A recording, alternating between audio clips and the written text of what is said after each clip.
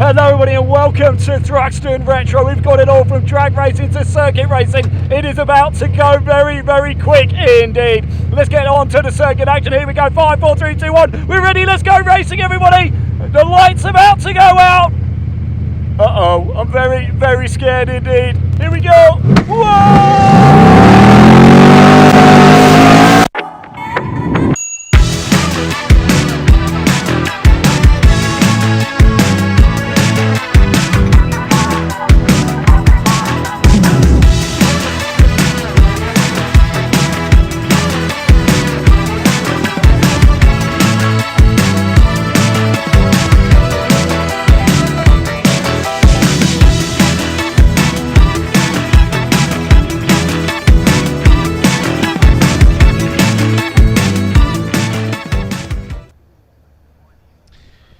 Thanks very much to Ian. We'll let him enjoy his ride in an Outlaw Anglia dragster on the runway on the infield and then probably go for a change of underwear. But a very good afternoon to you all and a warm welcome to a very warm Thruxton Circuit here in Hampshire, the UK's fastest racing circuit for Thruxton Retro 2026. A nod to the 1980s this year in particularly our off-track entertainment, live music and all sorts of car club displays, drag racing as you've seen, Group B rally cars and lots more as we're about to focus on the on-track action here at Thruxton. My name is Dave Goddard and I'll be taking you through the action over the course of this weekend. In terms of races, we've got 17 races to bring you this weekend from a whole variety of historic race series, not just from the 80s cars, from right the way through the history of motorsport here this weekend. Kicking off very shortly, we have the Adrian Flux Insurance MG Owners Club Championship for MGs young and old. That's followed after lunch by the Heroes of Formula Ford 1600 series. Formula Ford's young and old, very close racing in prospect there. The Classic Touring Car Racing Club are here. They're in great numbers. We kick off with their pre-66 division, if you like your Lotus Cortinas, your Ford Anglias, Minis and so on. They'll be out in action there. And then the first of two races this weekend for our feature presentation, the Jochen Rindt Trophy for historic single-seaters. We've got cars from Formula 2, Formula 3, Formula Ford 2000, Formula Atlantic, all racing together here this weekend. Promises to be something very special indeed. The Jochen Rindt Trophy had some great races here last year. Chris Porritt just beating Rory Smith on aggregate to win the trophy. And we'll see them in action again today. We'll have plenty of history on the cars for you as well. Also, we have the Scottish Motor Racing Club here. They've made the long trip, well, some of their drivers have made the long trip down from north of the border to be accompanied by some more locally based drivers. A bit of an all-comers event for them. Their Classic Sports and Saloon Car Series and their Historic Mod Sports Series racing from the same grid. And we also have two further grids from the Classic Touring Car Racing Club as well. The pre-83s, 93s and 03s together, the Thunder cars out with Blue Oval Saloons at the end of today's programme. Lots more coming up tomorrow as well when we welcome the Historic Racing Drivers Club here with three of their series taking part. But for now we'll hand back to Ian, who has hopefully recovered from his ride in a drag racer on the infield and he's down there in the assembly area. Over to you, Ian.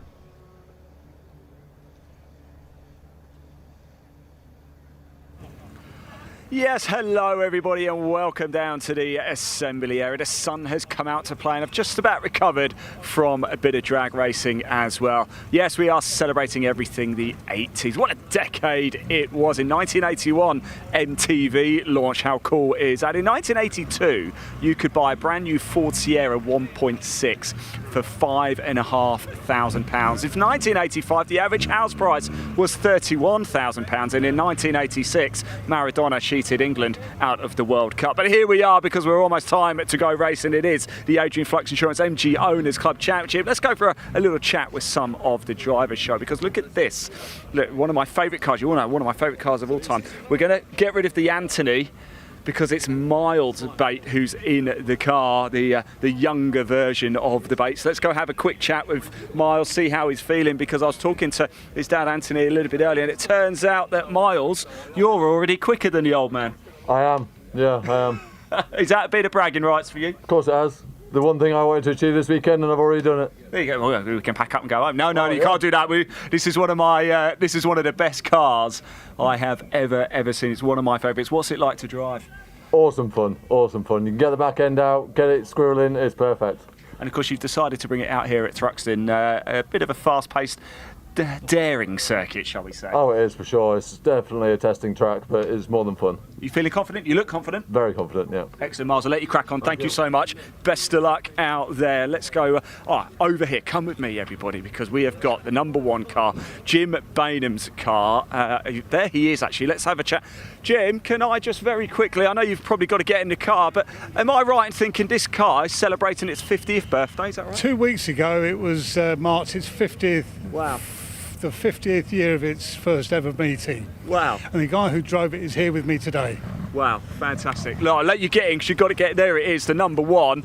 And the 1 minute board has gone up already. So let's have a look at some of the cars as we go down. In fact, we're going to move down and see if we can give you a little shot. There's Hannah Leonard, by the way. Let's give her a little wave. Her dad, Darren, is not here. If you're watching, Darren, we do miss you. There's Hannah. There you go. We get a little bit of a wave. Let's move further down as well to the front so we can watch these cars. We are going straight into it, aren't we? Wow, quick here. Don't forget, live chat is open here on the BARC YouTube channel. Please hit that like button, hit that subscribe button. We want to hear from you. I've got a little question for you all as well watching. Who can name the Formula One World Championship winners from the decade of the 1980s? Start putting them in that live chat. The cars are about to head out. 30-second board goes up. Round 7 of the 2026 MG Owners Club Championship is about to get underway. The sun has come out to play as well. John, let's pop the camera on the car, shall we? There, let's stay with us a little bit longer. We can watch them as they head out onto the track. It is Matt Harvey, fastest of all. He did a 1:32.029 in qualifying. And Rob Addison, he's been a winner this season. Jake McDermott, he's been a winner this season. Scott Bugner, then it's Connor Lawson, Simon Byrne, Lee Sullivan, Lee Pearce, he's been a multiple winner this season. Andy Firth and Martin Wills. Here they go now for round 7 of the MG Owners. Let's try and get little waves as they head out onto the circuit as well. Thank you for joining us here at Thruxton Retro. It's a real party atmosphere and I'm already having a superb fun day. I hope you are as well. Plenty coming up for you after this race. We go into the lunch break, but don't worry, we are staying live. Plenty coming up for you. We've got some great stories from the Jochen Rindt Trophy coming up in the lunch break. Do not go anywhere. The car's now making their way out. There goes Miles Bate in that glorious Maestro. What a wonderful sight. 32 cars in total here for round 7 of the MG Owners Club Championship. The crowd are here.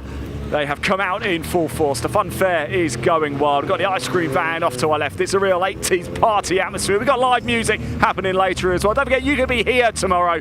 Tickets still on sale. If you want to come down to Thruxton, I implore you to do so. It is going to be a superb day as the final few cars make their way onto the circuit. So here we go for round 7, the 2026 MG Owners Club Championship. There's only one thing left to do, and that's hand over to your commentator, Dave Goddard, who will take you through the action. Yes, thanks very much, Ian. The first race making its way round then on its green flag lap, round 7 of the Adrian Flux Insurance MG Owners Club Championship. As ever, the ZRs are qualified towards the front of the field, and it's Matt Harvey, number 20, who has taken pole position a couple of tenths quicker than Rob Addison, the current championship leader in Class Z for the ZRs. Former class champion Jake McDermott starts on row 2 alongside Scott Bugner. On row 3, Connor Lawson alongside number 4, Simon Byrne. Lee Sullivan, a former class champion, on row 4 alongside 234 Lee Pearce, currently second in the championship. Had a couple of wins at Cadwell Park and one at Alton Park earlier this season. Rob Addison with just the 1 win to his name so far from the season opener at Donington. Completing the top 10 on the grid, we have number 149, which is Andy Firth. Starts alongside 44 Martin Wills, very experienced in MG racing. Chris and Reese Lawson on row 6, then row 7 James Wade and Josh Byrne. Then the Maestro, doesn't get much more 80s than that, does it, of Miles Bate versus the Class B cars alongside a former Maestro racer, in fact Adrian Olsen, 16th on the grid. On row 9 of the grid, 49 Aaron Chappell starts alongside the first of the Class A cars. That's for the older MGs, the MGBs and midgets. That's John Copeland in the number 28s. On row 10 we've got James Kendrick in the first of the MGFs. In fact, I think the only MGF we've got out there this weekend, sharing with his father Simon. He'll go in race 2. Will Sharp, the current overall championship leader in his midget, starts 20th on the grid. Then Eliza Seville and Greg Thomas in their ZRs. Philip O'Halloran running in the invitation class with his MGB Roadster starts alongside Harry Scott in the number 17. Row 13 is 94 Alex Forster, and number 10 we've just seen Hannah Leonard. She's in Class B with her ZR. Mark Best, the ex-Ford Capri racer, alongside Ashley Barnes, B and midgets. Carl Bates in his MGB alongside Jim Bainham. We've just heard from the man who runs this championship and has won it multiple times over the years. On the final row of the grid, Tim Rides, number 34, and Canadian Mark Ryhorski in his number 86 MGB GT. Just got through the full grid in time there as the cars are heading up Woodham Hill now towards the club chicane, and we'll start from the pit straight here at Thruxton, the fastest motor racing circuit in the UK. Brilliant sunshine, good crowd in attendance for this Thruxton Retro weekend, and the MG's always brilliant wherever they race around the UK. So Matt Harvey, the black and red car, in pole position, currently 6th in the championship for the ZRs this year. The ZR entry over the last couple of years really has absolutely exploded in this championship, so many of them out there. Rob Addison, the current points leader in that class, the black and yellow car with the pink wheels alongside him. Jake McDermott, his father Steve, a former 4-time champion. It's the orange and grey car with the white bonnet stripes. Alongside him, ex-Ford racer Scott Bugner had a big blow-up in that car at Donington at the season opener. That's the grey and green car on the second row. Row 3, number 100, Connor Lawson. 3 members of the Lawson family out there in this race. The former grass trackers. He's in the blue and white car, starting alongside Simon Byrne in white and red. I think his colours are the number 4. You can just see his car there. Just one Class F car for MGFs. That's the Kendrick family, father and son sharing that car. It's son James going first. Simon will drive in race 2. As you mentioned, the Maestro being shared by father and son duo Anthony and Miles Bate as well. Miles driving in this race, as we heard. Just one race before our lunch break, and we resume at around 2:05 with our second race of the weekend, the Formula Ford 1600 cars. Greg Thomas just moving into line there in the number 70.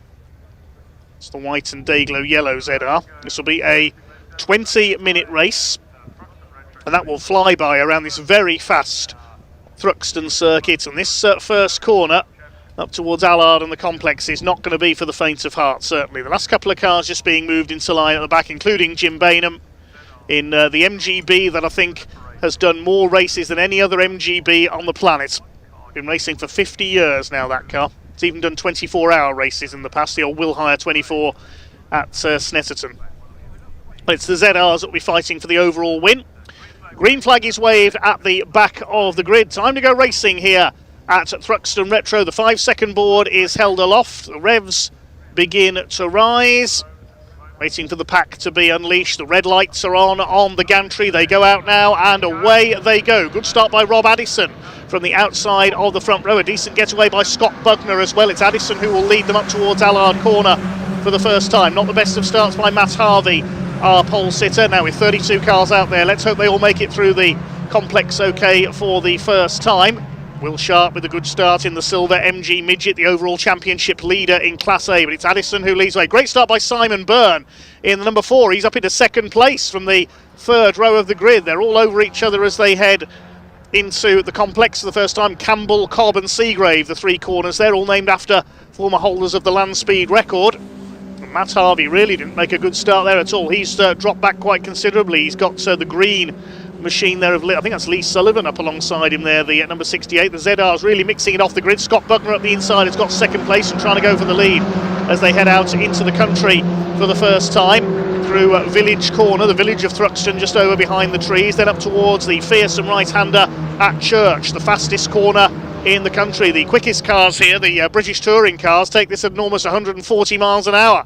Fantastic shot there as the ZRs head through line astern. Somebody running out a bit wide. You don't want to run wide onto the grass there. That could have been disastrous. The 149 of Andy Firth doing a bit of auto grassing.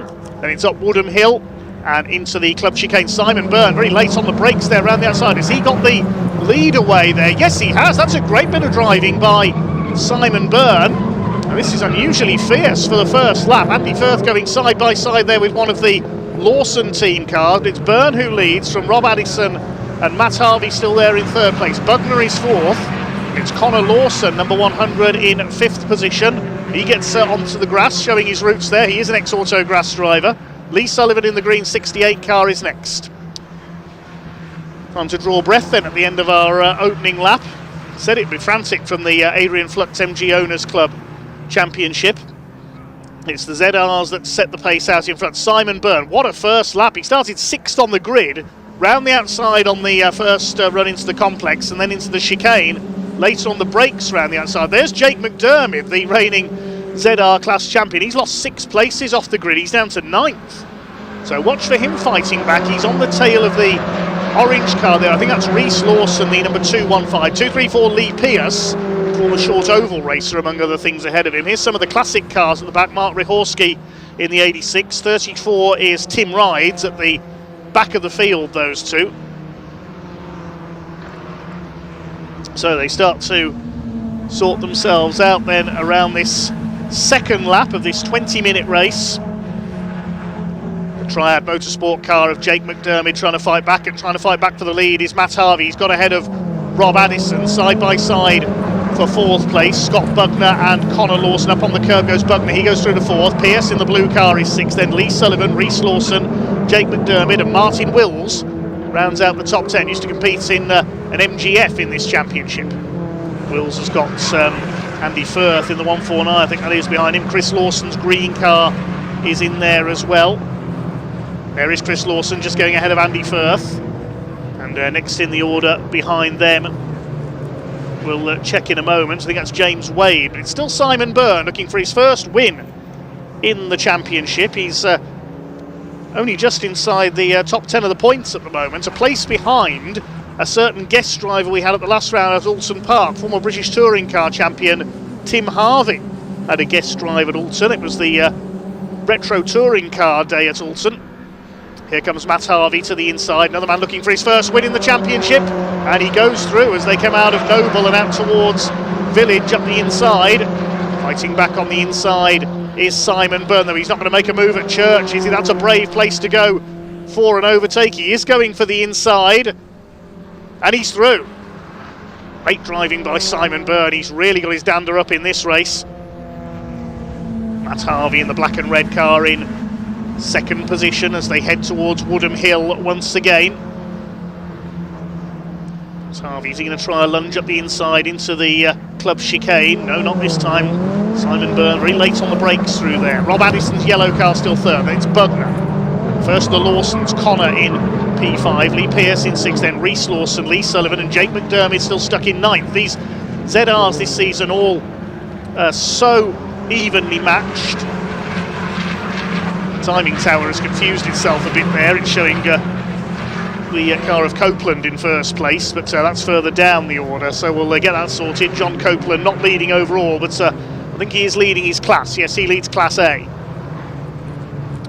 That timing tower now sorts itself out. If you want to follow the timing online, you can do so at tsl-timing.com online as Lee Sullivan gets past Reese Lawson. Jake McDermott in this battle as well, as they were all over the curbs at the complex. There's Chris Lawson, the green 431 car ahead of Wade. There's Josh Byrne in the 117, the turquoise car, just ahead of Adrian Olsen in the number 3, veteran MG racer. Who's leading Class A? It was John Copeland, now it's Will Sharp. He's got ahead in the MG Midget. John Copeland is dropping back here. He's lost out to a couple of the ZRs. Whether John's got a problem, I'm not sure. Will Sharp won't mind the number 70 of Greg Thomas getting past him there. They're both in different classes. Or maybe I'm wrong, because he's back up the inside there, coming through and out of Goodwood. Out of Noble, I should say, the left-hander. Still a long way to go in this race.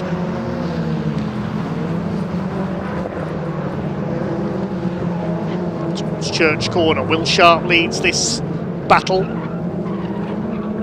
It's the number 49 car of Aaron Chappell on the outside of the 28, John Copeland, a contrast in modern and classic MGs.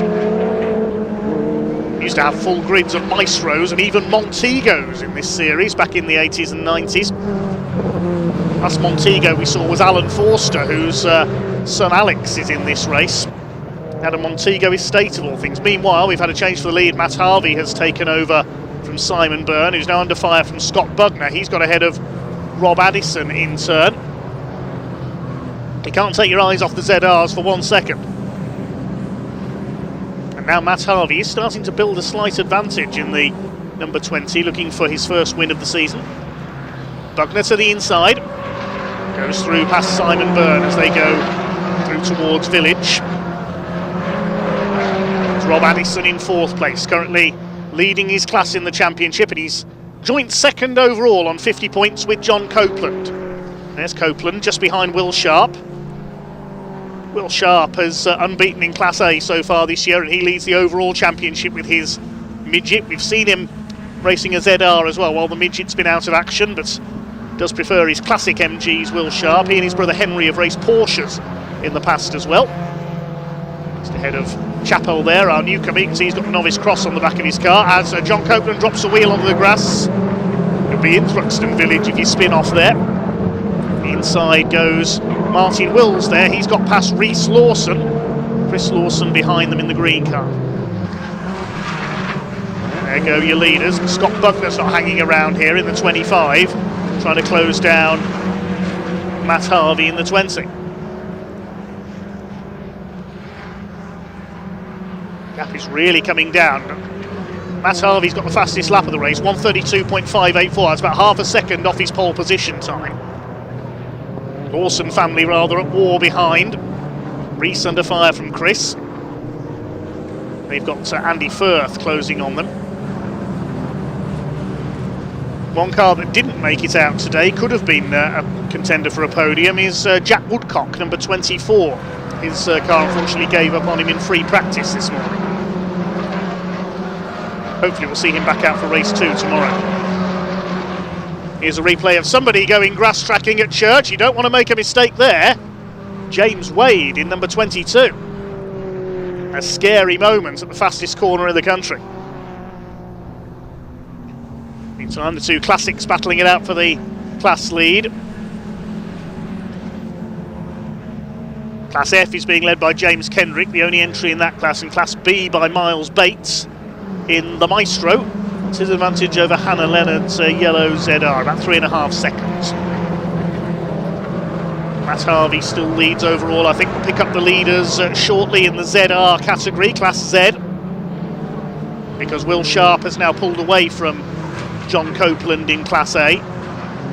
There's the Class F leader. James Kendrick joins his son Simon, who's been racing this tiger striped MGF for many years.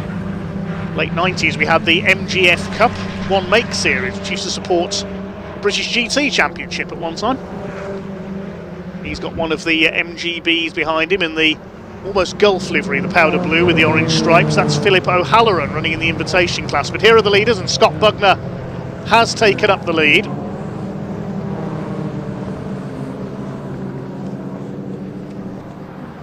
Now, there's been a change for 3rd there as well, as I know, for 4th. Lee Pearce in the 2-3-4 is up to 4th. We're only just over halfway through this race, so it could all change again. Rob Addison is down to 5th. Then it's Connor Lawson, Jake McDermott, Lee Sullivan, Martin Wills, and Rhys Lawson rounding out the top 10. That will all change, I'm sure, on the next lap, because Matt Harvey is fighting back on the tail of Scott Bugner. Scored a win at Alton Park. Used to race with his brother Sean in Ford Fiestas and a Ford Focus as well they used to share. Here comes Matt Harvey in the left flick at Woodham Hill, but is he going to be late enough on the brakes, or is Scott Bugner going to outbrake him here into the chicane? Just about. Scott Bugner has the lead. These two have pulled clear. Lee Pearce is now up into 3rd position. He's got his way past Simon Byrne. Then it's Connor Lawson back ahead of Rob Addison now. Yes, he's down to 6th. Through Allard they go. The left flick, you see there leading to the complex, has now been named Green. As a tribute to Andy Green, squadron leader Andy Green of the Royal Air Force, the current holder of the land speed record in Thrust SSC. Allard, named after Sidney Allard, former Monte Carlo rally winner, sports car builder, and many consider him the father of British drag racing. Quite appropriate this weekend that we've got the dragsters here doing demonstrations on the runway here at Thruxton Airfield. Scott Bugner continues to lead, then looking for win number 2 this season. He's 5th in the ZR points chart at the moment, Class Z. He'll certainly move above Jack Woodcock, who's failed to start this race. Here's a battle among a couple of the classics. Mount Best getting a wiggle on in the white MGB GT, drops back from Mark Ryhorski, who starts at the back of the grid. They're closing up on another of the MGB GTs as well. That's the number 44 car, I think. No, the number... Pick that up in a moment. The leaders are about to lap these three. I'll interrupt myself there. Number 34, Tim Rides, is the orange car. Blue flags being waved, the blue lights on to warn the leaders, and a bit of a contretemps there through the chicane. Looked like Simon Byrne went flying off the curbs, and Connor Lawson is now through into third ahead of Lee Pearce. The leaders have got to lap the MGBs. Oh, there's been contact there. Scott Bugner has hit the back of Tim Rides. Look, there's damage to the MGB. Is there damage to Scott Bugner's car? Let's have a look as he comes in the complex. Look at the left front. Yes, he's hit the back of Tim Rides there. There's Tim trying to get out the way. There's not a lot of room here. It's not the widest circuit, Thruxton. Now that's going to affect, particularly on the faster parts of the circuit, Scott Bugner, and off goes Rob Addison. He's tripped over a back marker, I think, as well. Great cloud of dust as he spins coming out of Seagrave Corner. Gets it going again. He's quite a way down the order. Back marker traffic causing issues. This is helping Jake McDermott move up a few places. Bounces off the curb on the inside of the left-hander at Noble there. There's Tim Rides' car. Look at the back of the 34. There you can see the rear corner. That's where it was hit by Scott Bugner. And there is Bugner in his battered ZR. It's like a boxer with a cut eye, doesn't it? And this is going to allow Matt Harvey to close up on him. May have affected the steering and suspension on that car as well.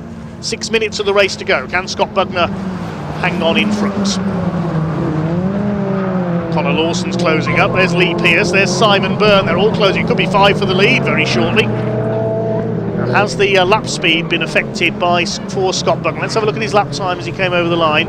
Only a couple of tenths slower than the man behind him, Matt Harvey. Quickest on that lap, though, was Connor Lawson in third place. He's looking for his maiden win. I hear a tyre squeal in my ears. There's cars sliding about all over the place. Through the complex once again. The right of Campbell, the left of Cobb, the right of Seagrave. Despite that bit of damage, Scott Bugner still leading, and that's Greg Thomas, number 70. He's been off, coming out of Village, just rejoining out of the field. It's where a couple of British touring cars went off a few years ago and disappeared into the trees. I hope nobody does that. As Charlie Cox said in commentary on that occasion, they went so far out of the circuit they need a ticket to get back in again. Scott Bugner continues to lead despite that bit of damage. Tim Rides still going despite the damage to the back of his car. Josh Byrne in the 117 laps him. That's Harvey's got the headlights on, look to try and intimidate Scott Bugner. Here he comes. He's now making his attack as they come towards the chicane. You've got to be so late on the brakes to get the move done.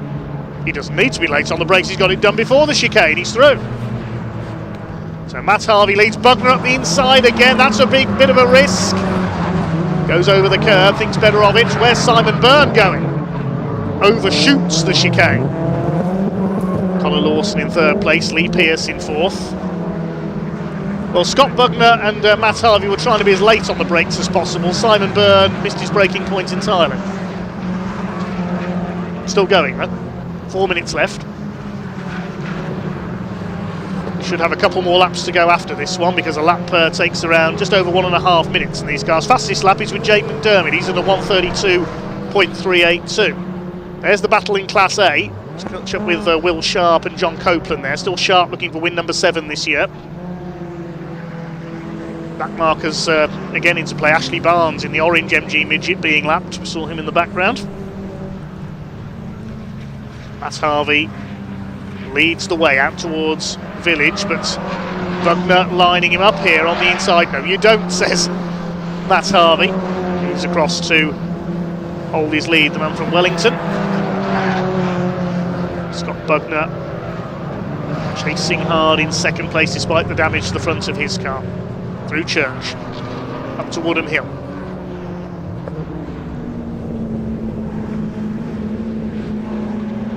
Just under 3 minutes to go as they come out across the line. There'll be 2 laps to go, as meanwhile John Copeland has taken the lead in Class A from Will Sharp. and then probably gets sideways. They both go flying. Copeland over the grass, he was first to recover. I don't know where Will Sharp went there. He disappeared stage left. Meanwhile, across the line to start their penultimate lap, and here comes Scott Bugner. He got the better exit from the chicane there. Maybe Matt Harvey was distracted. Oh, there's Will Sharp. He has got round as far as the complex. He's off again.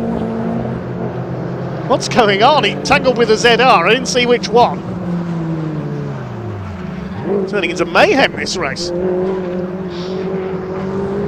So Will Sharp is still going. We'll try and pick up who's leading Class A. I think John Copeland is still there. He recovered from the chicane. I didn't see who the ZR was that went spinning off into the dust this time at the complex.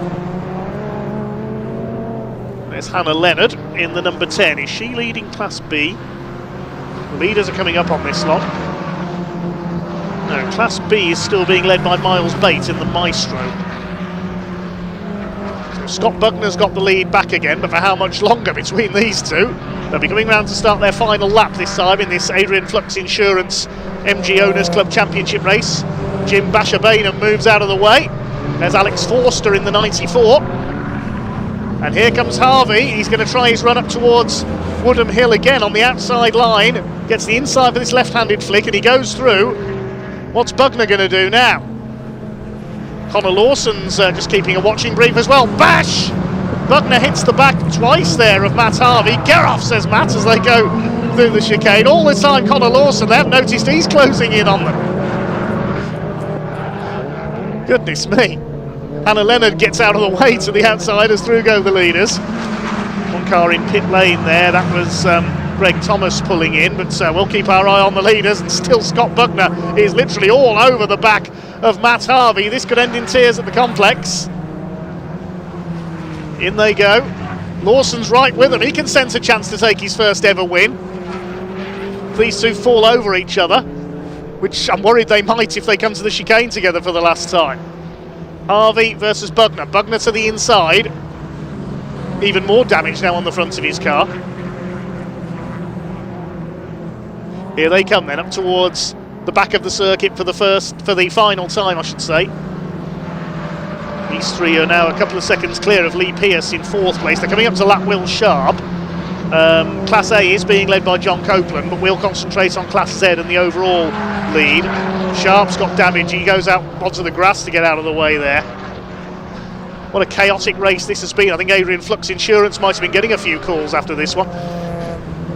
So what's Connor Lawson going to do? Bugner's having to defend, look, as they come out of church. Lawson could get second. This could make it safe for Matt Harvey. They're not going to try and go three wide, surely, into the chicane. I think they might.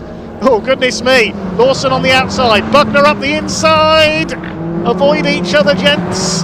Over the curb goes Bugner. I think Matt Harvey's done enough as they come up towards the checkered flag. Bugner might pull out of the slipstream here. Is he going to get chance? No, Harvey wins. A photo finish for second.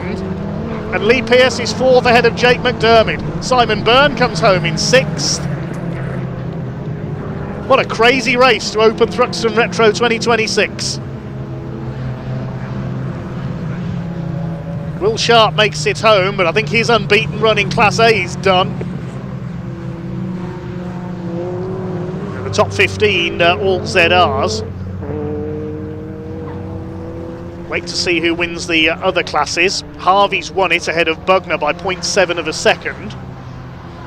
And Bugner beat Connor Lawson by 0.04 of a second. These two still at it, so Mark Rihorski and Mount Best.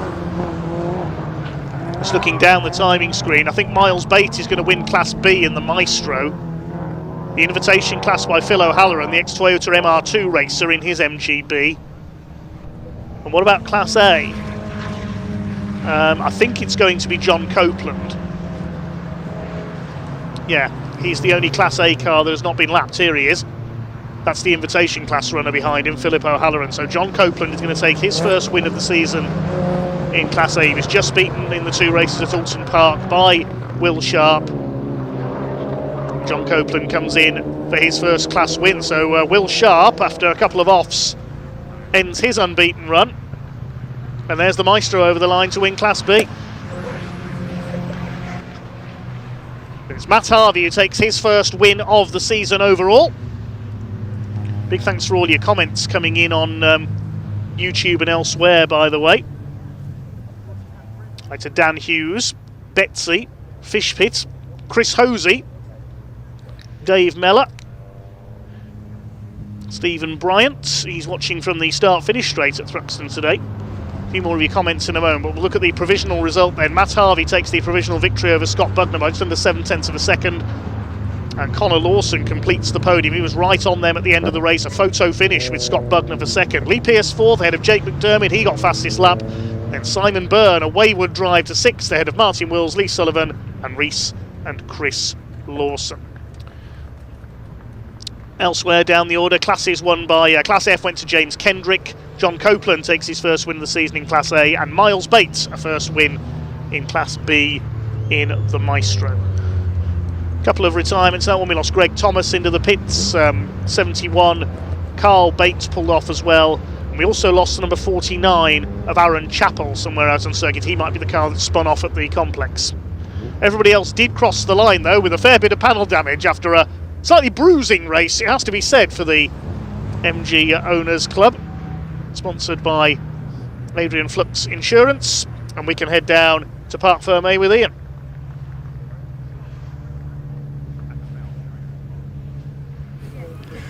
Well, welcome down to Parc Fermé. Matt Harvey wins round 7 of the 2026 MG Owners Club Championship. He's just taking all the plaudits in a minute. We'll let him get his helmet off and then we'll have a chat with him.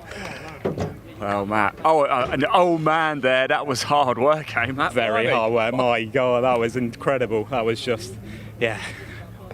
Is that what 3 very quick drivers, Thruxton and quick cars does, right? It was amazing. Yeah, Thruxton's always a great race. Like the slipstream you get up the back here, you're coming into the last chicane, like, right, one that side, breathe.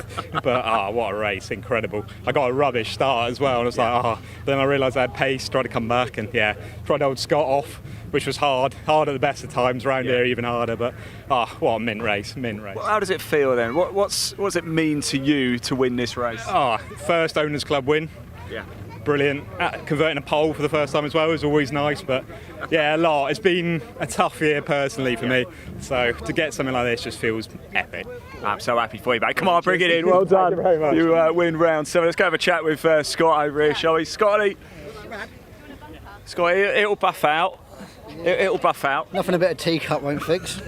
Quite a wild race out there, wasn't it? Huh? Yeah, it was. Is everything right? It is smoking. Yeah. We've got a fire going on with the car. Let's see if we can grab some of the marshals. They're down at the far end, aren't they? So the car is smoking for Scotty Bugner here. He's going to run off and grab a marshal. So we'll let him go do that. That takes priority, doesn't it? I'm going to see if I can find Connor Lawson's over here. He's just chatting to Mark Werrell.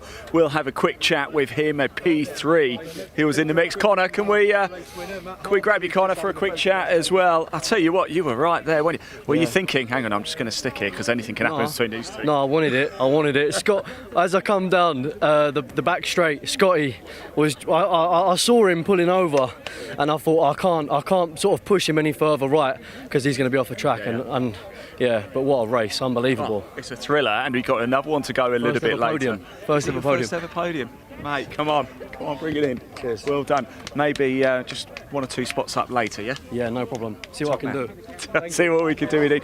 Stay with us a little bit. Should we just go and make sure Scotty Bugner's car's okay? Sorry about that, guys.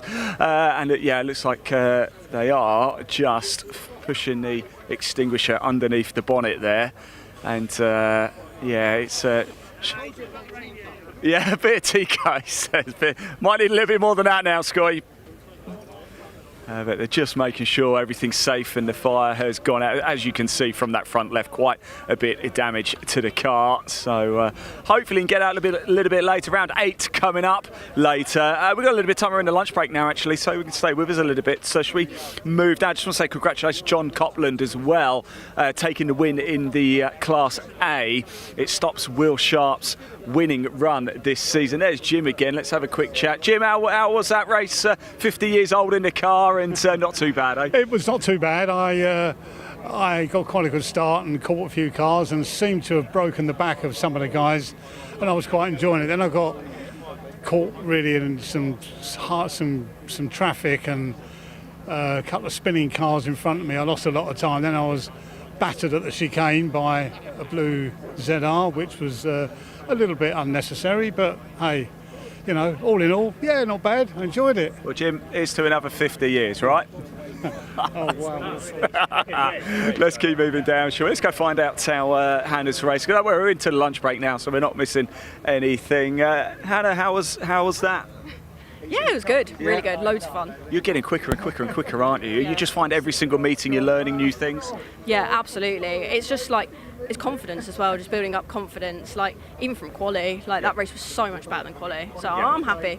Really Excellent. happy. I'll let you crack on anyway. It's lovely to see you as well. There's Rob Addison. We'll maybe catch up with him a little bit later as well. There's Will Sharp. Let's have a good... Will, can I just grab you for a very quick second? Unfortunately, the class winning run comes to an end. Yeah, it does. But, you know, if you lose a race because you just have to get bars out of the way by knobheads, then that's just life. So if that's what, you know, when you're as fast as I am, idiots have to knock you out of the way. That's the only way they can get past. So that's just what you have to live with. So we'll be back for maybe not the second race because my engine's, something's happened to it. So I don't think I'll be out for the next one. But we'll be back for the next time with some bigger bumpers on it. It's lovely to see you. Well, anyway, you take care there. Yes, yeah, apologies if you heard any language there. It is live, it is in the moment. And talking of being in the moment, we're into the lunch break right now. We're just going to hand back to Dave Goddard. He's got a couple of words to say, but we've been a busy bee, John and I, this morning, catching up with a lot of people, a lot of drivers, a lot of stories out there. But before we get to that, let's hear back from Dave Goddard. Over to you. Yes, thanks very much, Ian. Oh, hello. Take a look at this. We've got a parade of Ford GT40s on the circuit. Well, and not to the 80s this weekend, but we're going back to the late 60s here. The iconic Ford Le Mans 24 Hours race up. Took so many wins in the second half of the 60s with the likes of Jackie Ickx, Dan Gurney and AJ Foyt at the wheel. One of the most iconic sports cars of all time. Wonderful to see a gathering of 8 of them here. Probably several £1 million worth of car down there on the grid here at Thruxton at the moment. We've got all sorts of car clubs and demonstrations here this weekend. We've got Group B rally cars. You may have spotted some of them in the pit area near the assembly area in the background. Rob Gibson's Metro 6R4, I noticed, the rallycross car. We've got drag racing we've mentioned as well. We've seen Ian in action there. And we've got another good schedule of 8 races coming up for you this afternoon, beginning with the Formula Ford 1600s in just over half an hour's time, followed by the Classic Touring Car Racing Club with the Pre-66 cars competing for the Fred Francis Trophy.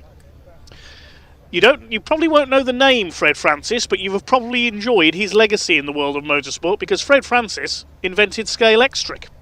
And of course the club has a sponsorship deal with Scale Extric, and they are celebrating Fred's memory here this weekend. Then we have the iconic single-seaters of the Jochen Rindt Trophy. More classic touring car racing action, pre-83, 93 and 2003 championships. Then we've got our Scottish visitors, Historic Modsports and the Classic Sports and Saloon cars from the Scottish Motor Racing Club, making the long trip to Hampshire this weekend. More from the MG owners later on. So a few repairs to be done there before race 2. More Formula Fords and the Classic Touring Car Racing Club, Classic and Historic Thunder and Blue Oval Saloon Series as well. Keep your comments coming in on YouTube and elsewhere. Hi to Lando for Life. Larry Richmond watching in Ireland. Stephen Bryant, we mentioned, is watching from the start-finish straight here at Thruxton today. Hi to Delgod as well. Pope Motorsports. Donna watching from the Scottish Highlands, cheering on the SMRC drivers, no doubt. DC Motorsports 8899. That's James and Doug Cole, who we often see racing in the MG Owners Club Championship, but they've got a clashing event at Silverstone apparently this weekend. Not sure what's going on there.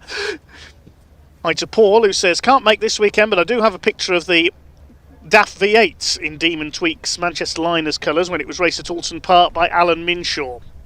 Yes, the DAF V8 is appearing in the Scottish Motor Racing Club Historic Modsports this weekend. We'll explain more about that car later. Betsy says, are the Civics on today?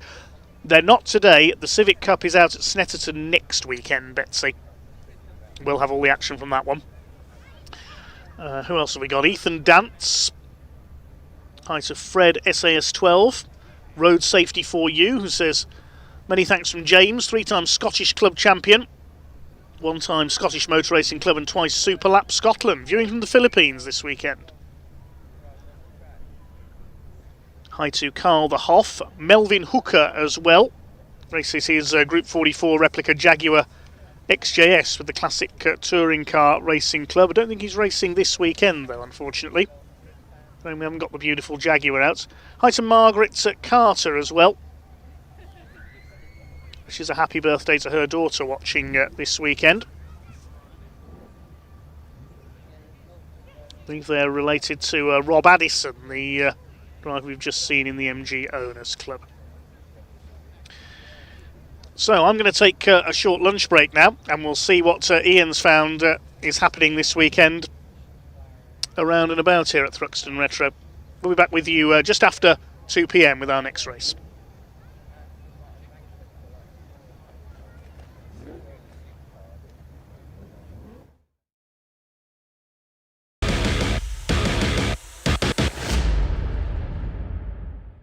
Well, we are so thrilled to have the Jochen Rindt Trophy here this weekend at Thruxton Retro. Now, when Thruxton opened back in 1968, it hosted the European Formula 2 Championship.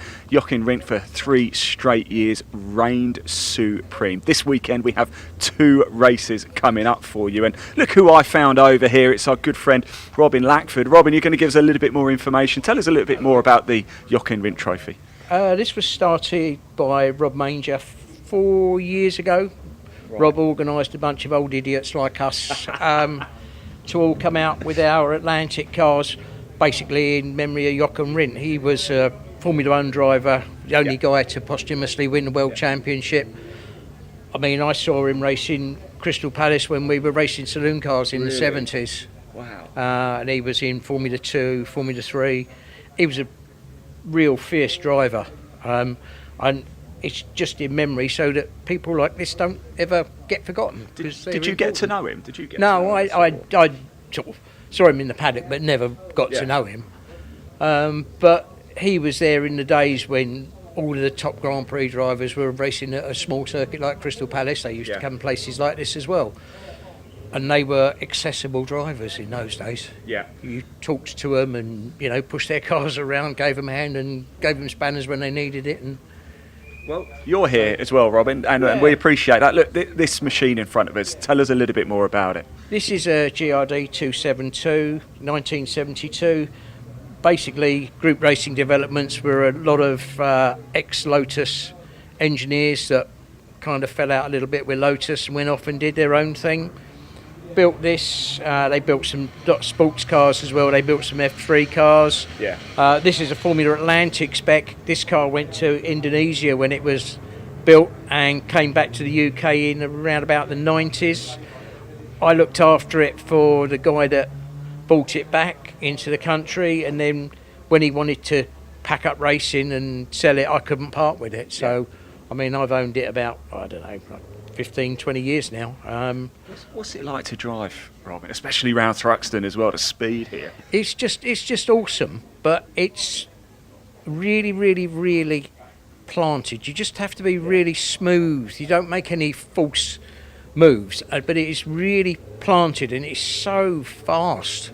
And you can feel the mechanical grip round here because the circuit is so quick, and you're trying to keep your head up because it's trying to push your head over.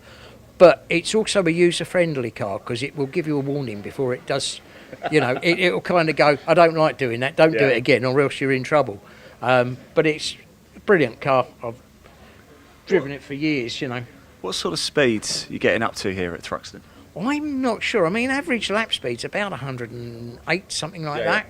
Wow. Which is, if you take that as an average, that's even through the chicane. Yeah. You know, that's enormously fast.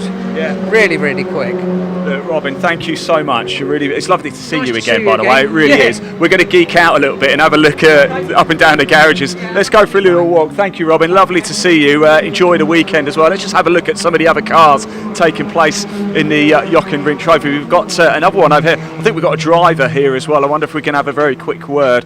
This is something special, isn't it? First of all, tell us about the car. The car, it's a 1983 RT3 Ralt. It's one of the ex-Eddie Jordan racing cars. It was one of the cars that Martin Brundle raced in his season against Senna. He raced several cars, this was one of them. So this car under the hands of Brundle Race against Senna. Correct. Wow. Correct. It was then involved in an accident when it was coming back from the Austrian Grand Prix support race, quite badly damaged. It was rebuilt, went out to Macau that year, and Tiffany Dale Road drove it at Macau in the livery that it's now in here today. So it's quite an iconic moment then. How's it for you getting behind the wheel on it? It's exciting, but it's also a privilege to be able to race cars of this nature. It's a lovely bit of kit, and I'm very lucky to own it and race it. Wow, you certainly are. Indeed. Thank you so much, by the way. At least it's got a proper driver behind the wheel now, hasn't it? Right, let's go, because we've got one firing up over here, if that's okay, John. Let's. Oh, they've just turned it off. Oh, no. Oh, just turned it off. I was listening to it. I was getting excited. Guys, can somebody tell us a little bit about the car? Who's the best person? Can you tell us a little bit more about the car? Yeah, this car, it's 1974. Yeah. Formula 3. It's had quite a long history in Formula 3. It's raced at Monaco twice. Yeah, in 74 and 75. It made the final in 75. And it's what it is, really. It's how it was in 77, so it's quite an old thing, really. What's it like for you guys being part of the Jochen Rindt Trophy? It's really enjoyable. It's a really relaxed race. There's a mixed grid, and most people come here for a bit of fun and want to have a good race. That's kind of what it's about. Are you here for the fun, or are you here to win? Oh, I'm here to be here. I mean, that's really it. I'm never going to win, but I love being here and I love racing these cars, so that's why I do it. Well, I've got to say thank you so much for bringing it out to play. We really do appreciate it. Thank you, guys, and good luck this weekend. Enjoy yourselves, won't you? Let's keep moving along over here if we can as well. Do you mind if I jump over? I'm just coming over because I'm just geeking out a little bit. I'm really sorry about it. Lovely to meet you. I'm Ian, by the way. Hello, Ian. Steve Barlow. Steve, lovely to have you here. Steve, tell us a story about this car. It was originally driven by Ernesto Djokamovic, which is South American chap. And it raced in the Italian F3 series. And I've been over and seen some of the tracks, but I've never managed to take the car over there yet. I would love to, but have you raced it here at Thruxton before? It's a couple of times, a few times. So it's a good track, lovely track, but it's more difficult actually than people think. They think, oh, it's just big fast straights. No, you've got to be pretty brave at it. Yeah, especially in these. Right? Yeah. But it's good. It's good fun. What sort of speeds do you get up to? 135-ish, something like that. Yeah, it creeps up and down depending on how the car's set up and how well you've taken the corners. And that's what makes a difference. Corners. Yeah. Chicane at the end as well. But don't put too much lock on. Right. Which then slows the car down. So you want as far out to the edge of the track without going off. The grass is not a good thing. No, I imagine not. Look, Steve, thank you so much. No problem. Thanks for bringing it out to play and for coming along this weekend. We really do appreciate it, guys. Yes, where have you come from, sorry? Oban, West Coast. God, that is a long way, isn't it? Blimey. It's a few hours run. Wow, how long did it take you to get down here? Well, a straight run takes about 10 hours, 10 and a half hours. But I came down. I have relatives who live in Newbury, so we managed to come down and stay with them. Imagine if you could do it in this, down the M6 and the M1, M25, you'd be down here in no time. Yeah, but you get caught these days. Those days, in my youth, when there weren't speed traps, we did run up there up and down quite quick. You don't have a very Scottish accent. No, I came from Kent originally, and I was at sea. And my parents moved to the Isle of Mull, Tobermory actually. Nice. Balamory as in Tobermory. Oh, wow. Yeah. And they just done another series. Yeah. But no, my parents moved up there in the early 70s, and I built a house in the 80s. But I worked offshore. I worked on the tankers offshore and the lifeboat. Chased around a bit. So were you England, Scotland for the World Cup? What were you? Both. Were you not interested? Honestly, football doesn't do it for me. Okay. But they did well to get where they got to. They're out now, aren't they? Yeah. And they're so very, very lucky. I think. Let's face it, they're out. I think they are out. They're definitely out. Yeah. Well, they did well. Anyway, thanks. Yeah. Good. Lovely to meet you. We might be catching up later anyway. We've got Assembly Park for me. You never know. Thank you so much. They really appreciate it. Let's keep moving down a little bit further. In fact, let's jump through, shall we, John? And we can start having a look at the cars from the front. Look, everybody, it's Ollie from Bark. Look, everybody, it's Ollie from Bark. There he is, everybody. Remember last time out, he ran away, didn't he? Let's have a look at these cars more and more. Let's I wonder if we can have a chat with somebody's just walking away from us. Guys, I wonder if actually very quickly, whilst I've got you here, can either of you tell me a story about this car? I can't remember who it was originally. The German guy. It was driven by a German guy.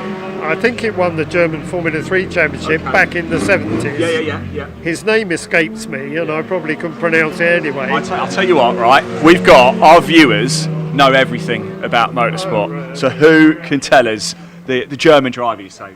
Yes, it was a German driver. Okay. The driver now, Richard, he ran away, didn't he? Yeah, let's get him back. Yeah. We'll go and fetch him. It sat in a garage in Farnham for I think about 25 years. In Farnham, you say? Farnham in Surrey. Yeah. That's not too far. That's the old Mike Hawthorne. Yeah. That's great. Richard bought it 2018, and he will carry on now and tell you the German driver. We are trying to find out more about this car and the story behind it. Yeah, so it was originally bought by a German team, Michael Corton Racing. 1979. It's the last 793 that March made, chassis 25. Yeah. Michael, he finished the season in this car, won the German Championship, and he started the season in Ben's car next door. Yeah. 783. Yeah. So they were both Corton race cars, and I bought it in 2018. Hadn't been raced for 30 years. Wow. Been on a hill climb in Switzerland. Yeah. And so you've patched it up. I've patched it up, and here we go. What's it like to drive? Oh, it's brilliant. Is it? It's fantastic, especially here. Yeah. Flat through church is very exciting. Be careful. He did win our class last year. Did you? And 2 years ago. There you go. He's got a tough reputation. Oh, Lord. Sorry, what's your name? I'm Richard Cook. Watch out for this man. All right, watch out today. Steady Richard, on. thank you so much. Steady on. Really appreciate it. Thank you so much. There we go. Thank you. Really appreciate it, guys. And have a lovely weekend, won't you? Right, one more. We've got time for one more because over here this car says Nigel Mansell on it. So let's jump over. Chris, let's go. I'm coming over, Chris. I'm really sorry. All right, tell us a story about the car. It says Nigel Mansell on the side. I'm assuming that's the link.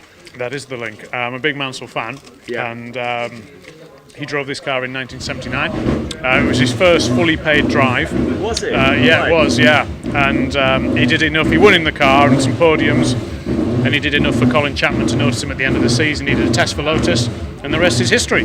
So this car essentially put Nigel Mansell on the path to his 1992 Formula 1 World Championship win. Correct, that's absolutely right. So it's a real thrill to be, well, just sitting in it, let alone driving it and racing it. It's my first time out with it as well, first race. Okay. So I'm here to enjoy the weekend and smile, and hopefully smile at the end of it as well. Well, you say that, Chris. Based on the history of this car, in 10 years' time, you're going to be the Formula 1 World Champion. Oh yeah, I'll settle for that. I'm a bit past that, but yeah, I'll settle for that. Chris, thank you so much. I'm going to leave you to your fruit. Lovely to meet you as well. Thank you so much. Wow. Let's just move back out here, shall we, John, so we can get out of everybody's way. All right, guys, you're right. Wow, what a grid of cars we've got for the Jochen Trophy. Something special. There is a story. I could literally spend all day. Every single car you see has its own unique story. Absolutely incredible. 2 races coming up for the Jochen Trophy here at Thruxton Retro. Oh, it's going to be an absolute cracker.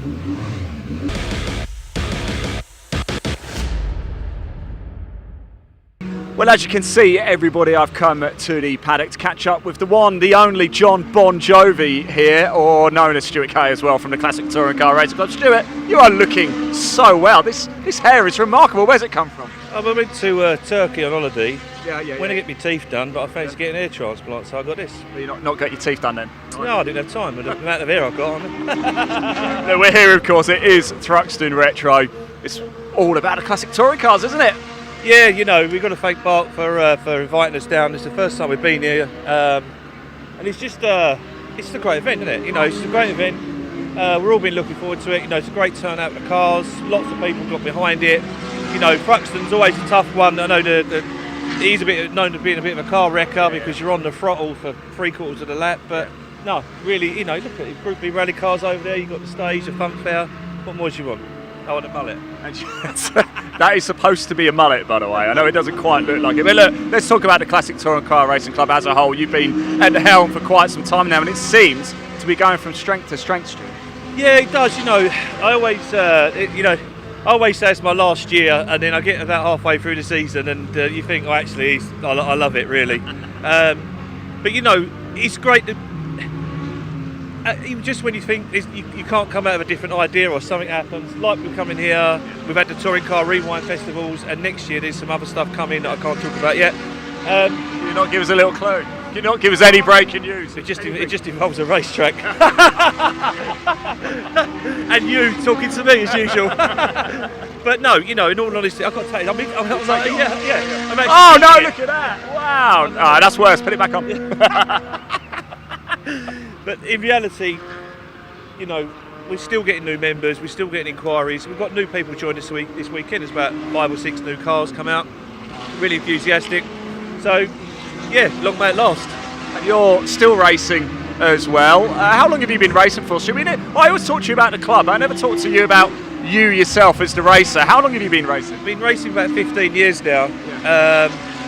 Started off, this was my first race car. We used to do a lot of track days and stuff down at Lyddon. This one here was your first? No, I used to have a little XR2i that I used to take down to Lyddon Hill. Yeah, it's great fun. We've become friends with Mark Fowler, who's a member of the club, and he wrote me in. And before you know it, you end up being a bloody chairman. But yeah, you know, I love it. I'm finding it more and more difficult to find the time to get to race meetings now. You know, my children are growing up a bit more. You know, work is crazy, and I must admit it is tough to sort of juggle everything at the moment. Are you looking for a bit of help, a little bit of support? If anyone else actually wants to please step forward and give us a bit of help. You know, we'll never turn away help. You know, as you know, we're all volunteers, and we're doing it because we want to, not because we have to.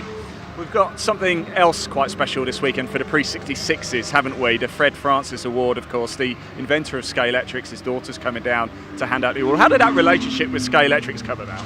It was Simon Owen and I, were sort of friends.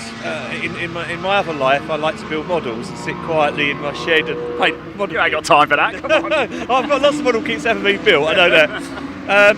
And Byron, who's joined the committee, reached out to Simon and said, look, you know, would you be interested in sponsoring us or helping out? And that relationship's built from there.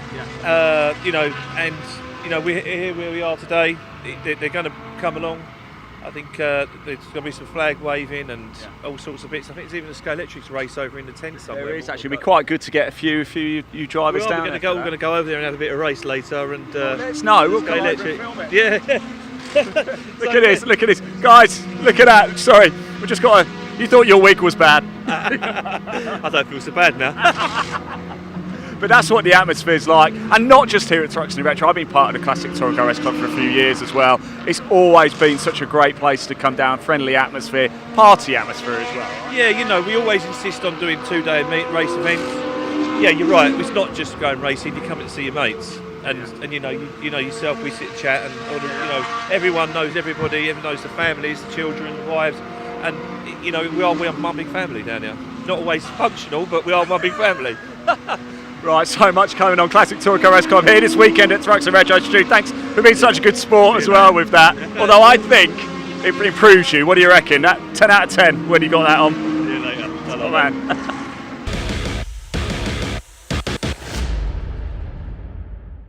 Well, here we are at Thruxton Retro. We are so happy to have the MG Owners Championship with us here this week, and I am so happy because we have got Simon and James Kendrick here, father-son combo, racing here in the glorious tiger-printed MGF. James, let's start with you. How's it working between you guys this weekend, by the way? Who's doing what? So I've been out for a few laps on a track day, but not a lot of track time. So I was out for qualifying, and I'm doing race 1. Then Dad's hopping in for race 2. He did the paid practice, so he's got a little bit of time out on track, but still diving in from the back of the grid for race 2, which I'm sure will be interesting. I was going to say, so you got the short straw here then, because you had to start from last. Yeah, I think that's what dads do, but I've been racing this car for years, and I don't need so much acclimatisation time in it. And, you know, getting through the traffic early in the first lap is going to be quite a lot of fun, so I'm happy, you know. James, I was talking to your dad a little bit earlier when you were coming in after qualifying. You've done a bit of racing before, haven't you, at Castle Combe and a few other places? What have you done? Yeah, a little bit, but this is my first season. Yeah. And I think this is my third meeting with the MGOC, fourth race meeting overall. So we start off at Donington. I did Castle Combe with the Castle Combe Racing Club for their 40-minute race, and then Did you solo drive that? Or? No, so I shared the car with Darren Leonard, who's not here this weekend, but his daughter's here, Hannah. In fact, Hannah's just literally there, isn't she? Yeah. And then Alton Park. Darren, I was shouting out for Darren actually. He's a top man, because at Alton Park we were going to do what we're doing today, and we had a stone through the oil cooler at the beginning of qualifying and had to give up. Basically the engine was trash. But Darren, bless him, volunteered his car for one of the races for James. So James went out, did qualifying and a race in a car he'd never even sat in before at Alton Park. So he did really, really well. Yeah, really. Of all the circuits, Alton Park as well, not an easy one, eh? Yeah, no, but I was really looking forward to Alton. So it was a real shame when the engine went, but Darren was very, very kind, and I did love it. It was a bit strange jumping in a car that I'd never driven before, going straight out for qualifying. But it was a really awesome track, and I really enjoyed the day. So big thanks to Darren. Oh, nice one. Top bloke as well, by the way. Let's talk about the MGF a little bit. Now, we were talking about it, Simon. In my naivety, I thought, MGF, they're quite light cars. They're not, are they? No, they're 50 kilos heavier than the ZRs. Wow. So it's like we're carrying a passenger around all the time. And I think we used to be a lot closer to the ZRs, but when the tyres changed a few years ago to Toyo tyres, they really suited the Zs more than the previous Yokohama tyres, but suited these less. So we've kind of gone a bit backwards and the Zs have gone a bit forward. So we end up fighting, depending on the level of experience, the mid to the back end of the Z range, and trying to see how many we can overtake, how many we can finish in front of. And that's our bit of fun. I was going to say, but you never know here at Thruxton, do you? It's got a bit of a reputation, Thruxton. What are you expecting from the racing today, James? I'm just going to try keep it clean, get a bit more experience. I'm starting towards the back of the Zs, a few A's around me.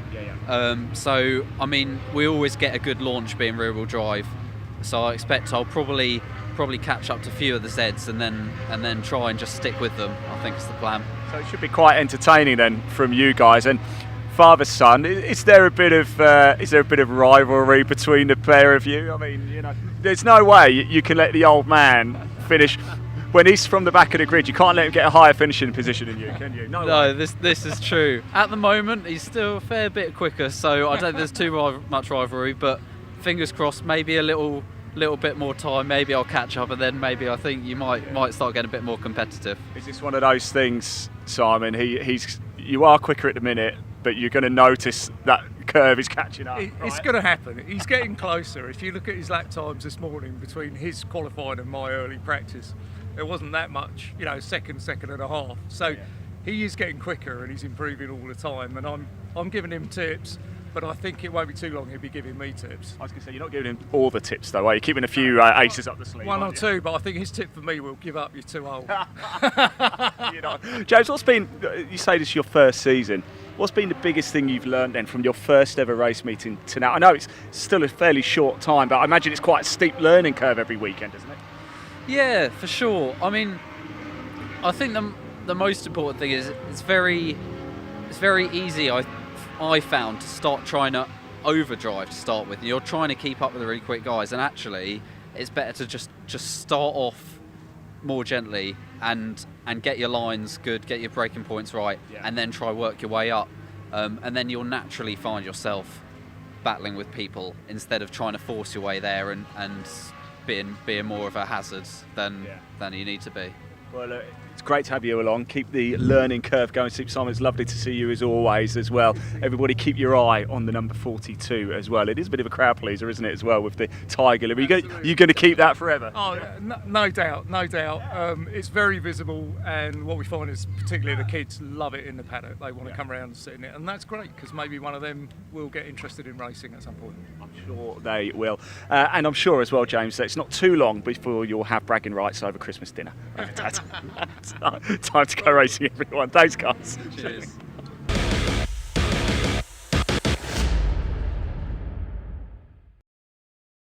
We go, everybody, just like that. The lunch break is over and it is time for some single-seater action. Don't they look fine just behind us? Yes, the heroes of Formula Ford are about to get underway here around the fast-flowing Thruxton Circuit. Let's go have a chat with some of the drivers, shall we? Really want to talk to this man, Tom Hawkins. Tom, I've been reading an awful lot about you. And you are, of course, the reigning Super Classic champion, aren't you, for the BRSCC? So it seems to be a bit of expectation on your shoulders. You thrive under pressure? Yeah, I mean, it's going to be an interesting race. Richard who's in the same class as me, he did a very good time in qualifying, so I don't think it's going to be an easy race. And I don't think my sort of previous championship wins are going to help me against Richard. So, well, yeah. there is a little bit of work to do from here, isn't there? Look, tell us about yourself, the car, and what it's like to take it around Thruxton. Oh, it's a fantastic circuit. I mean, it's pretty much flat out all the way around the back. It's like no other track in the country, and yeah, that's why I wanted to do this race again this year, because I loved it so much last year, and yeah, I just can't compare it to any other track really, and I wish they'd do more Formula Ford races here, to be honest. Yeah, it's brilliant. It would be nice, wouldn't it? I can tell there is a big smile underneath that helmet, isn't there? I can see. Yeah, I need a bigger helmet, to be honest. Tom, look, thanks for talking to us. Best of luck out there, enjoy it, and thanks for coming back as well. Let's go further down. Rory Smith is the man who goes from pole position. Let's have a chat. I'll go around this side, John, you can go that side. Rory, how are we doing, first of all? You must be roasting in there. Sun's come out now, it's really quite warm, isn't it? Yeah, it's definitely warmed up a little bit, but I'm all good, ready to go, yeah. Well, you're in the place that everybody wants to be, so you've got a big target on your back. How well do you know Thruxton? I know Thruxton quite well, so both myself and Charlie used to work here, so I've got a little bit of insider knowledge. I didn't know that. There you go. Oh, just a little bit then. Yeah. So what did you do when you worked here? Just a driving instructor around here. So, okay, so you didn't like work behind a bar then, you actually drove around the circuit then all the time. So a little bit of insider, well, that's huge insider knowledge. How many laps do you reckon you've done around Thruxton in your lifetime then? I have no idea. Probably over a few thousand, I'd say. Wow. Okay, right. So you're the man to follow. Look, Rory, thank you so much. Best of luck out there. As you can hear, the cars are firing up. They've literally got the minute board has gone up, the 30-second board has gone up. John, we'll turn the camera around, shall we? Let's watch the cars as they fire up and make their way out. We've got 13 cars in total. Rory Smith, we just heard from their former instructor here at Thruxton. Wow, he is going to be difficult to beat, isn't he? He is on pole position. Charlie Mann is second. Felix Fisher is in third. They're all in the modern class. We've got 4 drivers in the A class. Richard Tarling goes from 4th place, but he's the fastest of the A class drivers. And then it's George Townsend, the fastest of all in this C class. He goes from 11th place. The cars are rumbling. They're firing up. They're getting ready to get going. The heroes of Formula Ford about to get underway. Don't forget, we've got the Jochen Rindt Trophy coming up a little bit later as well. If you love your single-seaters, plenty of action. And it is Rory Smith who leads us out of assembly. We are about to get underway. Look at them as they steam out of the glorious sunshine here at Thruxton Retro. The crowds suddenly give up a big cheer as they make their way onto the circuit. Time to go racing here. The back to the 80s at Thruxton Retro with the heroes of Formula Ford. Let's hand over to commentator Dave Goddard to take you through the action. Yes, thanks very much indeed, Ian. The car's heading out on the track for our first race. Perfectly timed there. Just finished my own lunch break and ready for our second race of the weekend. The heroes of Formula Ford at 1600 cars from rather across the ages out there on track for this one. It is number 45, Rory Smith, on pole position in the BM Racing Medina Sports JL18 chassis, alongside number 20, Charlie Mann, aka Wild Thing. More on that later in the Ray GR20. Second row, star of Castle Coombs Formula Ford Championship, Felix Fisher in the 57, the Ray GR14, alongside the Formula Ford veteran and noted historic racer Richard Tarling in the older Reynard 89FF from 1989, the first of the older cars on the grid. Third row, Tom Hawkins with his 1992 Van Diemen. We just heard from him alongside Welshman Tom Nippers in his 2001 spec Van Diemen. Then on row 4, Gavin Wills with a 2000 Van Diemen.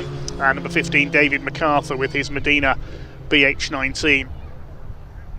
Cars with the turquoise graphic there. They're the more modern cars, the post-2000 machines. The fifth row of the grid, we will have number 12, Ben Colburn, alongside number 4, Ben Tilley. George Townsend on row 6, number 67, alongside number treble 1, Peter Molyneux with with the Crossley 20F. They're the two oldest cars on the grid in Class C, and Daniel Sajadian in the Van Diemen RF90 starts at the back of the field. One of a couple of cars for TM Motorsport on this grid. Not sure what car Ben Colburn is in number 12 showing on the grid sheet here. We'll confirm that in just a moment. I think he might have qualified out of session for another race, Ben Colburn, so perhaps a bit of confusion there with the timekeepers.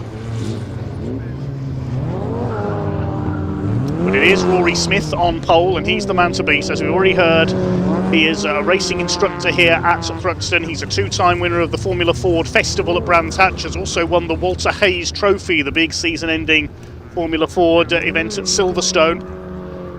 And I suspect we're going to see him pretty much clear off with this race, but he was only 0.3 of a second quicker than Charlie Mann, who won both races at the Thruxton Retro last season in that number 20 car. Second row in the Brawn GP lookalike is Felix Fischer. He and his brother Josh have been very successful in Formula Ford over the years, especially at Castle Combe in Wiltshire. And Richard Tarling, well, he's been racing historic Formula Fords for decades now, one of the real stars of the Formula. Great to have him on row 2 here, the red number 173 car. Now, he really is a hero of Formula Ford 1600. Tom Hawkins, we've heard from, he's the black car with the white nose on row 3 alongside Tom Nippers. Green flag is waving at the back of the field then. 5-second board is held aloft. This will be a 15-minute race. The heroes of Formula Ford 1600 about to get underway. The red lights are on and off they go. The outside line moves straight across the inside. One car, Daniel Sajadian, that is, has not gone away from the back of the grid. Hopefully you'll get that fired up as we head towards the complex for the first time. Looks like it is Felix Fischer making a move to the inside there. As they go up towards the right-hander at Campbell, it is Rory Smith and Charlie Mann side by side for the lead.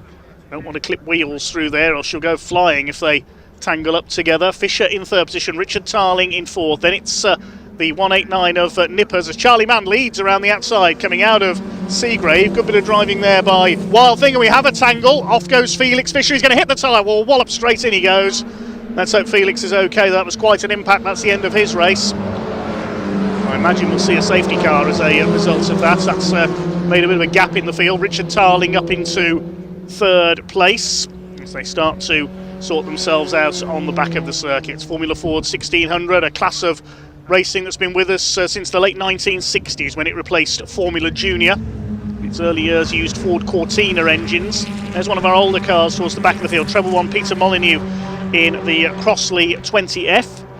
Charlie Mann has lost the lead there to Rory Smith, the number 45, the Thruxton expert, has taken Wild Thing for the lead. If you're wondering why Charlie Mann, the ex-Mini Challenge racer, is known as Wild Thing, his grandfather, Pete Staples, was the bass player for the Trogs, who of course had a big hit with Wild Thing in the 1960s.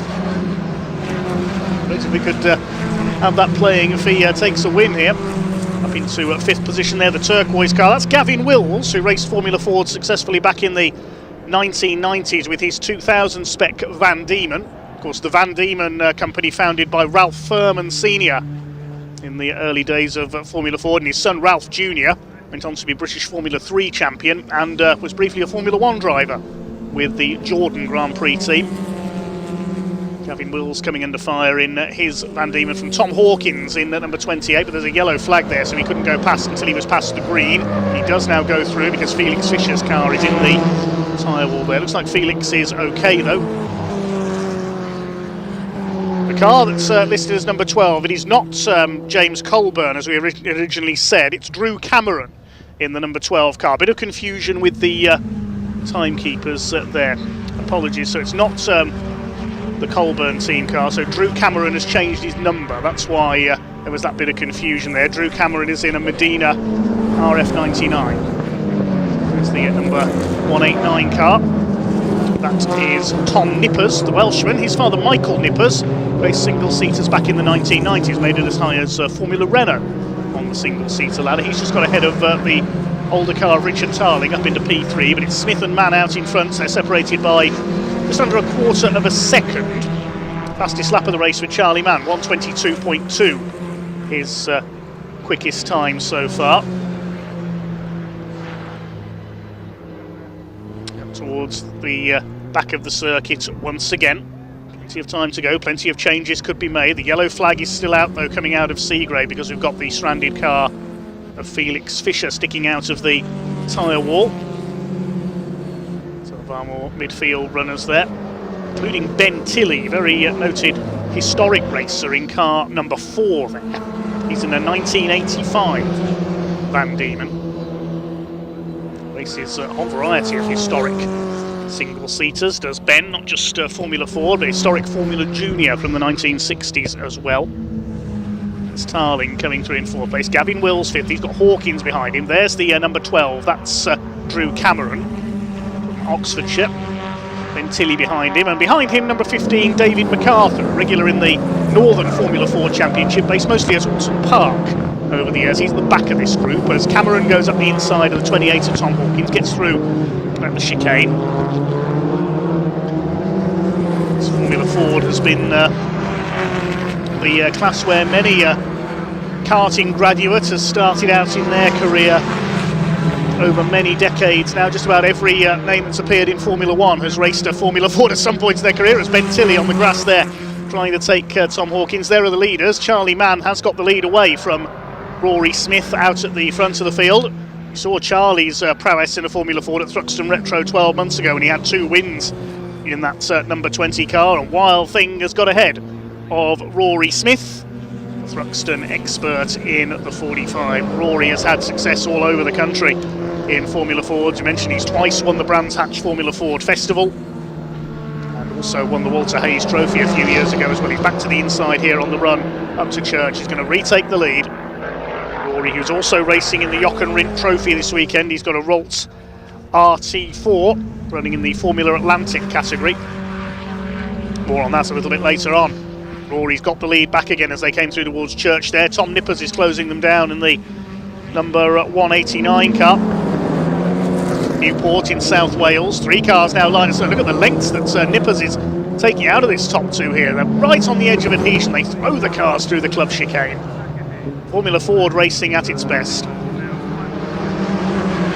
Mentioned that Rory Smith won the Walter Hayes Trophy. That's the big knockout event hosted at Silverstone's National Circuit at the end of every season, when around 100 Formula Fords come together to compete. And Rory Smith's gone wide at Campbell there, just ran out a little bit wide. He's defended his lead from Charlie Mann though. He's got 2 cars to defend from because Nippers is in attacking mode. They're clear of Richard Tarling in 4th place. He leads historic Class A. Class C for the oldest cars being led by George Townsend, number 67, who's down in 10th position. 12 cars still running. Daniel Sajadian did get the 1990 Van Diemen going from the back of the grid, but he's quite a long way behind. So the 3 leaders head out onto the back of the circuit once again towards Church Corner. Tarling 4th, he leads the class, then Wills, Cameron, Ben Tilley is next. Charlie Mann sizing up a move here into the chicane as they disappear briefly behind the bank, now up towards the club chicane. Mann's going to go to the outside. Rory Smith hugs the inside line on the way in. He's braking absolutely right, just flicks the tail out very slightly through that very tight chicane. Very easy to go straight on and through those Recticel barriers. Nothing between these 3 over the line, and Nippers is just on the fastest lap. He's slipstreaming off Charlie Mann here. These 3 covered by less than 0.4 of a second as they cross the line, but Tom Nippers is the man to watch from that 3rd place through the complex. Clear of Tarling in 4th place to the tune of over 5 seconds now. This is great stuff. There's George Townsend leading Class C for the oldest cars in his Merlin Mark 20 in 10th place overall. He's a long way clear of Peter Molyneux in the Crossley. Crossley Formula Ford cars were raced by many names in the early days of the sport. I believe Nigel Mansell had some of the earliest races in his career in one of those.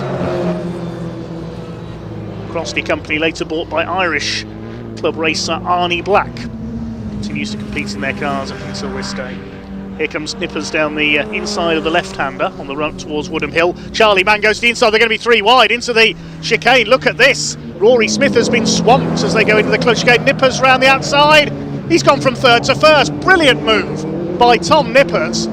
Third to first on the outside line, under braking into the club chicane. The only drivers I've ever seen pull that move off successfully have been racers in the Mini Miglias and Sevens here at Thruxton, and they barely use the brakes anyway. That's a superb piece of driving by Tom Nippers. He's taken the lead ahead of Charlie Mann now in second, Rory Smith in third. They're separated by 0.3 of a second now, nothing between these three as they go through the complex. Probably battles going on down the rest of the field, but we can't take our eyes off this top three at the moment. Rory Smith, the Thruxton expert, ready to fight back. There's Felix Fisher's car in the tyre wall. It's a shame he wasn't able to join in as well, because he'd be up there with these three as well, I'm sure.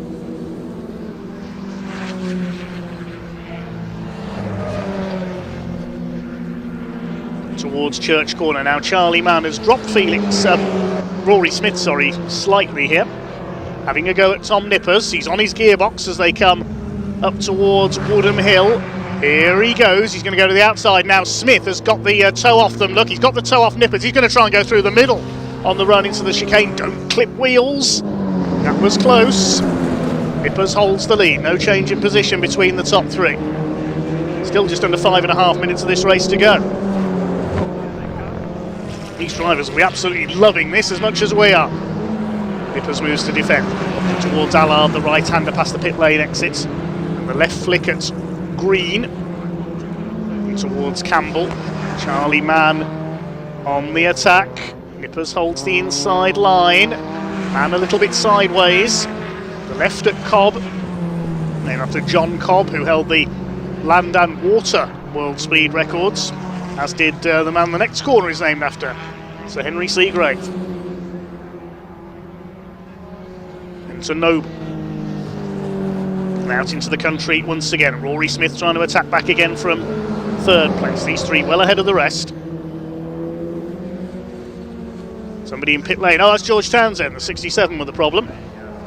He was leading Class C, but he's pulled in. So Peter Molyneux will take the lead of Class C in the Crossley. Nippers a little bit sideways there as they came off Church Corner. This could be Charlie Mann's opportunity to try and take the lead, but Rory Smith's going to the inside. They could go three wide again into the club chicane. Tom Nippers doesn't know which side to go to try and defend. Charlie Mann's going to go down the outside. Not quite laced enough on the brakes, so he had to be mindful that Smith was there, and Smith's got the inside line. He's up to second. And through comes Rory Smith into second place. They're coming up on a back marker. That will be Daniel Sajadian. Nippers moves across to block Rory Smith as they go into Allard. There's the back marker being shown the blue flag. It's the number 29 car, the TM Motorsport 1990 Van Diemen. There he is, slow off the line, dropped a long way back. He lets the leaders through at Cobb. Rory Smith is now ready to attack to try to take the lead from Tom Nippers after that sensational move a few laps ago around the outside from the black car ahead of him.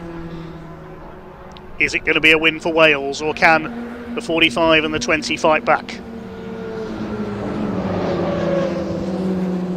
Up towards the back of the circuit once again, and Smith a little bit of a slide there. He went wide, coming out of Village. Here comes the 20 car on the inside. Charlie Mann going for second place back again. He goes through at Church. That's a brave move. And the Wild Thing wants to lead again. Nippers continues to hold the lead, but Charlie Mann's going to throw a move down the inside. I think he's going to be very late on the brakes, but Nippers is later. Holds his lead. 2.5 minutes to go. They're lapping in the 1:22s, 23s.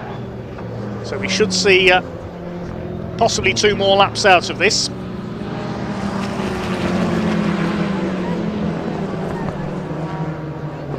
They go towards Green and the complex once again. Charlie Mann in second place. Here comes Smith. He goes for the outside at Campbell. He'll try and get the inside line for Cobb and get down the inside. That's a touring car style move. Charlie Mann holds him off though. That was the move Ricard Rydell always used to pull off at the complex in his BTCC days. And that little bit of battling has allowed Tom Nippers to get away by a couple of car lengths. Will there be any more lap traffic ahead? I don't think there will. Here's a battle between David MacArthur in the 15 and the number 4, that's Ben Tilley. They're fighting it out over 5th position overall at the moment. Behind them, Tom Hawkins trying to hold off the car of Drew Cameron. They've swapped places a few times. They've got ahead of Gavin Wills in the turquoise car, who's dropped back a little. Tilley, the number 4, the 1985 Van Diemen. Chasing down MacArthur, and there's Daniel Sajadian ahead of them. They're about to lap him. Drew Cameron up the inside in the number 12, but here are the leaders. Still Nippers hanging on. They're into the last lap now, I think. Yes, last lap for Tom Nippers to try and hang on ahead of Charlie Mann and Rory Smith. Great drive by the young Welshman. This is going to be very interesting, though, into the chicane for the far time, and Nippers runs wide at Campbell. This is their opportunity. Charlie Mann's going to get up alongside him. He's surely going to take the lead as they come out of Seagrave. Tom Nippers, he'll be cursing at himself in that car. Just ran out that little bit too wide. The pressure got to him, and Charlie Mann leads. Now, what could Nippers do? He's going to have to slipstream on the run up Woodham Hill, I think. Mann a little bit out of shape there through Noble. Out into the country once again. Up towards Village. Rory Smith just keeping a watching brief. What's he going to try? These three could go 3 wide. Nippers round the outside on Charlie Mann. He's through back into the lead once again. Just as they disappeared from our sight briefly there, he got the lead back again. Has Charlie Mann dropped back so he can get the run into the chicane? Is that a tactical move by the 20? It might not work because Rory Smith's all over them as well. Mann to the outside, he's going to try and risk it on the brakes. I don't think it's going to work. Tom Nippers holds the lead. They're going to finish line astern. Here they come. Is Charlie Mann going to pop out of the slipstream on the run up towards the checkered flag? He goes for it. It's a photo finish, but Nippers gets there. What a race between those three. Fantastic stuff. Nippers wins it by 0.182 of a second. Richard Tarling will come over in 4th. Then the battle for 5th position is headed by Ben Tilley. They're 1st and 2nd in Class A. Then it's MacArthur, Cameron and Hawkins. Gavin Wills should be next home, and then Peter Molyneux, our winner in Class C. There's Daniel Sajadian. He finishes a lap down. There's Gavin Wills. Good to see him back in a Formula Ford. One of the kings of Castle Combe in the past. Just awaiting Peter Molyneux, who's further back and will finish as the Class C winner for the historic cars. A couple of non-finishers. George Townsend went into the pits, and Felix Fisher sadly crashed out on the opening lap. We hope he's all right.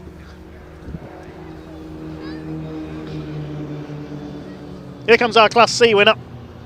Treble 1 Peter Molyneux from Hampshire on his local circuit in the Crossley 20F. Through the chicane for the final time. Beautiful to look at, isn't it? The historic Formula Ford. Well, that race was called Heroes of FF 1600, and what a heroic performance that was from our top 3. Tom Nippers defeats the Thruxton experts Charlie Mann and Rory Smith. The 3 of them covered by less than 0.6 of a second over the line. The winning margin 0.182 of a second, and Nippers got the fastest lap. Richard Tarling a class win in 4th place ahead of Ben Tilley. He held off David MacArthur ahead of Drew Cameron, Tom Hawkins and Wills and Molyneux completing the top 10. Daniel Sajadian was 11th, and we lost Townsend and Fisher. I'm out of breath just watching that race. That was superb. We'll wait to hear from the drivers down in Parc Fermé. One of our commenters asking for the timetable. You can find all the details on the BARC website, barc.net. Quick hello to This Is Cool Games, who's watching in the United States. And of course it is the 4th of July, so a very happy Independence Day to all our American watchers today. Cars heading into Parc Fermé, so let's head down to here.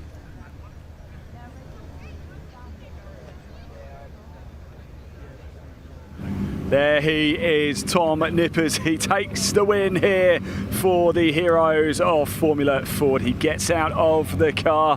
He's the Welshman. He will be absolutely delighted at that. He goes straight over to Charlie Mann in the number 20 machine. Good battling right at the sharp end. We'll let him get the helmets off. We'll have a quick chat with him. Rory Smith, of course, the instructor, former instructor here at Thruxton, coming home in third place. So Tom takes his helmet off. Let's have a quick chat with him. Tom, can I grab you for a quick word if I can? Yeah, absolutely. That's what I'd like to do. Well done, my friend. How does that? On this occasion, I mean, why not?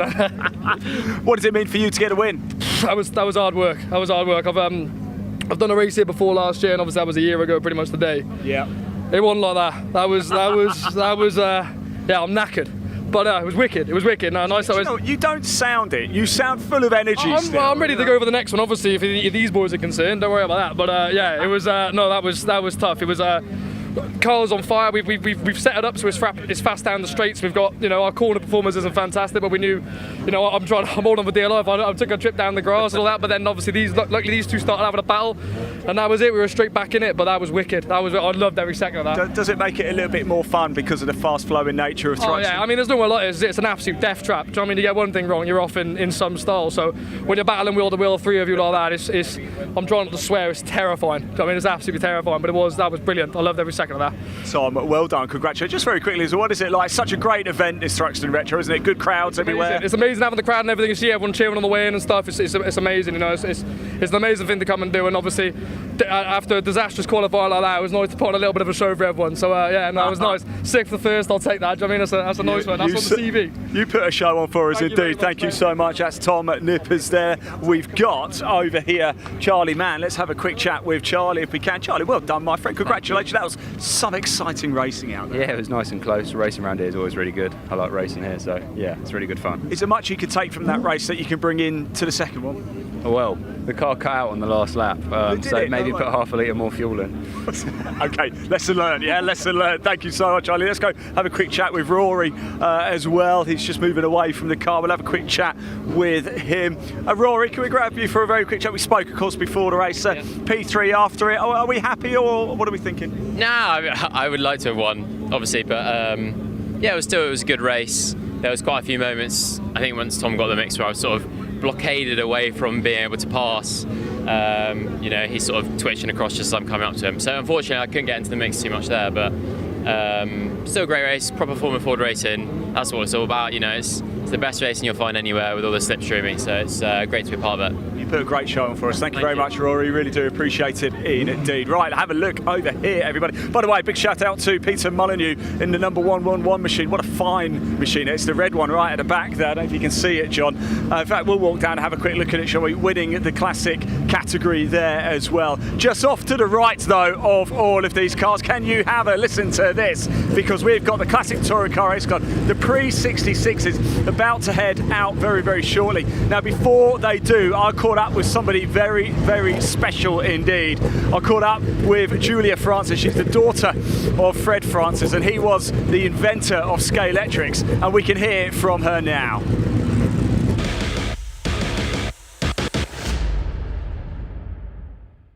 Well, here we go. As you can see, the pre-66 cars are about to head out on track. I'm here with somebody very special indeed. Jules Francis is with me. And we've got this wonderful trophy because you're the daughter of Fred Francis, the inventor of Scalextrics. How cool is that, by the way? The best. Super, super proud daughter.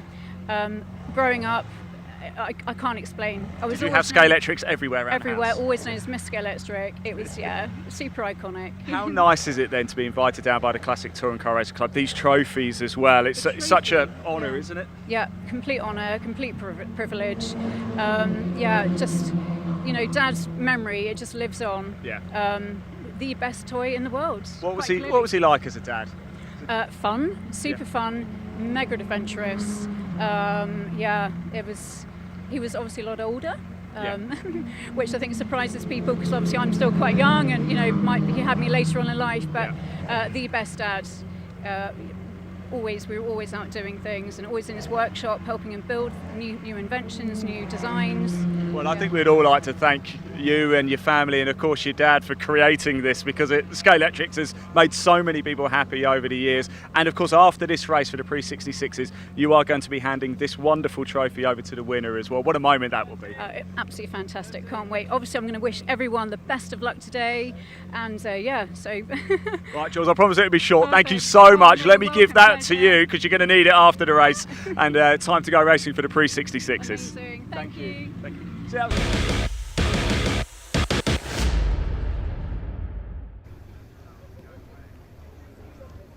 So it shortly will be time then for the Fred Francis Trophy, in celebration of a person who gave great entertainment to children of all ages through his invention, shall we say. Everyone loves racing with Scale Electric. The club, the Classic Touring Car Racing Club, has a tie-in with Scale Electric. You can even buy some of these cars that we'll see racing this weekend to race in your living room. How cool is that? You can run your own Classic Touring Car Racing Championship on your living room floor. Let's have a look at the grid then for the Fred Francis Trophy for pre-66 touring cars. On pole position is none other than the owner of Thruxton Circuit, Alex Thistlethwaite, in his Ford Mustang, alongside Piers Grange in the Alan Mann Racing lookalike Ford Falcon. Second row, former champion Ian Thompson in his Lotus Cortina, the similar machine of Simon Gustafson alongside him. And on row 3, fabulous qualifying effort by Gary Preble. He's won here in the Pre-03 touring cars in a Honda Civic in the past. Today in his little Hillman Imp up there on the third row alongside the Mini of the Davies family. We don't know at the moment, unfortunately, which of the Davies family, whether it's Mike or Tony in the car for this race. I suspect it's Mike driving in this race and Tony will race in the second race. But we'll confirm that if we can. Row 4, Jake Swan with a Ford Anglia alongside Brendan Rooney, the Irishman, in his Hillman Imp. And then completing the top 10 on the grid, Ed Gibbs, number 102. He's in a Ford Anglia alongside Ant Astley, all the way from Cornwall, in his Ford Mustang.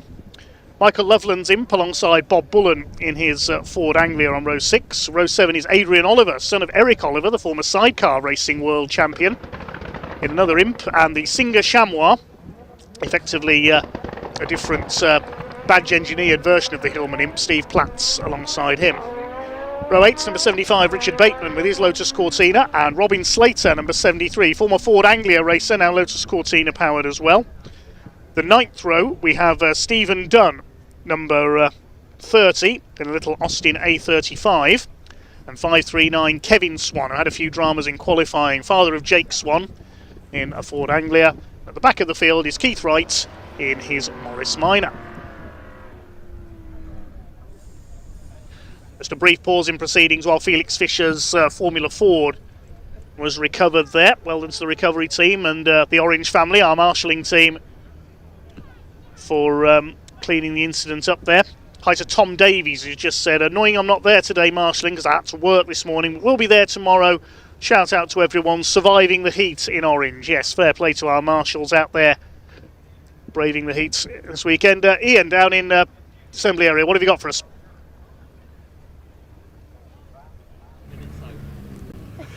Yeah, welcome down everybody. As you can see, I am about to do the boards to get us going. Libby has very kindly given me that responsibility. Here we go, ready? 1 minute board. Down. Oh, thank you very much. Now it's swap to the 30-second board. Okay, you'll tell me, Libby will tell me when.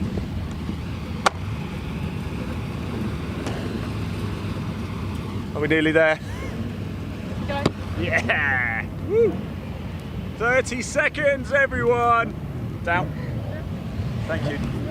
Libby, how did I do out of 10? Amazing. Thank you. You don't mean it, do you? Thank you so much. Cars about to head out for the pre-66s. Let's go racing!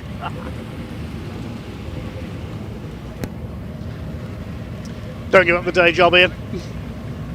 Don't think we'll be seeing him swapping microphone for flags anytime soon. So there goes Alex Thistlethwaite, the landowner here at Thruxton, in his Mustang. How about that? Racing on your own circuit.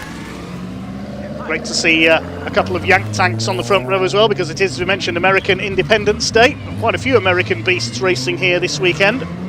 Brendan Rooney's in there has taken a knock on the passenger side, I note. Astley, Michael Loveland in his Imp, Bob Bullen back in his Anglia. We've seen him out in his Mark 1 Escort for most of this season. Adrian Oliver, Steve Platts in the Singer. 75, that's Richard Bateman's Cortina needing a push start. Robin Slater, number 73, with the red Cortina. There's the little Austin A35. That's Steve Dunn. Kevin Swan's Anglia, hoping to catch up with his son Jake, who was up on the 4th row. And Keith Wright's the plumber and heating engineer from Bedfordshire in his Morris Minor at the back of the grid. Getting ready then for this Fred Francis Trophy. Will it be Alex Thistlethwaite? Will it be Piers Grange in his beautiful Ford Falcon? Piers also racing in the Blue Oval Saloon Series for Everything Ford this weekend in his Mark II Escort. There is the Falcon, second in line, in the red and gold colours of Alan Mann Racing, who ran those cars in the 60s and 70s. They ran Frank Gardner, the Australian, to the British Saloon Car title as it was then, not renamed British Touring Cars until the 80s. We've got Minis, we've got Imps, we've got Anglias. Can anyone stop Alex Thistlethwaite then? He's got a couple of his American beasts out this weekend. Quite a collection of American cars as the local hero. The Lotus Cortinas will have the handling advantage, but on a power track like this, I suspect to see those two front row cars pull away. How much quicker were they in qualifying? Well, Thistlethwaite was about 1.4 seconds quicker than Piers Grange, and Grange in turn 1.3 seconds quicker than Ian Thompson in the first of the Cortinas. This will be a 15-minute race. It's the very dark blue Mustang on pole, the red and gold of Grange, the Falcon alongside him. Great to see Gary Preble up there, the former King of Castle Combe, the former Pre-03 touring car champion in a Honda Civic, out the wheel of his Imp this season. Talking of Imps, a shame we haven't got James Ibbotson this weekend, the former champion in his Hillman Super Imp. He had a couple of wins in the wet at Alton Park last time out, but it's not with us today, unfortunately.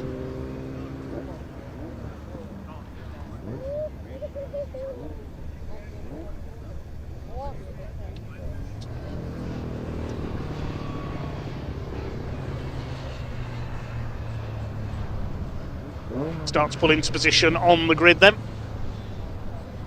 We said we're not sure which of the Davies family is driving the Mini in this race, the red Mini there.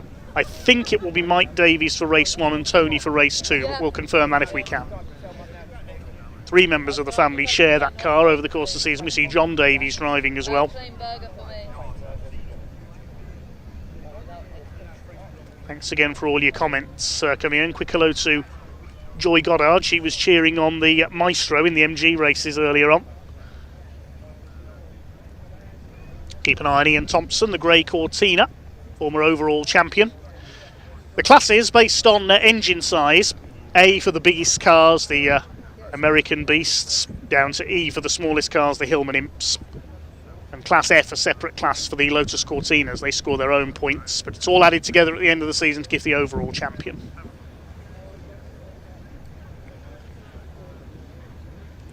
There's a gap on row 5. Ed Gibbs' Anglia is not there, alongside Ant Astley's Mustang. So we're missing one car.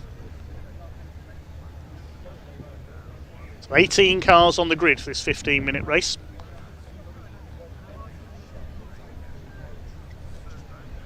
Looks like the marshals are clearing, so it's almost ready to get underway. Then watch for the green flag at the back. Mustang against Falcon.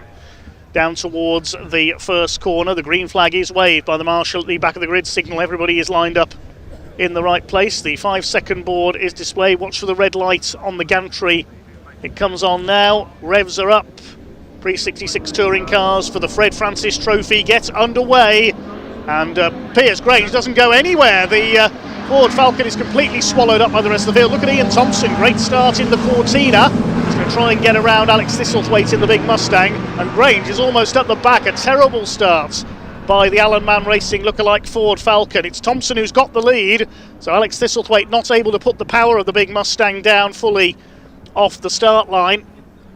Yank tanks like that better at rolling starts, but now the power will start to tell. Look, Grange is already swallowing up cars from further back in the field. Look at the size of that thing next to the Hillman Imps and Anglias ahead of it. The nominally sized thing, the Ford Falcon. And also, just goes past Steve Platts if he's standing still there, and Bob Bullen. Of course, the touring cars back in the 60s, you had the even bigger Ford Galaxy as well, that Jack Sears, among others, raced so successfully. So named because I think they were as big as a small Galaxy. There is the big Falcon fighting his way back. It's got Ant Astley's Mustang ahead of him now. That'll be a tougher nut to crack. But Ian Thompson it was who took the lead. Has he still got the lead? Indeed he has, ahead of Alex Thistlethwaite in the Mustang. Third place, Simon Gustafson. And side by side, drifting through Church there, Jake Swan and the Davies family Mini. Timing screen not showing which of the Davies family is in it, unfortunately. Alex Thistlethwaite, yes, using the power of the V8 Mustang now to take the lead at the end of lap number 1, but then onto the brakes. The Cortina might be stronger. No, Thistlethwaite holds on. Gustafson in third. Ex-Volkswagen Golf GTI racer of a few years ago, Simon Gustafson. And Gary Preble in that giant killing Hillman imp up there in fourth place. So he'll be leading his class. Jake Swan behind him leads Class C. Class C for the Minis and Anglias. Class E for the Hillman imps. Class D, I think there's just one entry in Class D possibly this weekend. Just looking at the entry list. Possibly Keith Wright's Morris Minor. No, yeah, he is in Class D. So Keith Wright is the only Class D machine out there. Unfortunately, we've lost Kevin Swan into the pits. There's his Ford Anglia. He had issues in qualifying as well. And Kevin, the former Bangor racer, looks to be out of the race. Thistlethwaite leads from the Cortinas of Thompson and Gustafson. Preble is fourth. And Jake Swan in fifth position. The black Ford Anglia ahead of the Davies Mini. Brendan Rooney is up into seventh place. Piers Grange has made it back up to eighth at last count in the Ford Falcon. I wouldn't be surprised if he's gained more places since then, though. Through Church Corner. Let's see who's going to be the most sideways. Gary Preble at the moment. Ian Thompson up there in second place in his Cortina. Won the overall title a couple of years ago in another Cortina. But that was in the red and gold Allen Man Racing colours, same as Piers Grange's Falcon. Swinging their way into the chicane once again. Alex Thistlethwaite starting to clear away in front now, using the power of the Mustang down the straights and the long sweepers. Grange is up to sixth, he's just got ahead of the Davies Mini. Here comes Brendan Rooney, the second of the imps.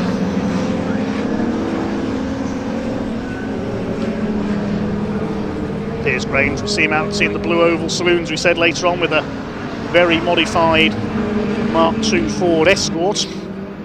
Looking at the points charts for the pre-66s, the overall leader at the moment is Charles Norris in Class D with his A35. He's not here this weekend. So it could be a chance for perhaps Brendan Rooney or Ian Thompson to take the overall points lead. They're only 8 points behind him. Thompson leads Class F and Rooney Class E. Class C is led by Jake Swan in the championship. He leads his class here. And Class A by Piers Grange. There's Grange on the back of Jake Swan. Gobbles up the Anglia. Into fifth overall. Class A being led here by Thistlethwaite. And Piers Grange is going to be given a 10-second penalty. So what must have happened at the start is he must have jumped the start but then stopped himself, and that's why he dropped back. So a false start penalty being given presumably to Piers Grange. Not confirmation of the reason yet, but I imagine that's why it is. He's going to monster his way past Gary Preble into the chicane. Look at the size difference between those two. It's like a pleasure yacht and an aircraft carrier together in a harbour, isn't it? Grange will now go after the Cortinas. Knew it wouldn't take him long to recover. I remember him doing the same thing in his Mustang at Donington last year. Huge collection of classic Fords as Piers Grange. He's the boss of PRG Trailers. His products will have brought many of these cars to the circuit this weekend. Jake Swan under fire from the Davies Mini a bit further back.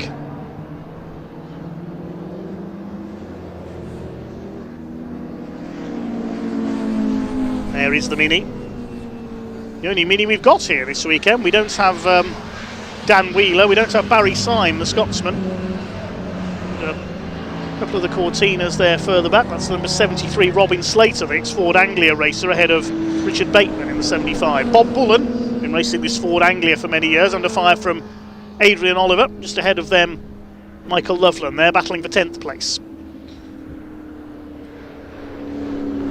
They're on the tail of Ant Astley in the much bigger Mustang. There he is, the black and gold car. Moving to the inside, Adrian Oliver takes Bob Bullen. Bullen fights back around the outside. Seen Bob in his orange Mark 1 Escort in the Pre-83 Championship this year. Behind them, Steve Platts twitching about in the Singer Chamois. Sportier version of the Imp. A few versions of the Hillman Imp. Another was the Sunbeam Stiletto, which was a fastback version. Very popular as a base for Space Frame Special Saloons, that car was. Michael Loveland loses out to the slightly more powerful Anglia of Bob Bullen. Now chasing the Mustang. Talking of Mustangs, here's our leader, lapping Keith Wright in the Morris Minor. In the background there, a move being made by Simon Gustafson up alongside Ian Thompson. They've already lost out to Grange, who's now second. But it's the battle of the Cortinas now for third place. This is for class points as well, for third overall and first in Class F. And Gary Preble thinks I'll have a go at these two as well. Thompson just about stays ahead of Simon Gustafson. Had a win at Donington at the season opener. Preble has a look.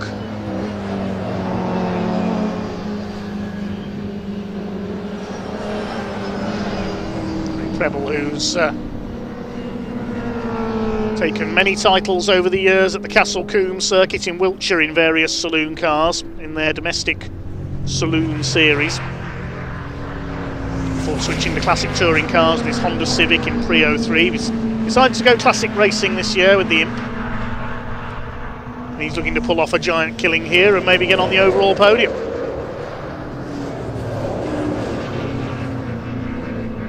So the brakes down into the chicane once again. Piers Grange disappearing from view in second place. He's away and gone. What's the gap to Thistlethwaite? 2.5 seconds.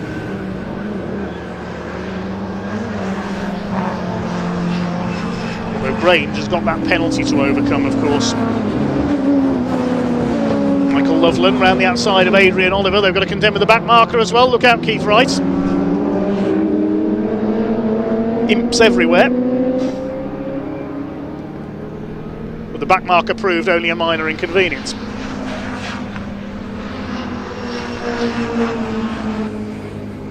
Yes, I know. Jake Swan holding off the Mini.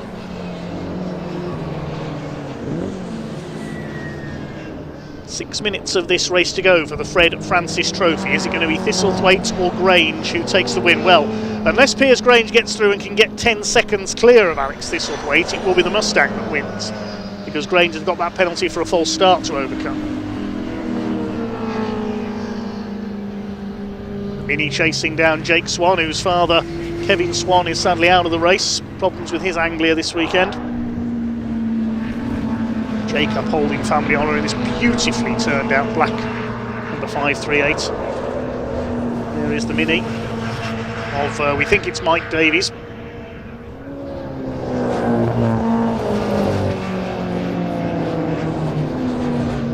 Just the tail of the Anglia slightly as they come down into the chicane. And meanwhile, Piers Grange is going to take the lead on the road, surely, very shortly. He's right up with Alex Thistlethwaite, who gets the Mustang sideways. Grange gets sideways as well. How spectacular, power sliding these big American beasts around. There's quite a few American cars I've noticed watching from trackside as well this weekend, not just the GT40s. The Cortina's still squabbling away behind them. If either of those Yak tanks hit problems, this is going to be for the overall lead. The big American cars do have a habit of boiling their brake fluid sometimes, especially in conditions like this. But then again, at Thruxton, you don't brake very often, you just use the tyres to scrub speed off. There go the Imps. The leading Imp, of course, is Gary Preble, leading Class E. Thompson leads Class F, Preble Class E, Jake Swan Class C, and Thistlethwaite Class A. Richard Bateman is leading Class G. That's the guest class for drivers not registered for the full championship, ahead of Steve Dunn in the Austin A30. Keith Wright is in Class D. We normally see Brian Bedford and Steve Evans in the Austin A40 out in that class, as Grange, meanwhile, monsters up onto the back of the fellow V8 monster of Thistlethwaite. To the chicane. Just over 3.5 minutes to go. There's a yellow flag out. Oh, that's Robin Slater's Cortina being pushed away. Now, has he pulled up or has he had an off? Out of the yellow flag zone. Grange goes for it. They pass the green flag there. They're side by side. Grange leans on Alex Thistlethwaite. Excuse me, says the Falcon.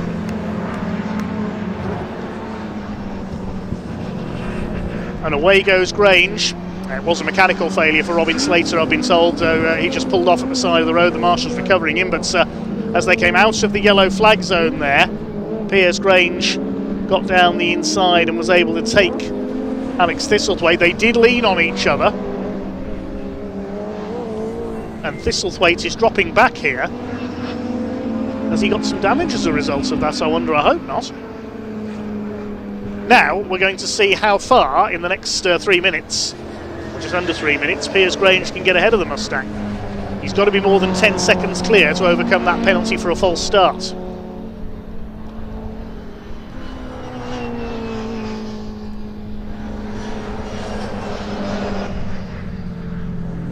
Through Church they come.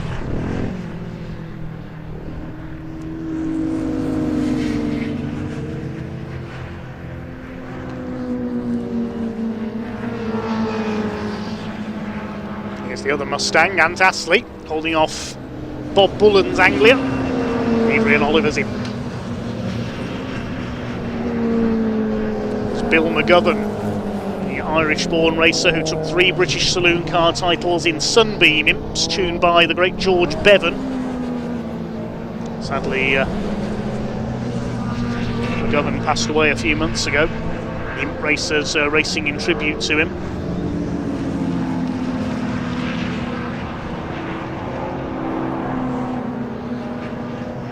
Ford Mustang was in the mid-60s, took the British saloon car title. Roy Pierpont. I think it was 1965 the Mustang took the title. Followed a year later by the Ford Anglia of John Fitzpatrick, who went on to become a great name in sports car racing. Lotus Cortinas, of course, need no introduction really. The first homologation special, that was Jim Clark, Graham Hill among others. There's Richard Bateman, he's towards the back of the field, leading Class G for the guest drivers this weekend. Just over a minute left on the clock. There is Richard Batman Bateman, note the symbol on his windscreen.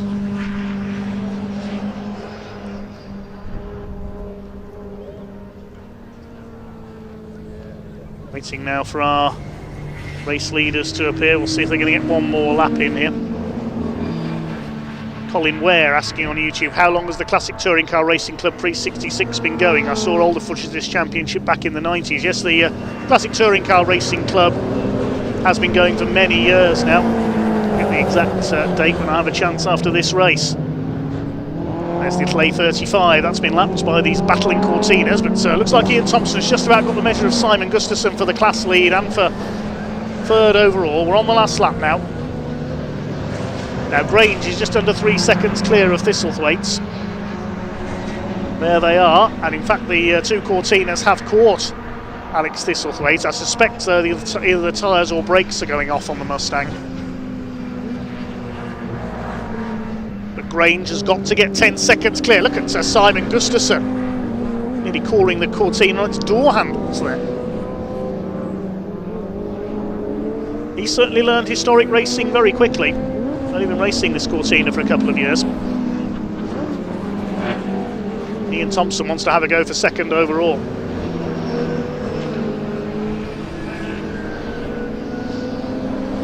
Wait, just needs to keep that Falcon within sight, really, because then the penalty will be applied,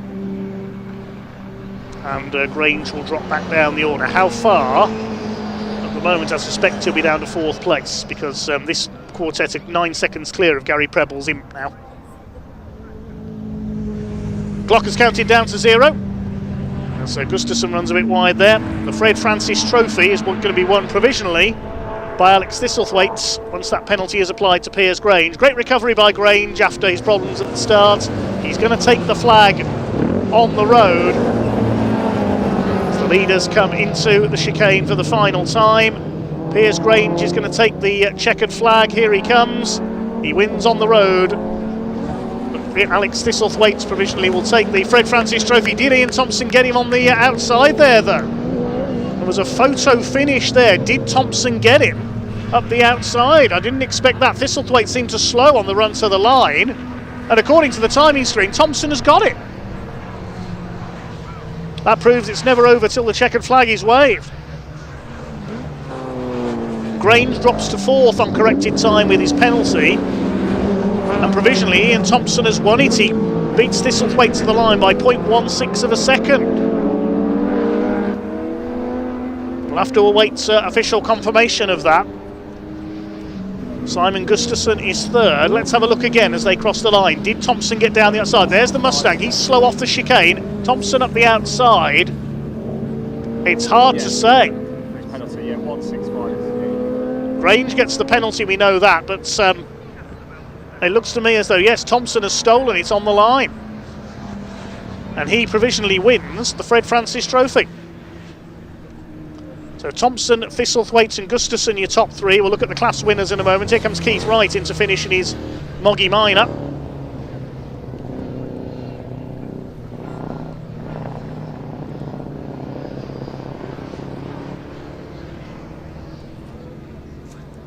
He'll win Class D as the only starter. Just a couple of retirements there. Let's take a look at the provisional results of the Pre-66 Touring Car Fred Francis Trophy. Ian Thompson snatching the win on the line from Alex Thistlethwaite in the Mustang.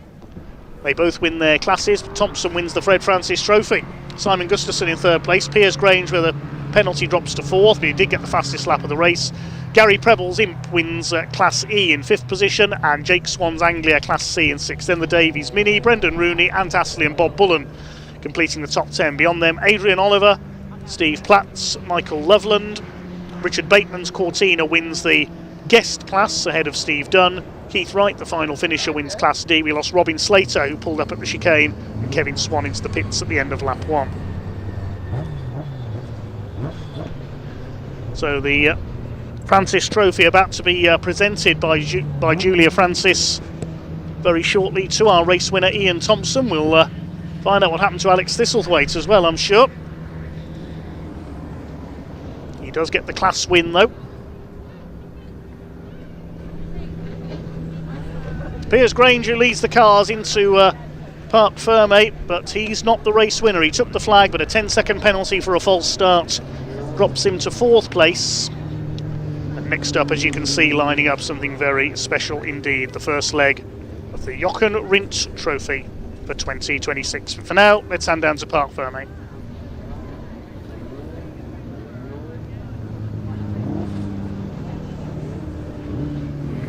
Wow, what a wild finish that was. Alex Thistlethwaite comes up into 2nd spot, pipped to the post by Ian Thompson, who now makes his way up into the number 1 spot. He doesn't realise he's done it.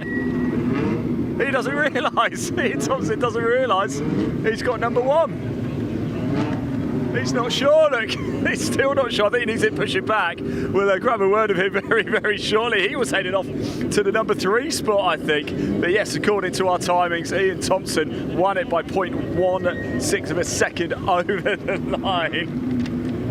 He can't quite believe it, can he? Unfortunately, a penalty for Piers Grange, who did come over, start, finish straight in 1st place overall, but a time penalty dropped him down. Simon Gustafsson's just come in to 3rd place as well. So yes, here he is, Ian Thompson. wins the 7th race of the season. You didn't know, did you? No, I didn't know. I had no idea. Piers got a penalty, and you pipped Alex right on the line. On the line. Yeah. I thought I was second. Yeah. Oh, fantastic! Yeah, you got the win. Oh, yes, get in there. You couldn't believe it, could you? Coming in, I'm like trying to point to you, like, no, I mean, I'm not supposed to be there.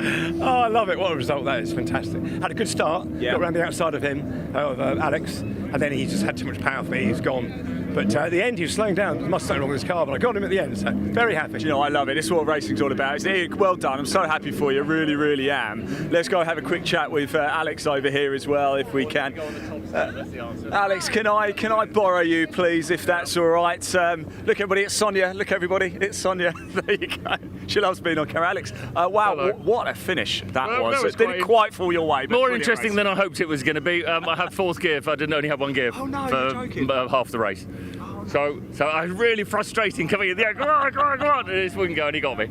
Well done him. Am I right in thinking, though, you're a busy man this weekend? You've entered about 4 cars, haven't you? What have we got? I've actually entered 5 cars. I've got 2 cars in 1 race, and I'm racing one of my cars against another one of my cars with a guy called Jamie Hall-Smith and Charles White, and they're going to be racing against me. I absolutely love that. That's brilliant. And look, what a wonderful event this Thruxton Retro is. You must be quite proud seeing it. Yeah, it's getting better and better every year. We're just going to keep building on it, and it's going to be fantastic. Not that it isn't already, but it's just going to keep getting better. Alex, thank you so much. Maybe later the #1 spot. Yeah. Who knows? Let's move on. We'll grab Simon for a quick chat. He's just catching up with Mark Werrell at the minute, so we will speak to him very shortly. In fact, the Jochen Trophy cars, they're about to head out on track, so I think we might have to catch up with Simon a little bit later. We will certainly hear from him at some point this weekend, but it is time for the Jochen Trophy, and a little bit earlier I caught up with some of the drivers. Let's hear from them now.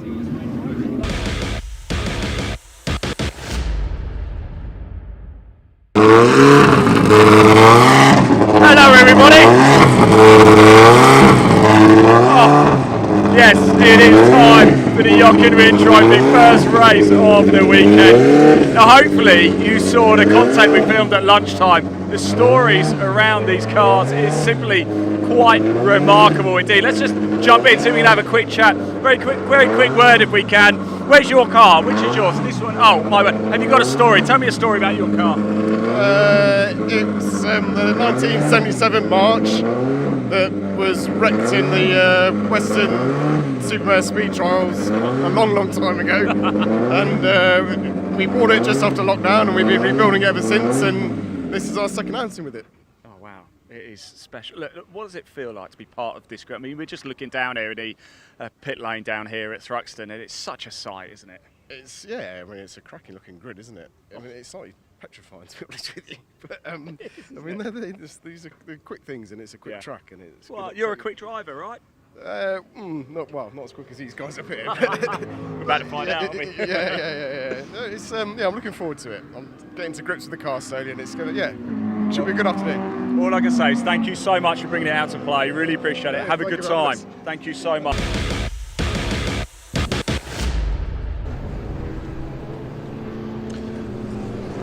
Okay, getting ready then for the first of 2 legs for the Jochen Rindt Trophy for historic single-seaters, celebrating the life of the man who dominated the European Formula 2 Championship on its visit to Thruxton in the late 1960s, went on to become Formula 1's only posthumous world champion after losing his life in the 1970 Italian Grand Prix qualifying session. Let's have a look at the grid then. We'll give you info on the cars while the race is going on. Tom Smith in his March, number 41 on pole alongside Rory Smith. Already seen him in action now in a Rolls RT4. Second row, last year's winner Chris Porritt in his Chevron B40, and 93 Mark Harrison in his March 772. Neil Harrison, another March, just heard from him on row 3 alongside Ian Rowley in his March 79B. Row 4, Anthony Hancock, good qualifying effort for the Delta, alongside Guy Skin in number 20. Steve Barlow, number 14, 25 Matthew Smith, completing the top 10 on the grid. Row 6 is Richard Cook, number 10, Clive Wood, number 60. Jim McGaughey in number 4, the Scotsman, alongside 63 Matthew Sturmer in the ex-Martin Brundle Formula 3 car. We heard from him earlier. So many great cars out there. There's 28 of them in total. It will be a rolling start. The pace car about to unleash them, and it will be a 20-minute race. Leg 1 of the Jochen Rindt Trophy. Second leg comes up tomorrow. We're underway then. The pack is unleashed. What a wonderful sight, this mixed field of Formula 2, Formula 3, Formula Atlantic, Formula Ford 2000 cars make living history here at Thruxton today. And it is the number 41 of Tom Smith who leads the way into the complex, chased by Rory Smith, no relation that we know of, in second place as they make their way out into the country for the first time. I must say at this point a very big thank you to long-time autosport journalist and PA commentator in this meeting, Marcus Pye, one of the authorities on historic racing, and no mean racing driver himself a few years ago, who's given me a lot of background information on some of the cars taking part in this race. As we see the number 25 car there, that's Matthew Smith in the Shift Point Racing March 712 down in the pack. We'll pick up the leaders as they come round out of the complex. Just enjoying the sights and sounds around this opening lap at the moment. In tribute to Jochen Rindt, it is the number 41 of Tom Smith who leads the way. That's an ex-Formula Atlantic car that he's in, raced by Bruce Jensen in Canada in period, chased by Rory Smith in the ground effect Rolts with a Cosworth BDA engine. Ground effect useful on the fast sweeps of Thruxton. He's closing up on Tom Smith there for the lead. Chris Porritz, last year's winner, in third place, the blue car there, number 13. That's a Cosworth BGG powered Formula 2 car in the ICI colours. That's an ex-Davina Galitza car. The leading lady racer came close to making it to Formula 1 and became a noted truck racer as well. Side by side there in the pack, that's Jim McGaughey in the number 4, the ex-Special Saloon racer. Used to have a March BMW chassis with a Renault 5 body plonked on top. Takes all sorts of Special Saloon racing. He's in a Swift DB4, his chassis there. McGaughey down in 13th place. Somewhere in there as well is Matthew Sturmer in the ex-Martin Brundle car. The number 60 is Clive Wood, long-time Clubman's racer, among other things.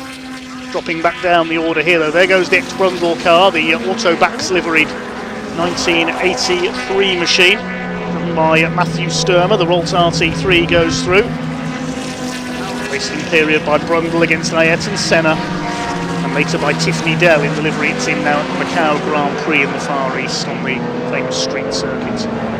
Clive Wood behind him, and then number 57 we heard from Robin Lackford earlier on in the GRD, Group Racing Developments, designed by ex-Lotus man Joe Marquardt from Switzerland and raced in Indonesia from new by a driver called Dolly Indra.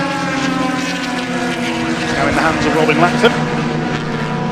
The two Smiths out in front ahead of Chris Porritt, racing historic single-seaters for many years. Then the Harrisons, they've moved up from more modern Formula 3 machinery. They used to race in the F3 Cup series in Dalaras.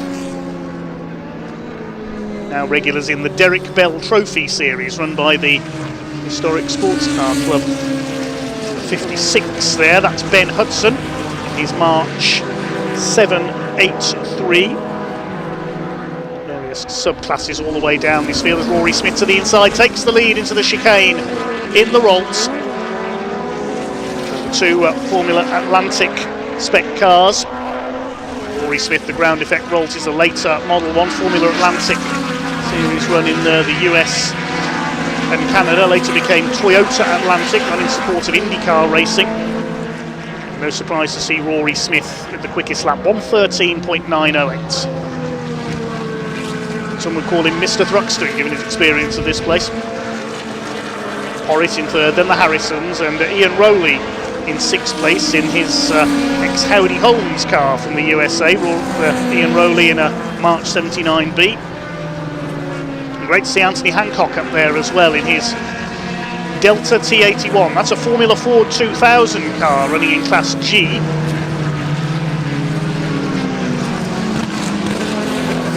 Back down the order, the number 65, that's David Shepherd in his Chevron B25. That's a Canadian Formula Atlantic car. Running in the 2-litre F2 category here, Class B, David Shepherd.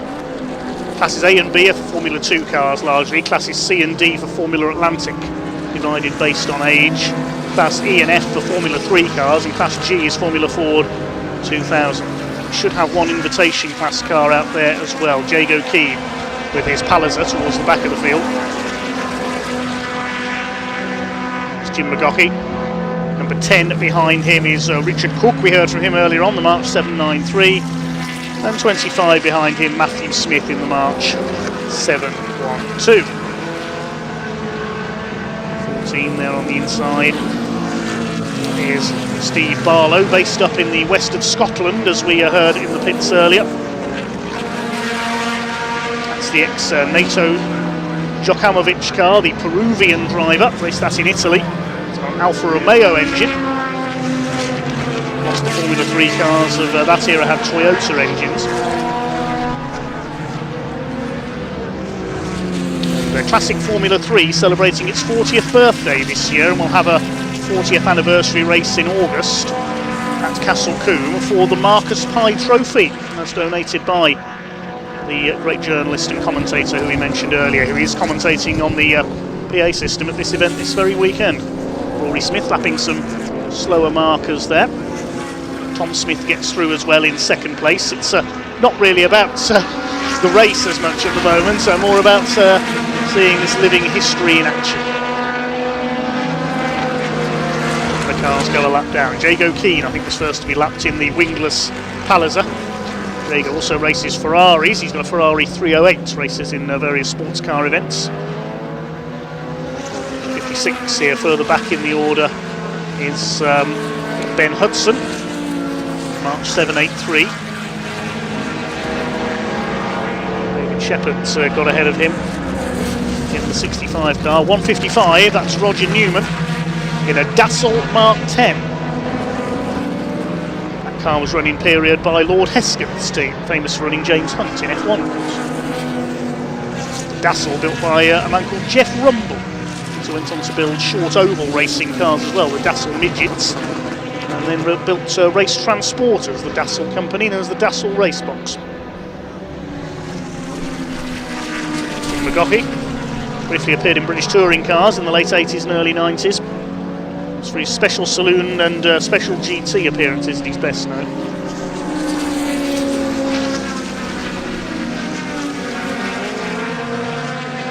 Matthew Sturmer being reeled in by Robin Lackford, the navy blue GRD. As we heard earlier on, we've got an ex-Nigel Mansell car out there as well. That's Chris Butler in the number 15. Now, where is he in the order? We haven't seen him as of yet. Looking down the timing screen, I'm not sure that car took the start of this race.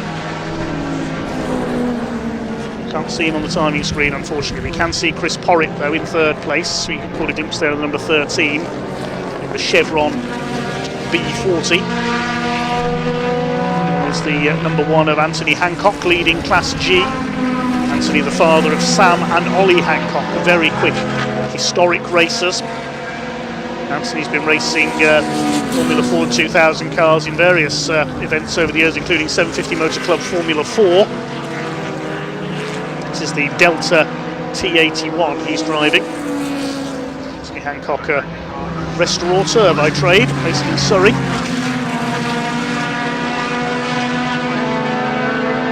Rory Smith, though, continues to lead. He's in among the back marker traffic. There's a big gulf in performance between some of these cars, the quicker Formula 2 and Formula Atlantic cars, and the less powerful Formula 4 2000s and so on towards the back of the field. Rory Smith in the Rolts leads the way.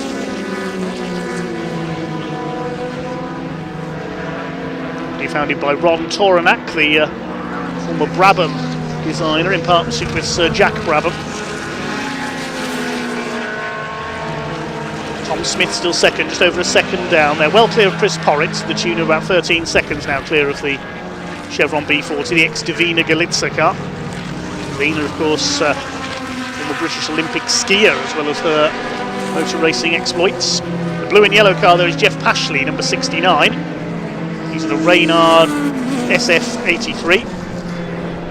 And the 144 there, Alan Lancaster, in a Pilbeam MP52, a make much more famous for their hill climb cars than circuit racing. He's just been passed by number 94. We heard from Neil Harrison just before the race got underway. The March 772, that's the Wendy Wolves liveried car.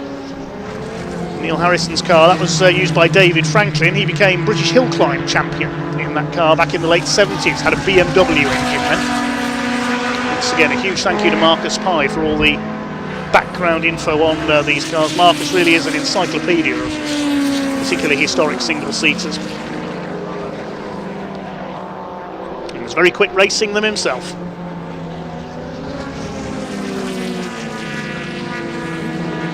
Six of Ben Hudson starting to come under pressure there. He's back in around 17th place. He's got the Dassel of Newman behind him, Roger Newman.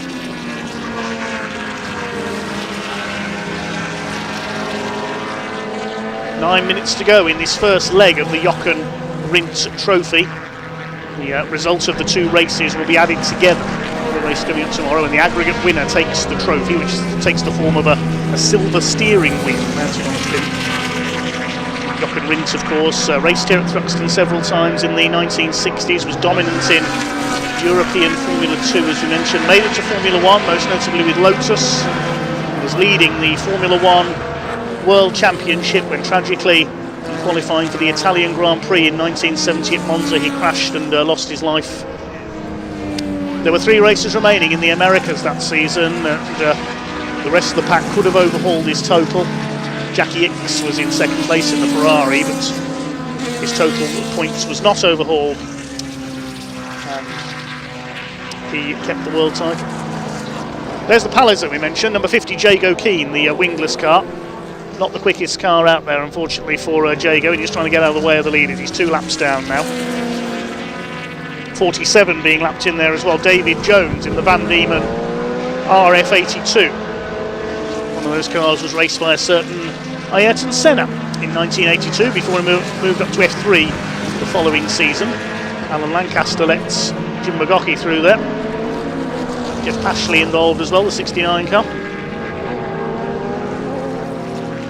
There are the leaders, and Tom Smith has been able to close back up again on his namesake Rory. While I've been giving you a history lecture on the cars, there is actually a good race going on here for the lead. These two well clear of their opposition. You look at, I'll take you a quick look there at some of the classics watching from the spectator bankings there. Notice we had an old NASCAR in the middle of things there. Very nice indeed. I really must stop getting distracted. Let's keep our eye on the race going on. There's Anthony Hancock still leading his class in what is now 8th overall. Jim McGoughy's got past him into 7th overall. There's the Pilbeam, number 144 of Alan Lancaster. It's in the 80s and 90s. I think it was nearly 20 titles won by Pilbeam in hill climbing. There's McGoughy being lapped by the leaders, and Tom Smith's dropped back a little way again in the March 74B. But they're safely nearly 20 seconds clear of Chris Porritt in 3rd. Rory Smith already looking a good bet for the Jochen Rindt Trophy this year. 56 of Ben Hudson with his March 783. That's a Formula 3 car, tuning to F3. It's not one of the Toyota-powered machines. Mentioned earlier on that Joe Marquardt designed the GRD. He later moved on to design cars for Modus and then Argo. We had hoped to have an Argo JM6 on the grid this weekend, Paul Dibden's car, but sadly that couldn't be here. But Rory Smith continues to set the pace. He's pulling away from Tom Smith now. Opened the gap up by over a second on the last lap.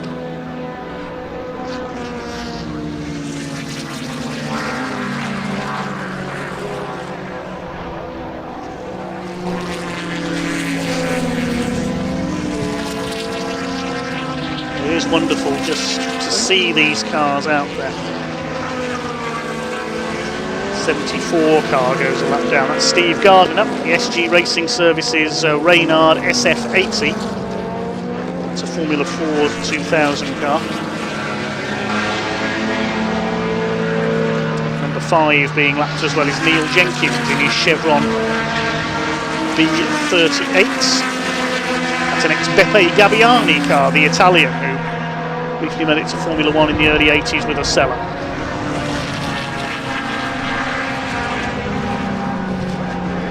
'47 there, David Jones, the car's been racing for many years.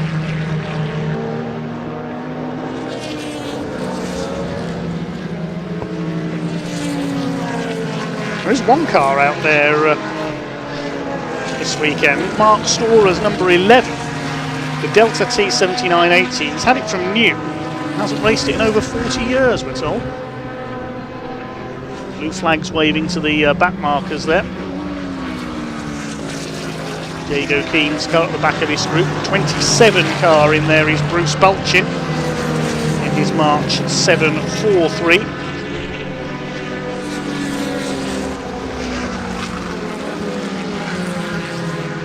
Matthew Sturmer in the ex-Martin Brundle chassis at the front of this group. Rory Smith has pulled away now to the tune of 3.5 seconds from Tom Smith. Will be even more than that this time. They're just crossing the line now. 3.9 seconds now. 3.5 minutes left. 1-2-2, that's Jeff Hoodless.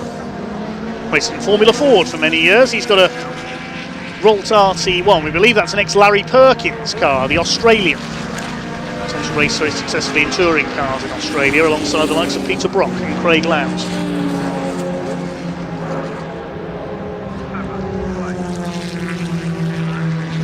Diego Keen's wingless wonder, the Palliser.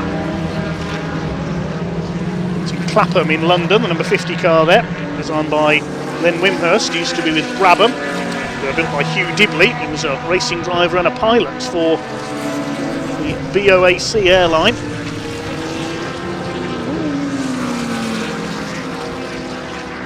So Diego Keen's Palliser moving down towards the back of the field. There have been a couple of retirements. David Shepherd has pulled into the pits, and Jeff Pashley as well. I saw him slowing earlier. The 69 car. Rory Smith continues to lead by almost 4 seconds. He just completed 14 laps.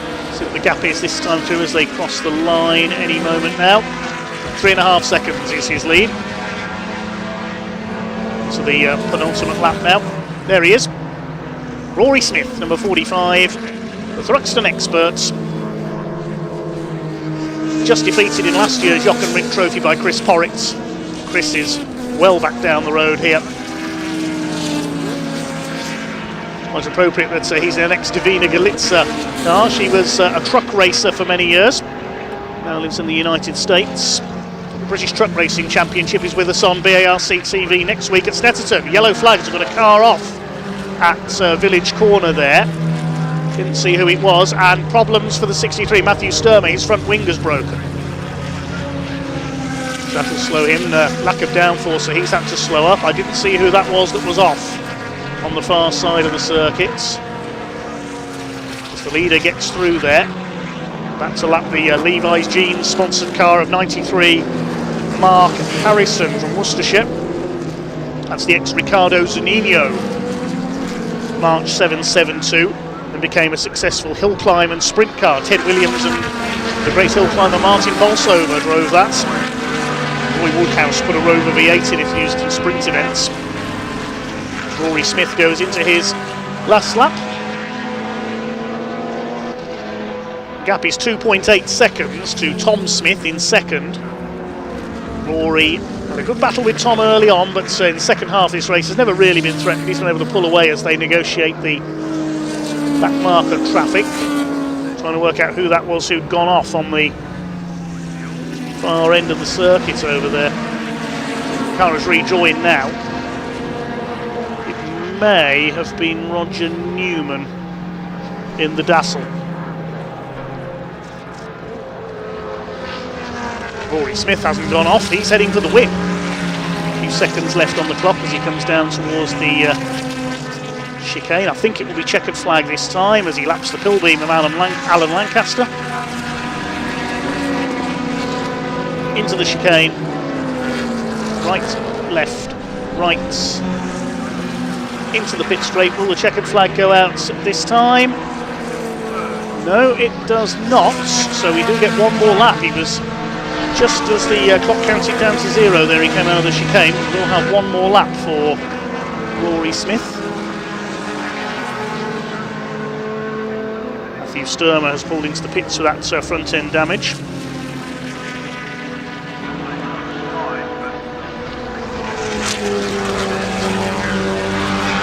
Neil Harrison in 5th place in the number 94, the ex-David Franklin car.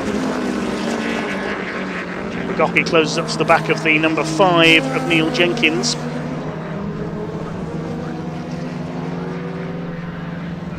It's the ex-Nova motor car from Italy, and now the checkered flag is showing on our timing screen, in fact. So the checkered flag showed, no, now it's gone away again.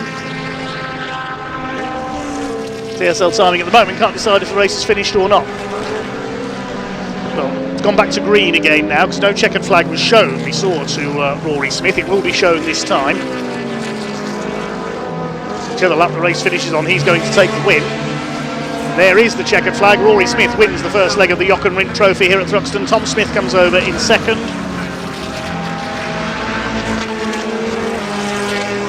Apologies for the slight confusion there. They're well clear of Chris Porritt in the chevron in 3rd place.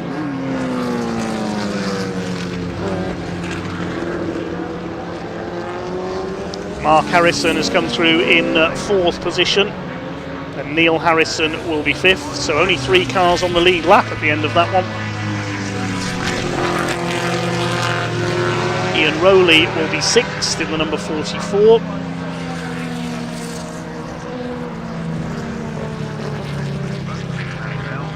Round up the class winners when we take you through the results.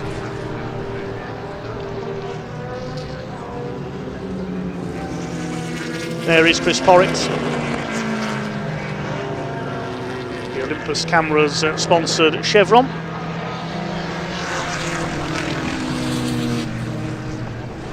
He zooms across the line to take 3rd place.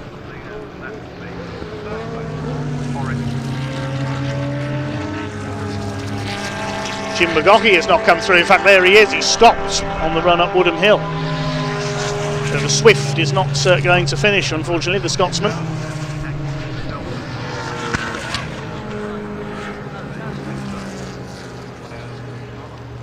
That means Gaius Ginn inherits 8th place. Let's give you the provisional result of Jochen Rindt Trophy Leg 1. Rory Smith taking the win by just under 3 seconds ahead of Tom Smith, and they were over a minute clear of Chris Porritt back in 3rd. Lap down in 4th was Mark Harrison ahead of Neil. Then Ian Rowley, Anthony Hancock, Gaius Ginn, Richard Cook and Matthew Smith rounding out the top 10. Class winners, Class A went to Matthew Smith for the early Formula 2 cars.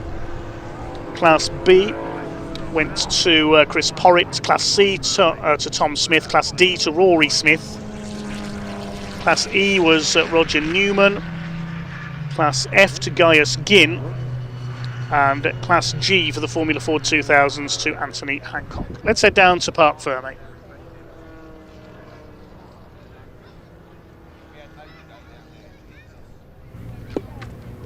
Well, welcome down to a very happy Parc Fermé, and it's Rory Smith who takes the win here in the Jochen Rindt Trophy. In fact, I get to give him this hat as well. How cool is that?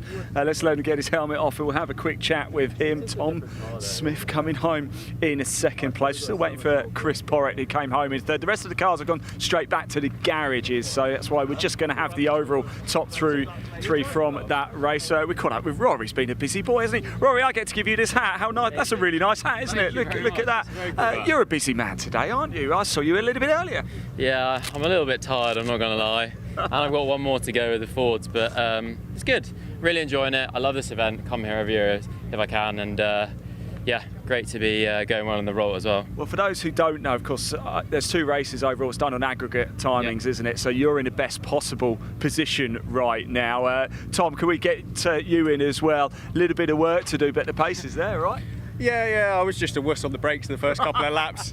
I gave myself a bit of a kick in the back and started braking a bit later, but it just didn't feel like there was any grip today. I couldn't really brake in any lower in the 13s than we were in the 12s in qualifying. So yeah, we'll see what we can do and try and beat him tomorrow. Well, I imagine then for race 2 tomorrow, more races going on, more rider going out on the track. We're going to see some pretty nifty racing tomorrow, aren't we? Yeah, a bit earlier in the day, so maybe the track temperature won't be as high, and we can have a good race. I'll just have to be a bit braver on the brakes. Guys, well done. Thank you so much. Really appreciate it. Mark Werrell, we need to have a chat with you as well. You go ahead, Mark. We've got no third place. Chris Porritt isn't here. I assume he's gone straight back to the garages, but as you can see over off to my right here, now my left, now my right. It is time for the classic touring cars of the pre-83s, the pre-93s and the 03s as well. And a little bit earlier, I caught up with this man down here, Dave Cave, for a quick chat. So let's hear from him now.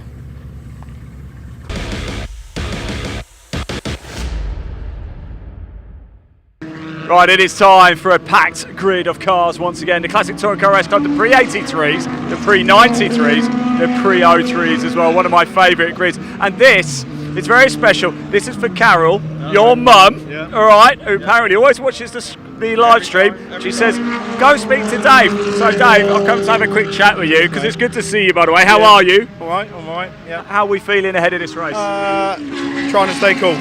Yeah. Trying to stay cool. It's going to be hot out there, very hot. Try and manage the tyres. It's quite windy though, do you feel that? Yeah, it's always windy up here, always.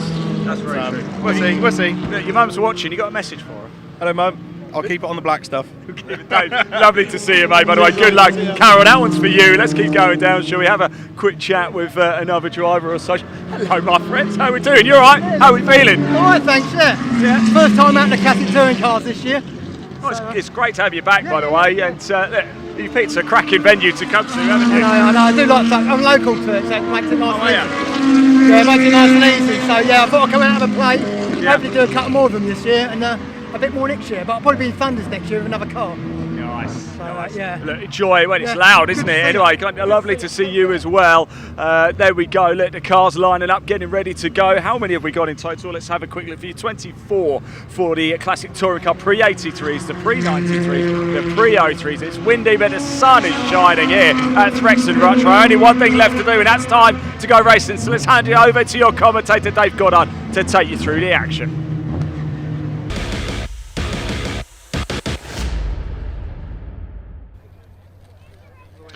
Yes, thanks very much, Ian. So it's 3 championships in one in our next race. We've got the pre-83 Group 1 touring cars, the TrackHub.UK pre-93 touring cars, and the Bertie Haulage pre-2003 touring cars. There's going to be a split grid for this event. The pre-93s and 03s will go off from the front. Then a 5-second delay, and the older pre-83 cars, which aren't quite as quick, will join in and have to catch up to them. We're just having a couple of cars repatriated from out on circuit by the recovery crews at the moment. Then once the grid is formed, we'll have that split grid. Hopefully the quicker pre-83s might catch up to the back of the pre-93s and 03s, and they'll all be mixed in together again. This race is followed by the Scottish Motor Racing Club's Classic Saloons and Sports Cars and the Historic Mod Sports as well. Then the second race for the MG Owners Club Championship. The heroes of Formula Ford 1600 will be back out, and then the Classic Touring Car Racing Club's Classic and Historic Thunder with the Blue Oval Saloon Series. Some of the most powerful cars we will see here this weekend. We're back in action again tomorrow as well. We start up at around 10:40 a.m. with our second race for the Scottish Motor Racing Club. They race early tomorrow so that their Scottish visitors can make the long trip home. And we also welcome tomorrow the Historic Racing Drivers Club as well, with 3 of their series for historic saloon and GT cars. We'll take a look at this split grid then for the pre-93, 03 and 83 touring cars. The pre-93s and 03s go first. It's Ian Bauer in his BMW, the reigning pre-93 champion, his BMW M3 on pole.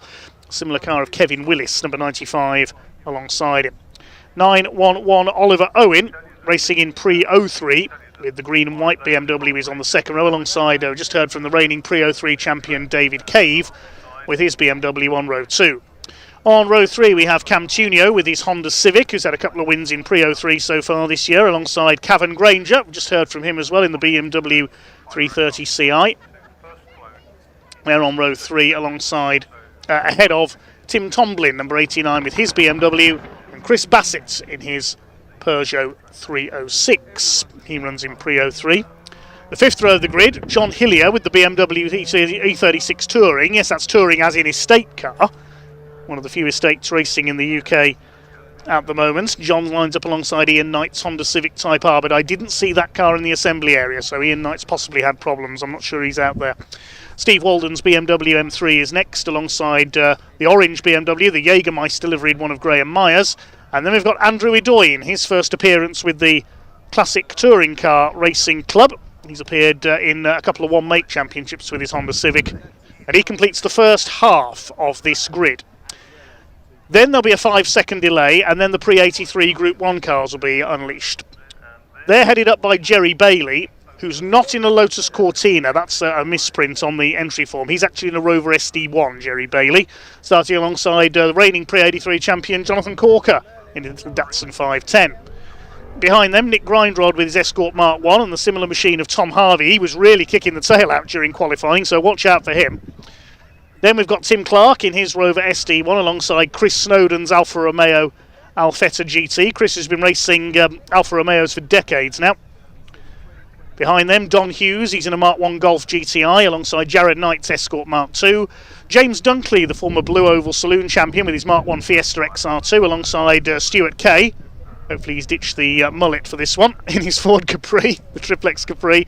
And then we've got Mike Broadway's Series 1 Jaguar XJ6. And alongside him, hopefully, we will see Jamie Sturges with his BMW 635 CSI, which had problems and missed qualifying, but he has been permitted to start from the back of the grid.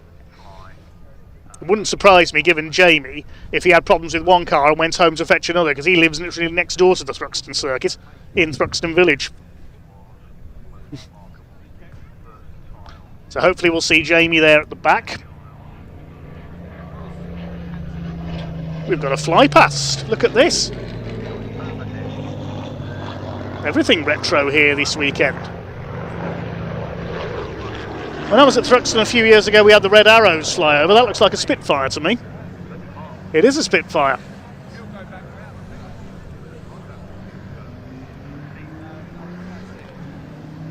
Oh, 60s F2 cars, Spitfires. It's all gone retro here this weekend. Is he going to come in for a landing on the infield?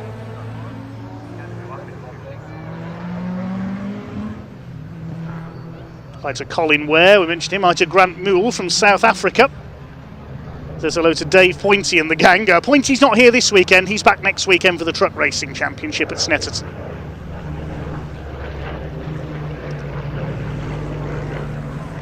Hi to Erki, watching from Finland. Viewers from all over the world here this weekend.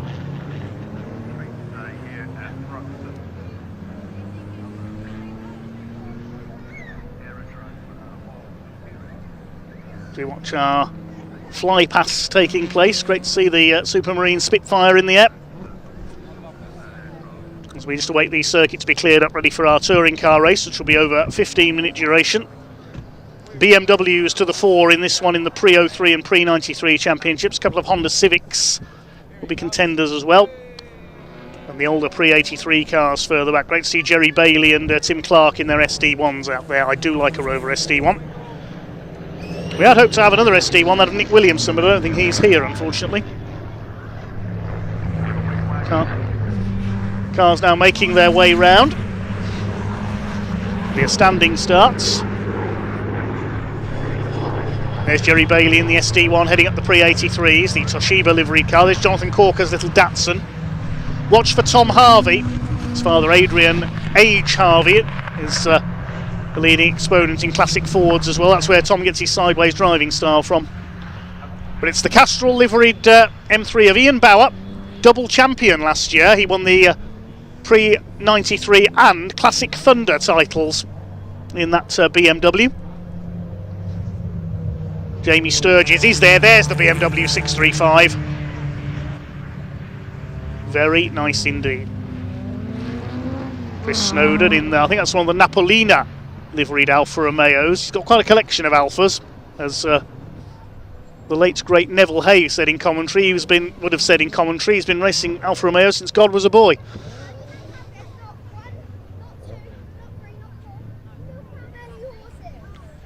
Bauer on the front of the grid then. Kevin Willis at the yellow M3. I think that might be an ex-Ray West car alongside him. Oliver Owen, good to see him out in the green BMW. He used to race a red one, now switching to green. And in the blue car is David Cave, the reigning Pre 03 champion. That's not an M3, that's a 328 he's at the wheel of.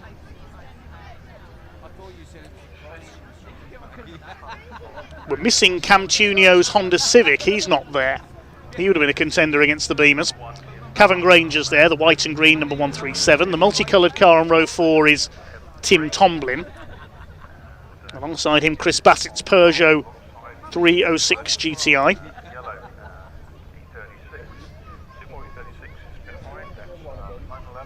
John Hillier's there. Ian Knight's not there, so we're missing 2 of the 3 Honda Civics. Only Andrew Edoyne out there in the Honda.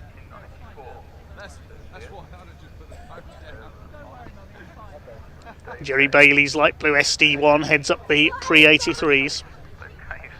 Andy Rouse, Jeff Allen and Tim Harvey were among the leading exponents in SD1s in period. This is going to be an interesting one. Will the quicker pre-83s catch up to the more modern opposition in front? The green flag waves at the back of the grid. Pre-83 Group 1 touring cars giving chase to the TrackHub.UK pre-93s, the Bertie Haulage pre-03 touring cars. The red lights are on. And 3 in 1 about to get underway. Off they go. 5 seconds later, the pre-83s are started on the flag. Ian Bauer leads the field away ahead of Willis. Oliver Owen in the green machine in 3rd position. Cavan Granger's got away well up into 4th. There is Ian Bauer who leads them off. The man from Southampton in the Castrol liveried M3. Slides a bit wide at the complex. Now, where's the cavalry charge from the pre-83s? There they are. It's Nick Grindrod who's got away well, the man from Birmingham in his Escort. He's at the front of the pre-83 field. Oh, Jerry Bailey hasn't got going. I didn't see what's happened there, whether the car just pulled up or whether he got hit coming off the line, but one of the SD1s is out. Where's the other one? Is Tim Clark still going? Try and pick that up in a moment. Yes, he is. There he is in, I think, 4th place in the pre-83s. There's Jonathan Corker's little Datsun being chased by Tom Harvey's Escorts, the man from Kent. Change for the lead, meanwhile. That is Kevin Willis that has taken up the lead in the number 95 out on the back of the circuit, but I think the safety car is about to be called. I saw the SC light flashing on the marshal's post there, the field slowing down, and because of Jerry Bailey's stranded car, we have our first safety car of the weekend.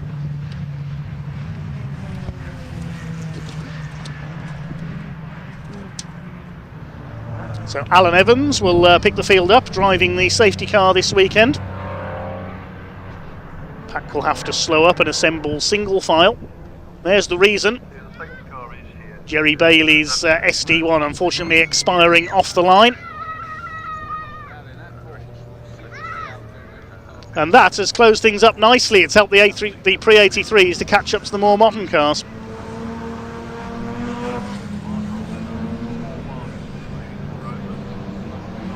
That's a great shame for Jerry, the lovely looking Toshiba Computers liveried SD1.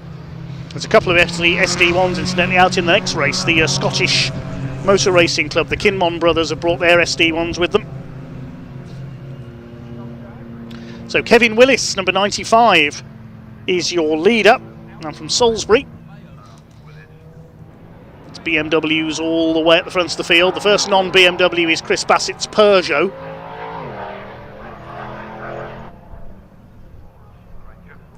Ian Bauer second. Cavan Granger with a good start. He's up to 3rd in the 330 CI. And then Oliver Owen's green and white machine.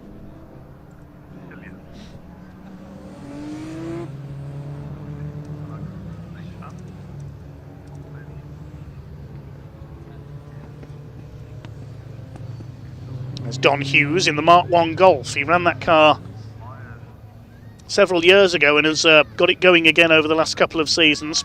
Also got a Peugeot 306 he's competed in the Pre-03 series with.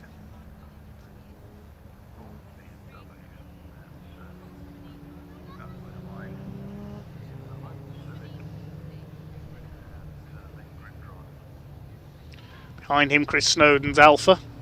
Jared Knight's Mark II Escort, and then the lovely Mark I Fiesta XR2 of James Dunkley. James Sturgis still back at the rear of the field in the big BMW 635. And the Thruxton tow truck removes Jerry Bailey's car. One of the great touring cars of the early 80s, the Rover SD1 Vitesse. Nick Grindrod is keeping back from the first half of the grid. Nick Grindrod has raced just about everything over the years. He's done short oval racing, raced in the Grand Prix Midget Club. He's done Legends cars, pickup trucks, Caterhams, Mazda MX-5s, you name it, Nick's raced it. His sons have taken part in Ninja Kart racing on the ovals as well.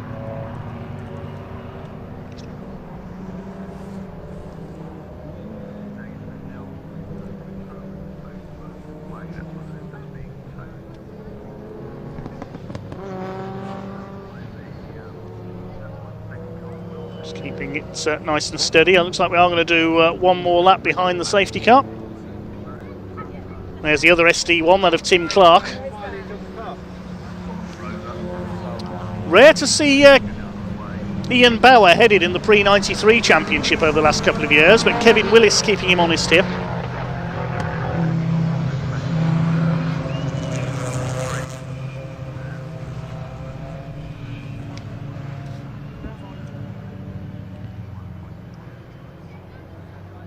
Pre-03s are headed by Granger, but he's in Class G, the guest class, so not registered for points. He's here as a one-off. So the leading scorer for Pre-03s is David Cave in 5th place. Oliver Owen is in the guest class as well. Pre-83 leader is Grindrod ahead of Corker and Harvey. They are keeping the gap between the two grids at the moment.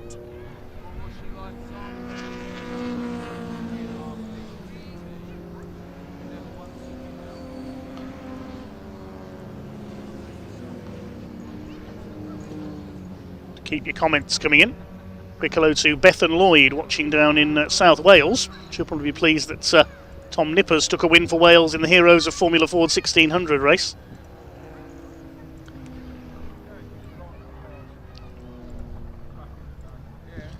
Lights are still on atop the safety car, so not confirmed we're going back to green flag racing this time just yet. Watch as it comes up Woodham Hill, that might change things. Pack heads back towards the chicane. Yes, lights have now gone out on top of the Porsche, and the pack is going to be unleashed this time. There'll be about 8 minutes left on the clock after Jerry Bailey's SD1 was removed from the front straights. Alan Evans will pull the Porsche into pit lane, and Kevin Willis and the yellow BMW will lead them off in this combined race for the Classic Touring Car Racing Club. Away they go.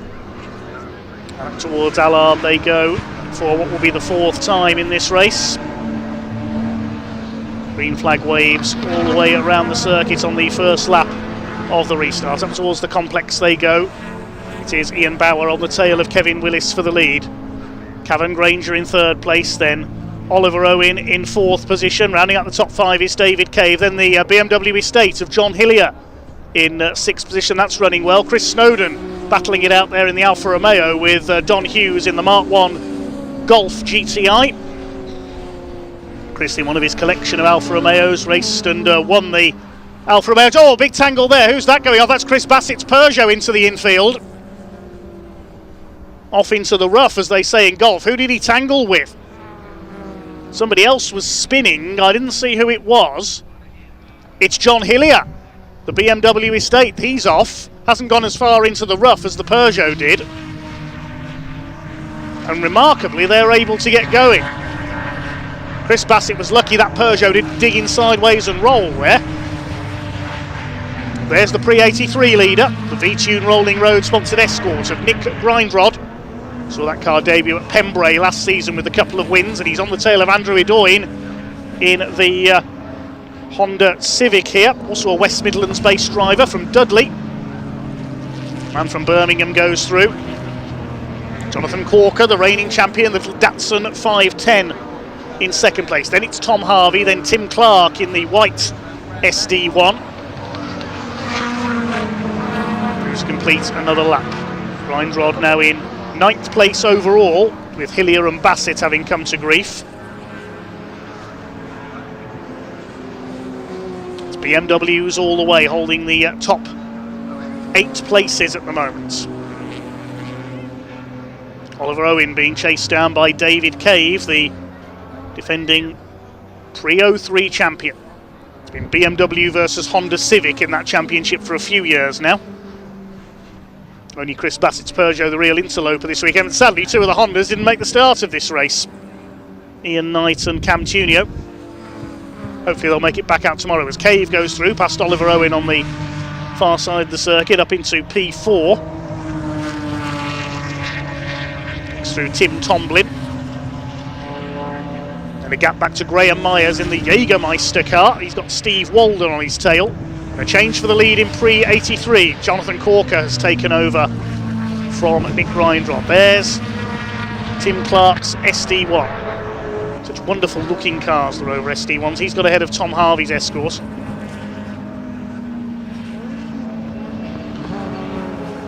Despite the popular rumour, the design was not based on the Ferrari Daytona. Ferrari Daytona, rarely seen racing either. More famous as a road car, a bit like Ferrari's Jaguar E-Type in a way. Is that Ian Bauer in trouble? Looked as though Bauer was possibly slowing there.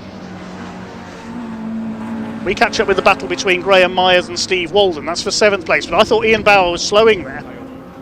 Coming out, or did he have a moment? Scottish Classic Sports and Saloon Championship. He slid out wide, he got off the curb. 3. Wheels. Hello, everybody, welcome. And had to gather it up again, so it was just a minor mistake, a rare mistake by Ian Bauer, the double champion from last season. Steve Walden, his most recent success was in the handicap race at Brands Hatch, the classic touring car all-comers handicap at the end of last season on the Brands Indy circuit. Chases Graham Myers. Just over 4 minutes of the race to go. It's looking good for Kevin Willis to take an outright victory. He will win the pre-93 split if so.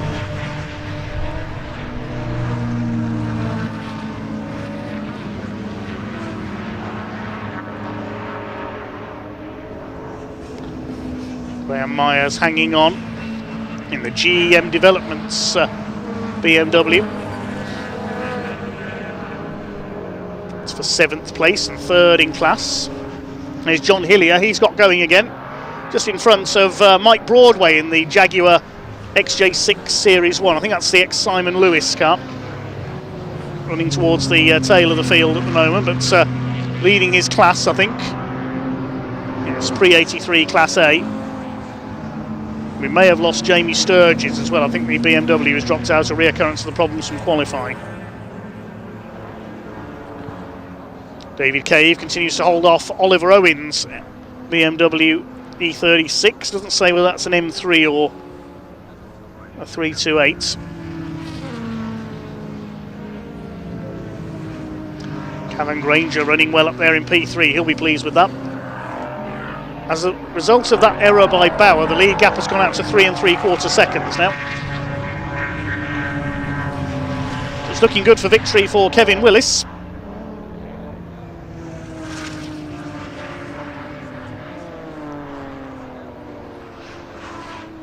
Battle for 4th heads into the chicane. They're about 5 seconds clear of Tim Tomlin, who's running well in 6th, newcomer this year. Myers, Walden and Jonathan Corker now leads the pre-83s. He's 9th, ahead of Nick Grindrod overall.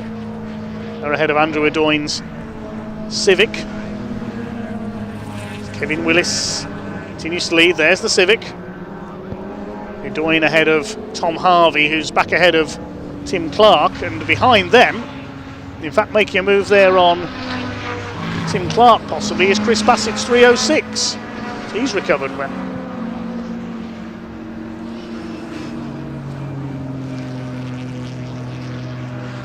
Just under 2 minutes to go now in the heat of Thruxton. It's a combined race for the pre-83, pre-93 and pre-2003 touring cars. The pre-03s are set to be won by Cavan Granger, but David Cave will be the top scorer, as Tom Harvey is taken by Chris Bassett. There's Clark and Snowden behind. Pre-83s could be won by Jonathan Corker, looking to retain his title this year. There's Don Hughes, leading class with his Golf, ahead of James Dunkley's Fiesta.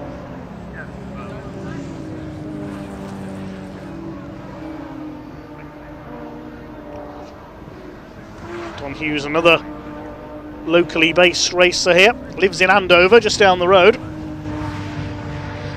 Here's the battle in pre-83/pre-03, because the Civic and the Peugeot behind Nick Grindrod, and Chris Bassett determined to make up for lost time in that 306 after he was taken off into the rough earlier on. But Nick Grindrod's having none of it. My car might be older, but it's just as quick, he says. He's trying to get after not Chris Bassett, but Jonathan Corker, and they're going into their last lap now. Meanwhile, out on the back of the circuit is Kevin Willis. There's Jamie Sturgis. The big BMW 635 not running well today, sadly.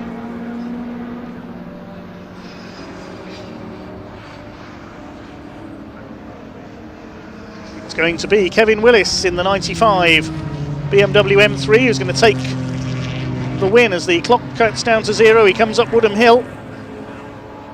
Well, Ian Bauer isn't defeated very often in the pre-93 Touring Car Championship, but that's what we're going to see here at Thruxton. The man from Salisbury, Kevin Willis, comes through the chicane for the final time. The checkered flag is in sight, and Kevin Willis wins at Thruxton. A fine drive.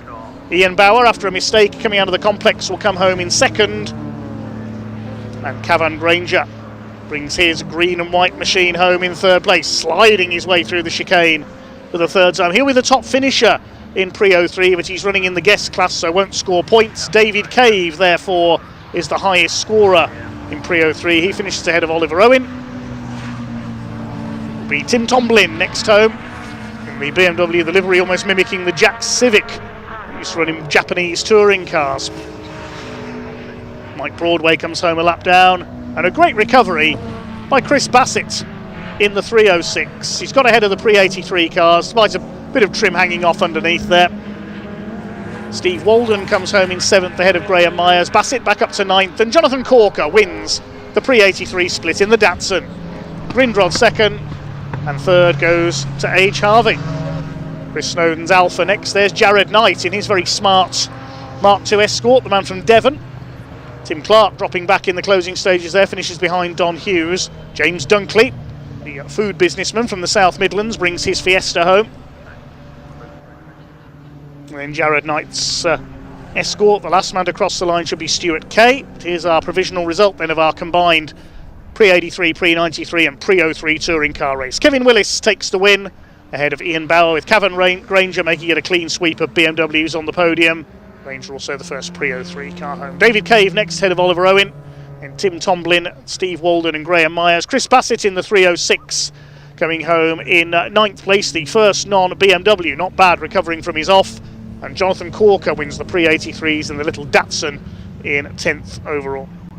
Andrew Edoyne was 11th in the Honda, then Nick Grindrod, Tom Harvey, not H. Harvey, sorry, in the Escort in 13th. Then it's Chris Snowden, Don Hughes, Tim Clark, James Dunkley, Jared Knight, Stuart Kay, John Hillier recovering after he went off in the Estates. Then Mike Broadway and Jamie Sturgis, the final finishers. The only non-finisher there, bad luck to Jerry Bailey.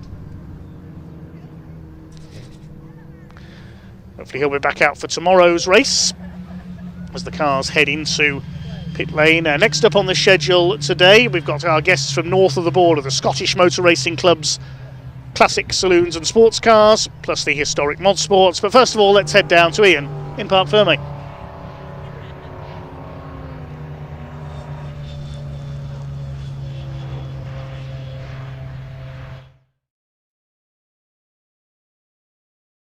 Parc Fermé. And it's Kevin Willis who comes in.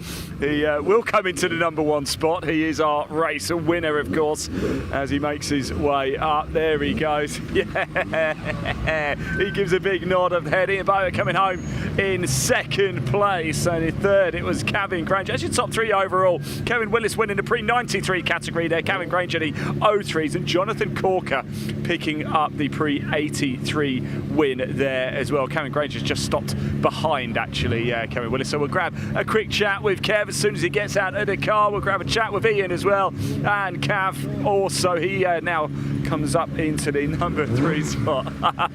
Yeah, great result actually for Kevin Granger, isn't it? We spoke to him a little bit earlier. It's his first meeting of the season with the Classic Touring Car Racing Club. We'll let Kev get out of the car. Ian's hopped out quickly already. No, Ian, I don't talk to you till 2nd this time, all right? Because I've got somebody a little bit... Go on. Brilliant racing. Kev, wow, great racing out there, hey? Oh, fantastic. I can't believe it. I cannot believe it. Did you not know you were parking up in the wrong place? Well, to be honest, I'm out of energy or just anywhere I could stop. I was happy with that. What's it like out there? You're going round, it's the fast circuit, of course, but there's so many people here as well. Obviously very hot today. Doesn't seem to be much grip. Seems to be a lot of people slipping and sliding, including myself. To be honest, I never thought I'd beat Ian. It's been a long time coming. Yeah. But I could see he was a bit loose in places. So I thought I'd better go early and try and make the break. And it worked, because you won by over 4 seconds. It worked, which is fantastic, isn't it? Kev, I'm so happy for you, mate. Well done, buddy. Congratulations. Let's go have a chat with Ian. Normally, he's the first person we speak to. This time, he's the 2nd person we speak to. Ian. Yeah, not this today. is unusual. What's going on? Better driver won today. It's Kevin's local track, so he raced well today. I think I kind of went off a little bit. He got a bit of luck being in front of the safety car. Yeah. And then so it was a good race. So hopefully race 2 tomorrow, I can take it to him and see if I can piff him. Top man, good to see you. We'll have a run later. Oh no, I ain't got my stuff with me. Oh no. Right, we'll grab a very quick chat with Kevin Granger. Coming up next, we have something very special, something I'm very excited about because I've never done it before. Kevin, just before we let you go, congratulations. Thank you very much. 3rd overall, but you pick up the win in class as well. Yeah, but I mean, luckily I've not taken the points because I don't want to muck up their championship. So I was quite happy with that. I mean, Dave's quick, Tim's quick. Yeah. I was just saying to the gentleman there, I've got a good jump. I've got a good start. I've got a jump on Dave. I could see him catching me towards the end. Yeah. Admittedly. So I thought, all right, count the time down, and I managed to get across the line. Are they all these three for you? Are they all 3 for you? Have you seen them? So, really? Someone's parked them on your car. Look, claim them. The thing is, though, right, 2 baby shams on anybody used to tell you. If I drank them, Colin put them there, I've no idea. So. I'll come join you later. Well done, Kevin. All right, here we go. Look, over here in Assembly area, this is the Scottish Classic Sports and Saloon Championship in Historic Modsports. They're about to head on out, and John and I caught up with a number of the drivers a little bit earlier, so let's hear from them now.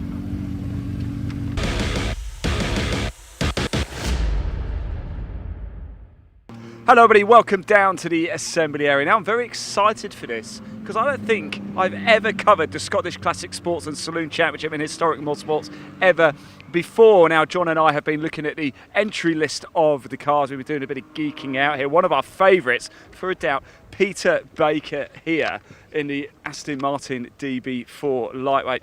I've got to come have a quick chat if that's okay, Peter, because John and I, John's with the camera there, we've been geeking out a little bit over your car.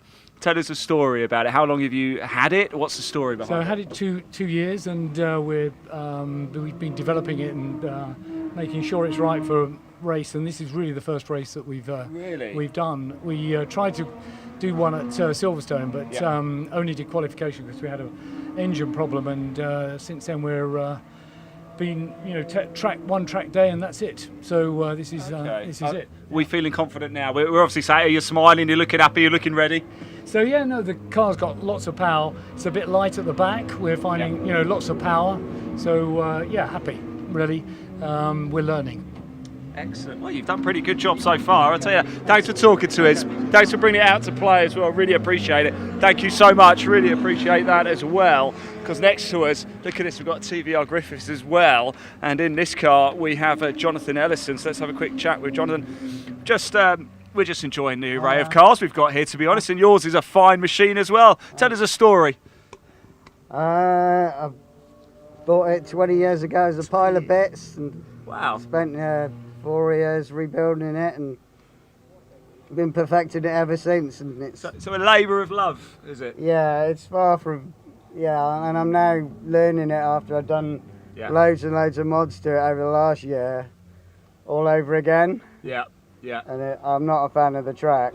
It yeah. doesn't suit the car. It's got the smallest wheelbase of any car here. Oh, is it? Okay. And it's got by far the most power. Yeah. So it's horrible to drive. I'm literally cacking myself. Well, at least you're optimistic. Yeah. Well, Jonathan, be careful out there, won't you? Thanks for coming out. Thanks for bringing it out to play as well. Try and enjoy it, won't you? You will. You enjoy it more than I think you realise. Give it my shot. Top man, there we go. That's Jonathan Ellison. I'll just push that in. Yeah, what a great array of car. I mean, look at here as well, by the way. I know we probably should cut off because we need to go racing very, very shortly. Indeed, Neil Vaughan here in the Chevrolet Corvette. Look at it. It's just, let's just jump in very quickly. We were marvelling at the exhausts a little bit earlier of this car. This is some machine, isn't it? The machine's pretty good. The driver's in the wanting. No, I'm not having that. I don't believe that for a second. It's a bit faster than me, but it's a great car. It's great fun. Yeah. I really enjoy it. Big thumping V8, 540 cubic inches, and an awful lot of cart horse technology in it. But there's a cart horse behind the wheel. But I enjoy it. It's great fun. It's wonderful. You're smiling, it's all that matters. Look, go out there, have a great time, Thanks for bringing it out to play, we really appreciate it. Yeah, here we go then. It's time for the Scottish Classic Sports and Saloon Championship with the historic Mod Sports here at Thruxton Retro. Dave Goddard, over to you.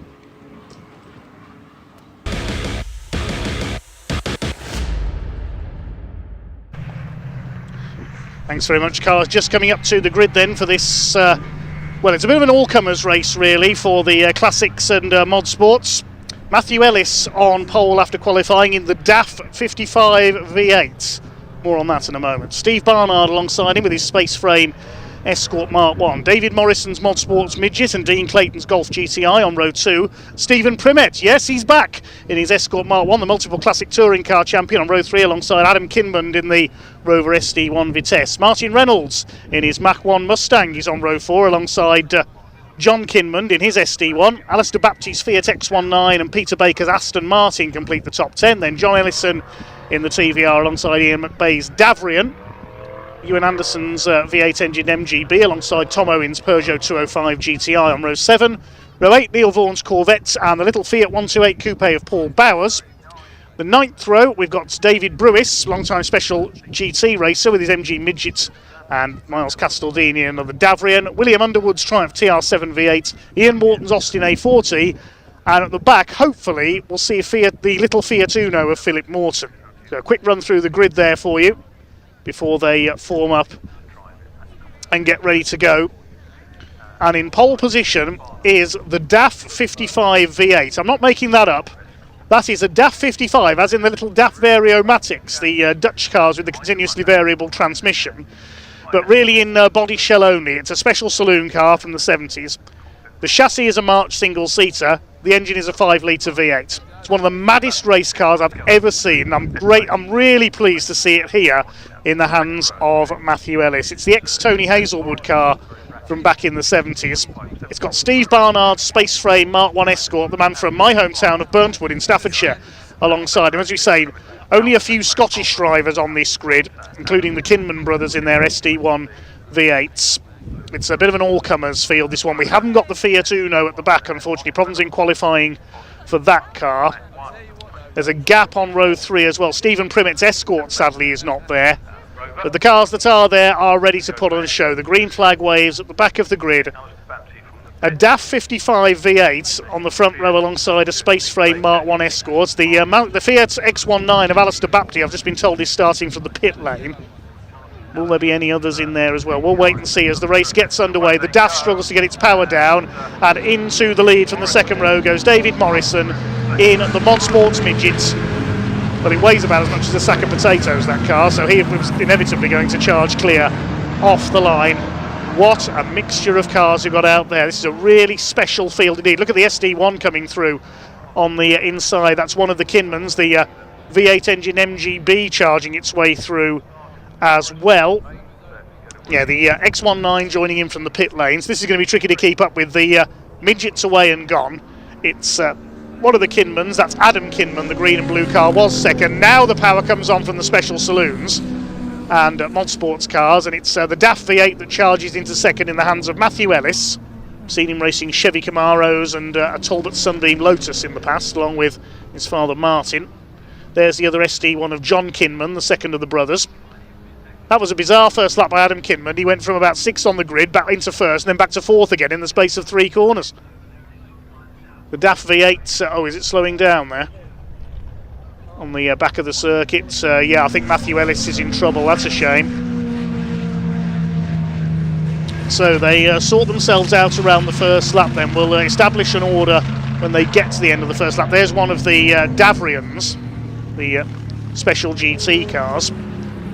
There's the Triplex Rover of John Kinman, Dean Clayton in the Golf Mark II GTI, making a move on the MGB, number 51, Ewan Anderson's car.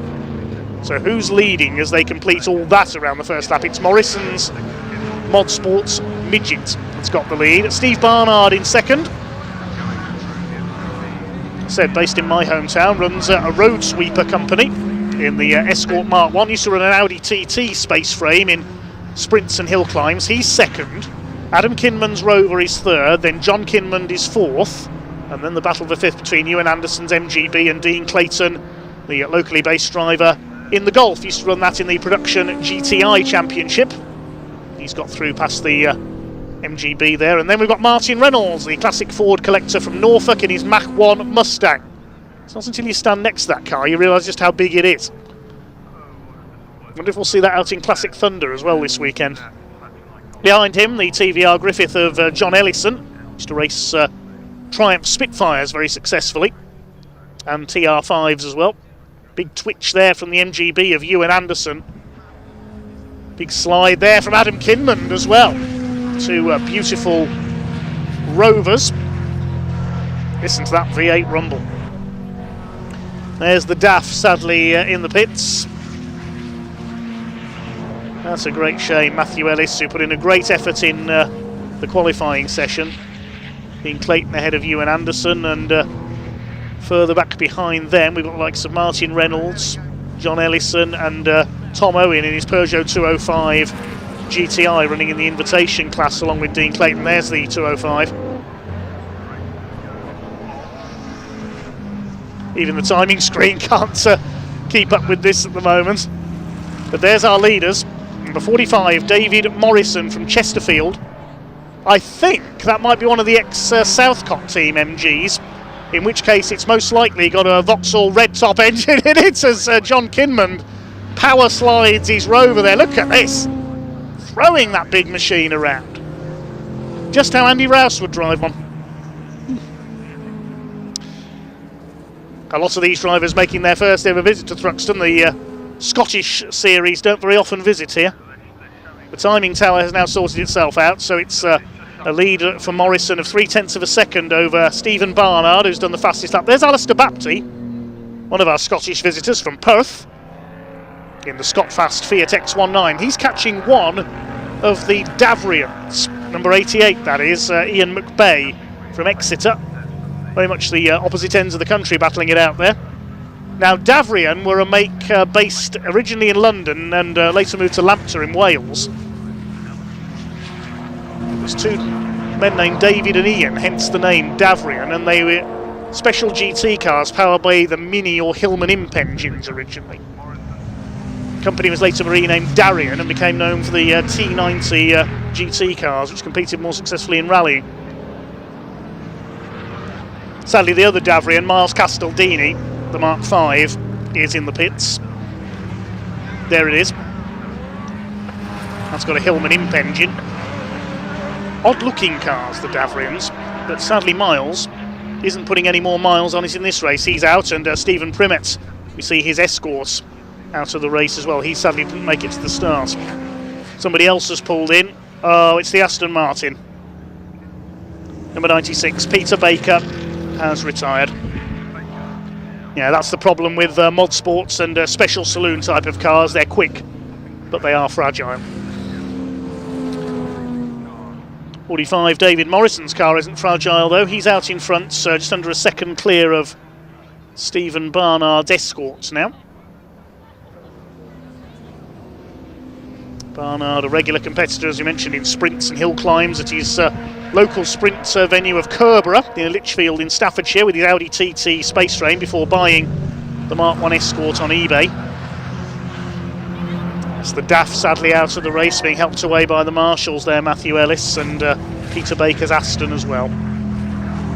TVR rumbles on, the Griffith growl we hear from John Ellison's car. This is the battle for third place between the Kinmons in their lovely Rovers, and Dean Clayton's Golf closing on them now as well.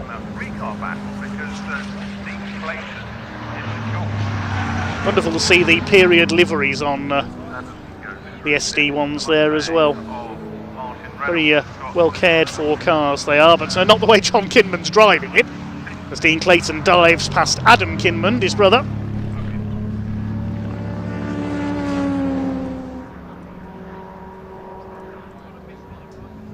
And now he dives past John Kinman, who's more interested in power sliding his SD1, I think, but the power of the Rover will carry him back ahead of the Golf. This is a classic battle, power against handling.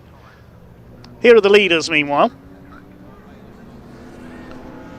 Steve Barnard. The only circuit race he used to do every year was the Plum Pudding race meeting at Mallory Park on Boxing Day in his Audi TT Space Train, but he's expanded a bit since he bought this Escort. And he's closing right up on Morrison. He's going to have a go for the lead here at Woodham Hill. And Barnard's through. Coming up to half distance in this race, he takes the lead as they come up to lap the Austin A40 of Ian Morton. All the way from Leven in Scotland, the little Austin A40 Farina goes a lap down. And William Ralph Underwood's TR7 gets lapped as well. That car's raced for many years with the Classic Sports Car Club in their Future Classics series for 70s cars. So Barnard now leads. Ewan Anderson under fire from Martin Reynolds in the big Mach 1 Mustang. Looks more like a dragster, doesn't it? When I visited Martin's headquarters a few years ago, he showed us how well it can do a burnout as well. Very much a classic Ford collector, Martin Reynolds. He's got his Mark II Escort here this weekend as well. Runs a construction company based near King's Lynn in Norfolk.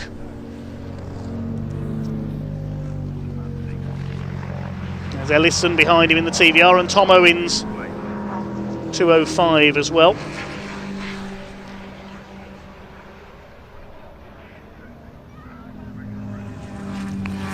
Shame we haven't got Philip Morton's little Fiat Uno out there as well. I've not seen a Fiat Uno racing since the days of the Fiat Racing Challenge, about at least 20 years ago now, which was Unos and 127s. We have got a Fiat out there, well, two of them in fact, Alistair Baptie's X19 and the number 71, which is Paul Bauer's little Fiat 128 Coupe. We've not seen that yet. There go the Rovers.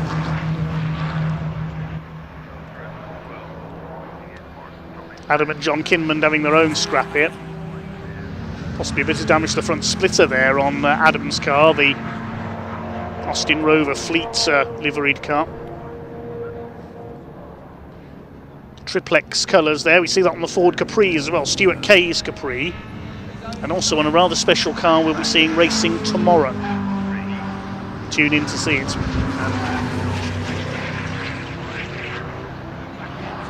But Clayton's Golf has got the legs of these two. And Stephen Barnard has got the legs of our leader. He's over 2.5 seconds clear now of the number 45 of David Morrison. His Mod Sports MG Midget was off the line like a stabbed rat, as David Addison would say. But Barnard reeled him in. It's a real shame the DAF V8 hit problems. Of course, the DAF Variomatic, with its continuously variable transmission, was not known as being the fastest car on the road. So seeing one racing must be quite a surprise. Ewan Anderson's MG there under fire from Tom Owen. Martin Reynolds monstered his way past the Underwood Triumph.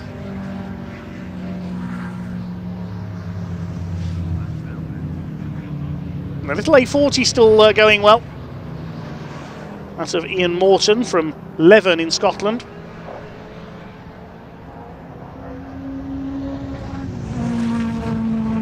See what the lead gap is this time across the stripe.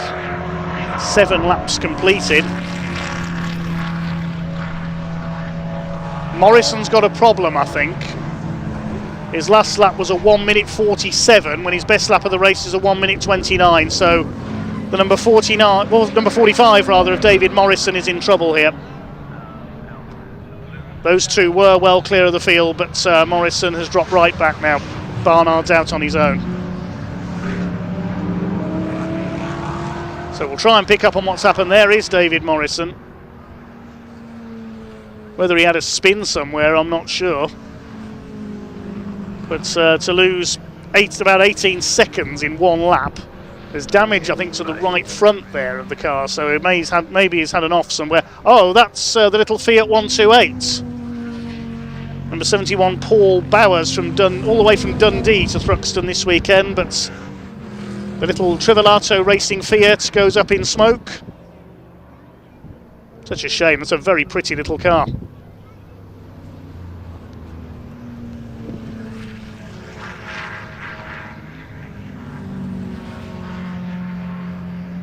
Tom Owen continues to chase Ewan Anderson's MG, that's the battle for 6th.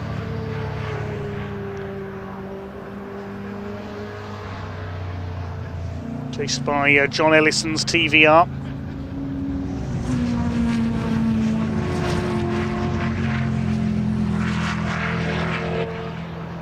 And Morrison must have gone off somewhere out of our sight because he's still second. His last lap was a 1 minute 32, so we didn't see how he lost 18 seconds in one lap, unfortunately. Where's John Ellison going? Makes a mess of the chicane.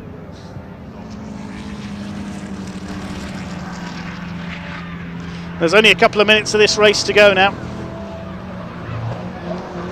with Stephen Barnard seemingly going to win it. And coming from the same town as Stephen lives in, Burntwood in Staffordshire. I'm certainly pleased to see that on a personal note.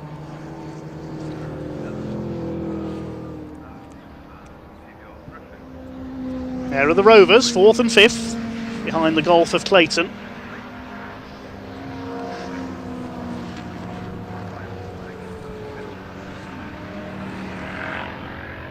There are the Kinmans. I did say they were brothers earlier on, they're father and son. I've just been corrected, apologies there.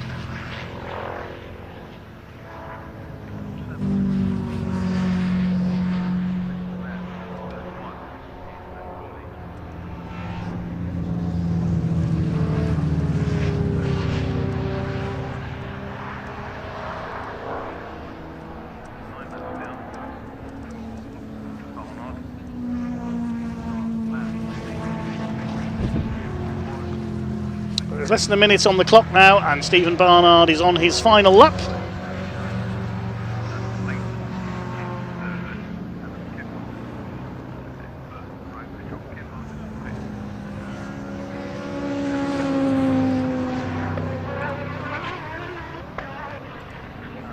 Out into the back of the circuit for the final time. It's been a typical special saloon and classic mod sports race, really. Several cars quick but fragile. David Brewis' MG Midges has just pulled into the pits. He used to race the Suzuki SC100 Whiz Kid, a tiny little car, that one. Here comes the Mark 1 Escort of Stephen Barnard. Forward to lift off and just ease it home from here. It's nearly 17 seconds clear after a mishap for Morrison.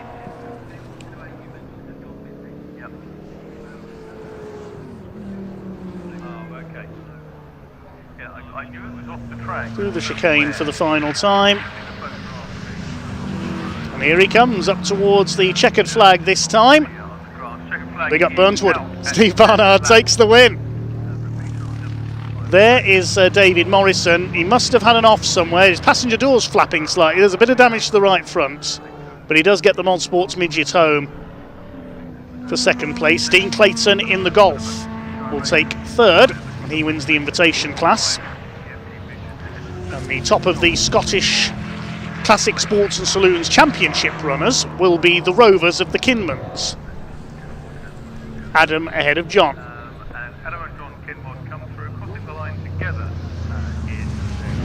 Should be Tom Owen's Peugeot next home. Yes, there he is. Saw the Neil Vaughan Corvette a lap down. 7th goes to Ewan Anderson. John Ellison is 8th. Martin Reynolds 9th. Now Alistair Baptiste should round out the top 10, I think. There's Ian McBay's Davrian. Now, has he got through for 10th place ahead of the little Fiat? No, there's the Fiat. Alistair Baptiste comes over in 9th place. McBay in 10th place, rather. McBay in 11th.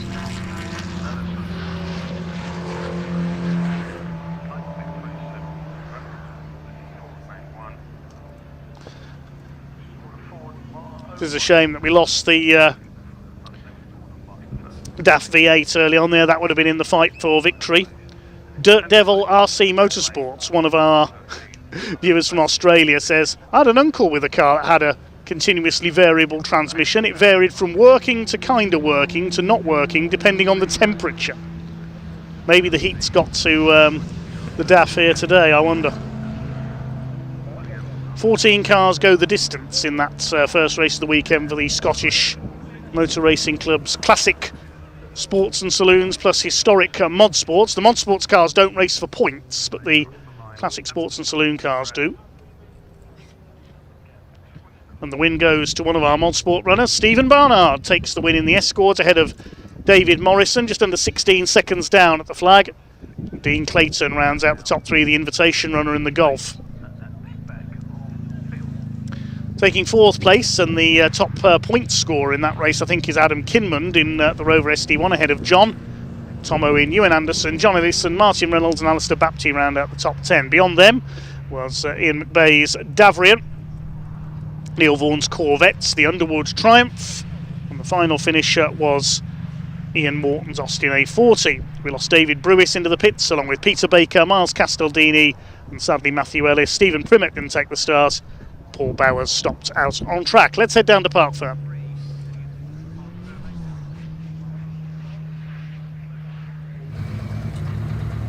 Welcome down to Park Ferme, everybody. It's Steve Barnard who takes the win in the Scottish Classic Sports and Saloon Championship with the Historic Mod Sports. We'll have a chat with him very, very shortly indeed. There's David Morrison.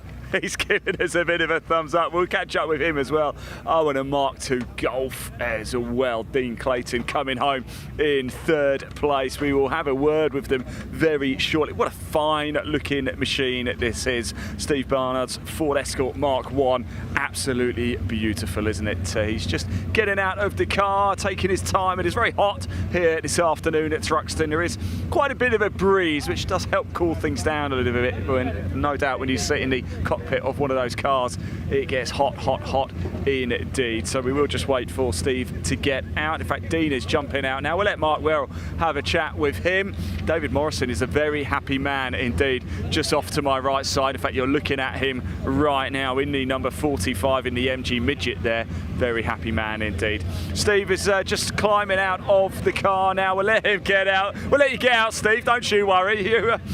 You look at no, don't you worry about it. Looks a little bit warm in there. Oh man, just a bit, yeah, just a bit. Tell me about this car, what it's like to drive around Thruxton at pace. It's a nice car to drive, to be perfectly honest. It's quite forgiving. Yeah. I haven't been here before, so it's that. Really? That speaks. Your first time here? Yeah, that speaks dividends of the car, really. So. Can you believe you've never ever lost a race here at Thruxton? No, well there you go. It's not a bad record, is it? It's going to get worse though, can't it? No. Steve, well done. Congratulations. Really happy for you. Lee, get some water. You'll need to speak to Mark Werrell in a minute as well, if that's okay.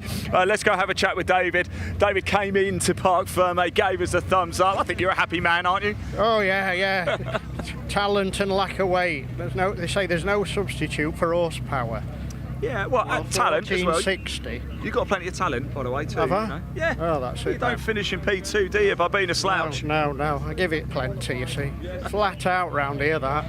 Yeah. What's it like? Is it Well, is it a bit it's a terrifying? go-kart. Yeah, it's very fast. Yeah. Had a couple of excursions, but we're here. We've survived. You made it. Yeah. You made it back. Yeah, David, lovely to see you, by the way. Cheers. Congratulations. Really happy for you. Good stuff indeed. Let's grab Dean. Let's grab Dean for a quick chat. Dean, you look a very happy man as well. Yeah, it was great fun, that race. Yeah, it was a nice. I mean, I got done at the start because we were down on power off the line, but then it was just keeping my speed up through the high-speed corners, catching up, and then having a bit of fun getting by everyone with the V8s, really. Do you find these Mark IIs always a bit of a crowd pleaser as well? Do you get a lot of attention? Yeah, they always get a lot of smiles and cheers from the crowd in a Mark II Golf. Yeah, people love them. Excellent. Dean, thank you so much for bringing it out to play. Congratulations on the podium. 3rd place there. There you go. Brilliant stuff there from the Scottish Classic Sport and Saloon Championship and Historic Motorsport. As you can see, just over the other side of the fencing into the assembly area, it is the MG Owners Club Championship. Round 8. There you are, John. Round 8 is about to get underway, and not so long ago I caught up with a couple of drivers, so let's hear from them now.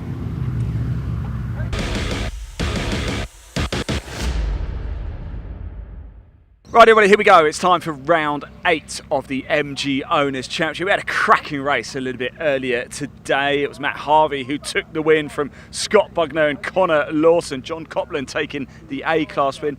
We've come down to have a quick little chat here with Eliza Seville's here. Eliza, how are we? It's good to see you, by the way. Are you well? Thanks, good to see you too. Yeah, I'm good.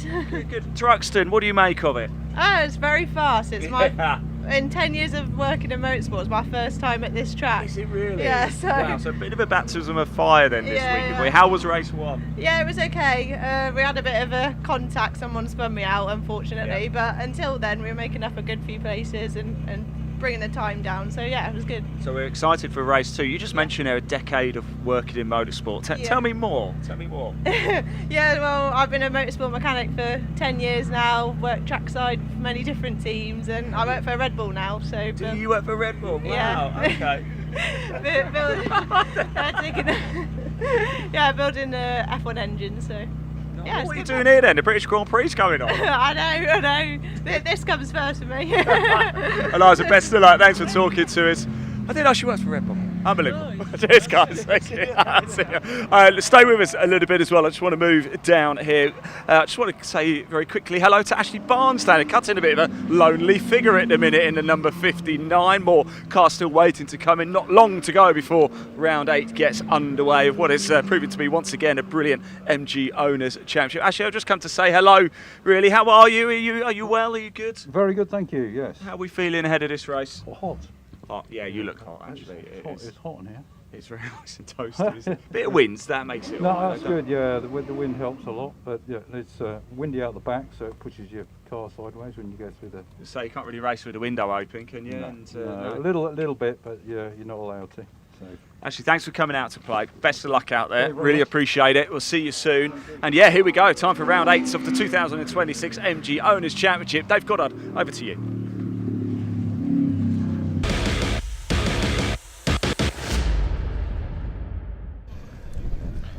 Yes, thanks Ian. The car's still in the assembly area for the moment because there's a couple of cars being recovered from out on circuit from our previous race, so it gives us time to check out the grid for our second race for the Adrian Flux Insurance MG Owners Club Championship. This grid based on the second fastest time set by each driver in the qualifying session this morning.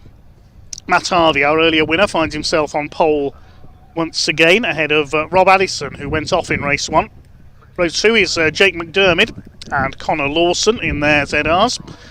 Lee Sullivan on row 3 ahead of Scott Bugner, and good to see Scott's in the assembly area, has repaired his car from that contact in race 1.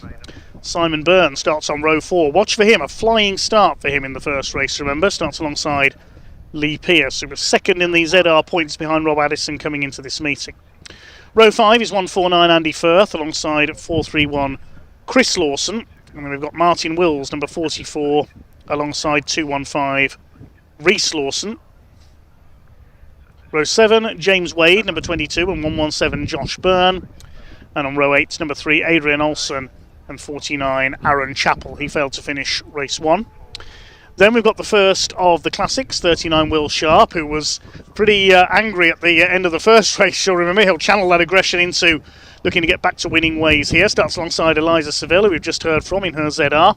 Philip O'Halloran, the invitation runner, starts alongside Greg Thomas's ZR. He pulled up in race 1 into the pits. John Copeland picked up his first class win of the year earlier on. Starts alongside Alex Forster, number 94. Number 17, Harry Scott, alongside Hannah Leonard in number 10, who's on Class B pole this time, the points leader in Class B. Row 13 is Mark Best and Ashley Barnes in his midgets. Tim Rides, number 34, alongside Carl Bates, number 71. Jim Bainham in the number 1 car alongside Mark Ryhorski.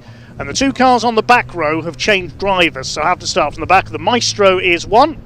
Anthony Bates takes over the wheel from his son Miles. Simon Kendrick in the MGF takes over from his son James. They're on their way around to the grid then on their green flag lap. Last couple of cars just leaving the assembly area. There's Harry Scott in his MGB. Hannah Leonard, who looks to get back to winning ways in Class B. Tim Rides with that rather stoved in back of his car, number 34. The legend that is Jim Bainham. There's the Maestro and the MGF. If you're wondering why we have no MG Metros in this series, they have their own championship run by another club, the MG Metro Cup.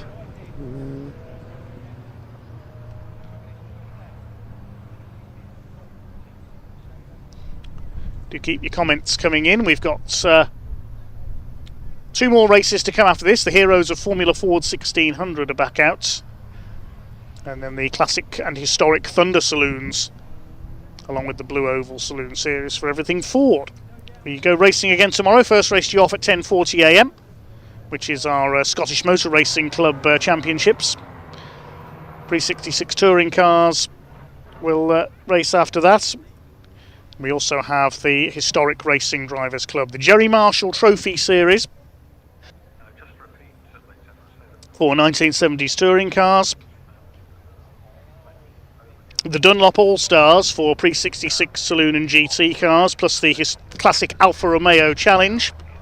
And also the Top Hat Series, as they call it, for saloon cars from the late 50s and early 60s, the early years of the British Saloon Car Championship. That's coming up tomorrow.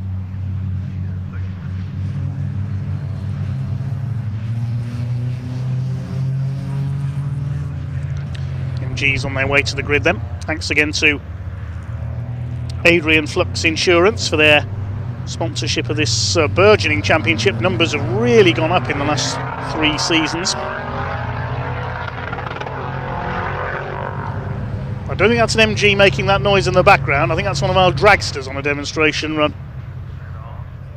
Yeah, you can just see it there at the top left of your picture. Look, we just had a demonstration drag race. I wonder if that's that Outlaw Anglia that Ian was in at the start of the programme.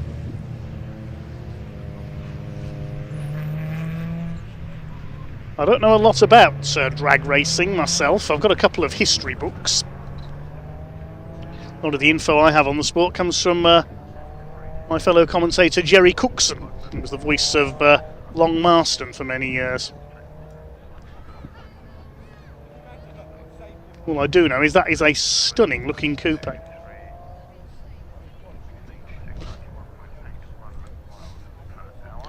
Maybe Ian can get some more drag racing content for us tomorrow. But so for now we go MG racing once again. The black and red car of Matt Harvey on pole. Alongside the black and yellow with the pink wheels, that's Rob Addison.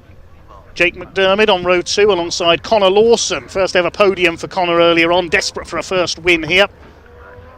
Row 3, Lee Sullivan in the metallic green car. Starts alongside the silver and green of Scott Bugner, his battered and bruised car from earlier on. Simon Byrne on row 4, the whites with the red and black flashes down it, alongside the all-blue car of Lee Pearce.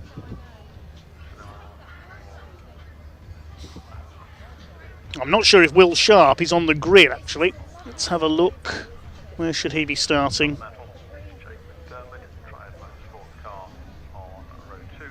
Should be behind Adrian Olsen. No, he's not there. Should be next to Eliza Seville, I think, the 124. In fact, there's a couple of cars out of line because Aaron Chappell's not there either, number 49, so the grid is slightly out of position. Aaron Chappell is not there, nor is Will Sharp after damage in the first race.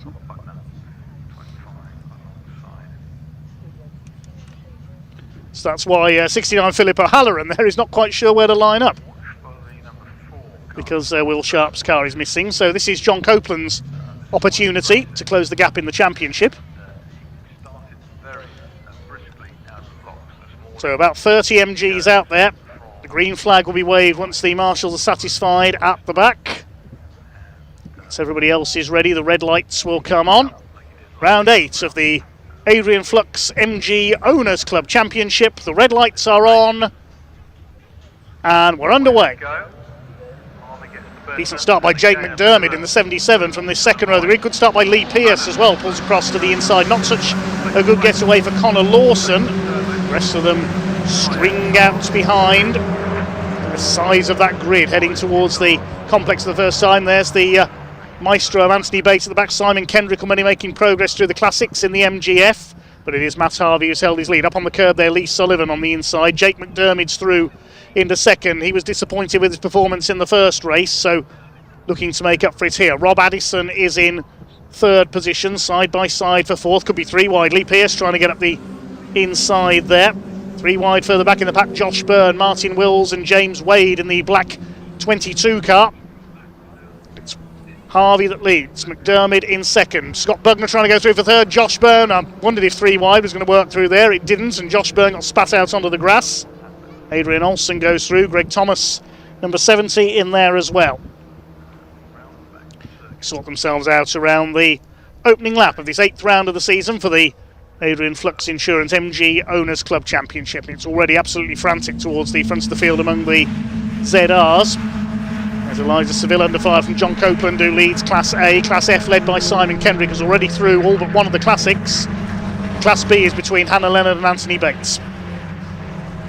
Rob Addison under fire from Scott Bugner, trying to get round him into the chicane. Bugner was taking some risks in the first race. He's taken a risk there into the chicane. It worked. He's through into third place. That was a brave move by the number 25 of Bugner. He's up to third. Now here comes Lee Sullivan. Lee Pearce cuts him off down the home straight. That's going to allow Simon Byrne around the outside in the number 4 car. Moves that up there with them as well. That's Andy Firth in the number 149. He's running well. Connor Lawson in there. In fact, all three of the Lawsons together in behind that group. But it's Harvey who leads from McDermott. Everybody else trying to be third. Side by side, Lee Sullivan with Andy Firth. He's having a good run. A bit of rubbing there as they go towards Seagrave, and Firth's going to run wide onto the grass. Commentator's curse there for Andy Firth. Apologies, Andy. Loses about 3 places. Behind him is Martin Wills, long-time MG racer. Who's he being chased by? Well, he's onto the grass himself there. One or two of these drivers, I think, need reminding, this is not rallycross. I know we've got some rallycross cars for the Group B demonstrations. Matt Harvey leads, looking for win number 2 of his season, his MG Owners Club Championship career, and today. Been close a few times last year. There's the Lawson's Motorsport car number 431, that's Chris Lawson. Scott Bugner under fire now from Rob Addison in the 88s, another ex-Maestro man. Lee Pearce behind him, former stock car racer. He's had some success in Honda Civics as well in the past, and one of the Lawsons there, Reese Lawson, skips the chicane, gathers it up though. Adrian Olsen under fire from the recovering Josh Byrne. Across the stripe go the leaders. Timing tower's playing up again.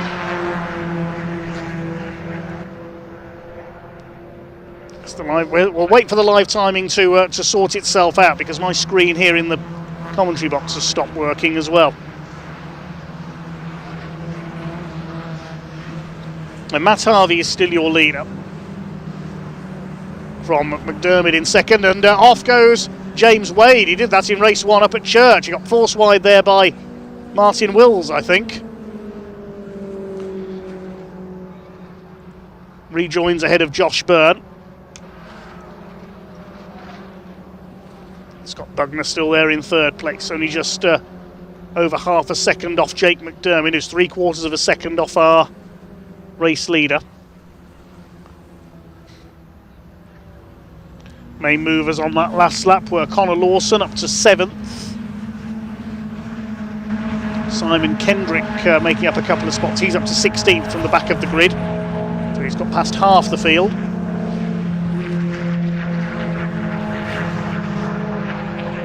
There is Kendrick leading Class F, just ahead of John Copeland in the MGB Roadster leading Class A for the classic cars.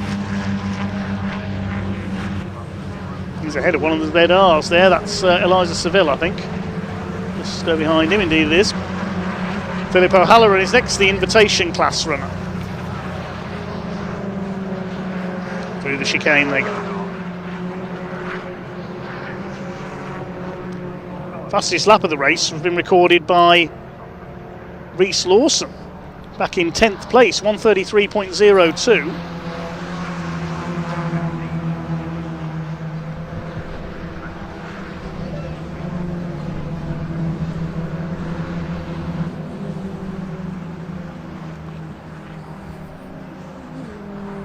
Three of our class leaders in one group here at the moment. It's the fight for 16th place overall. And there is our Class B leader. It's Anthony Bates in the Maestro. He's got ahead of Hannah Leonard.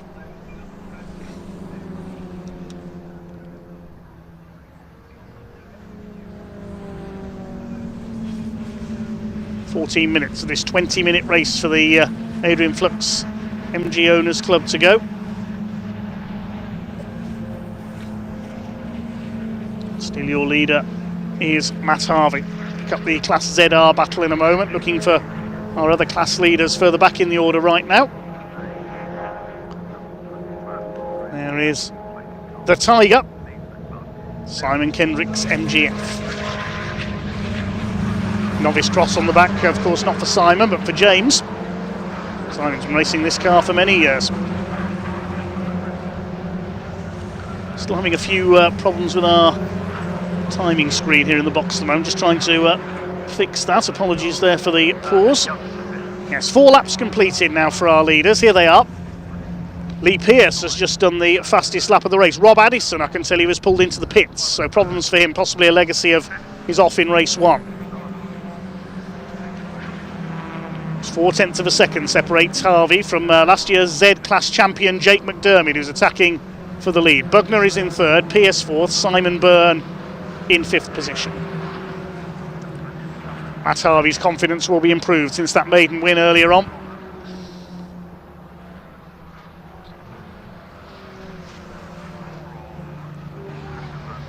Into the pits comes Jim Bainham. A rare retirement for the number 1. Saw Rob Addison's car in pit lane as well, he's out of it. The leaders head up towards Woodham Hills. A little bit of damage on the front of Jake McDermott's car, so he's hit something somewhere, but he's going for the inside on Matt Harvey as they go into the chicane. Harvey's going to have to give him room, and McDermott takes the lead. Well, he was desperate to make up for what he regarded as a disappointing showing in the first race earlier on, when he was stuck in the pack and could only manage to finish 5th. But Jake McDermott into the lead this time in the Triad Motorsport car, prepared by his father Steve, a former champion. Matt Harvey will fight back though. Had a cracking fight with Scott Bugner earlier on, and look who's reeling them in. That man Bugner is at it again. Lee Pearce isn't far away either, in 4th place. There's a 1.8 second or so gap back to Simon Byrne in 5th, then Lee Sullivan, the Lawsons 7th, 8th and 9th. Andy Firth rounds out the top 10 here. Went onto the grass, of course, coming out of the complex earlier on. Matt Harvey ready to attack back again for the lead as they come up towards half distance in this Adrian Flux MG Owners Club Championship race. Greg Thomas pulling over. Not been a happy day for the Lawson run car. Now if he stops there, we could see a safety car. I think that's the fastest part of the circuit coming out of Church.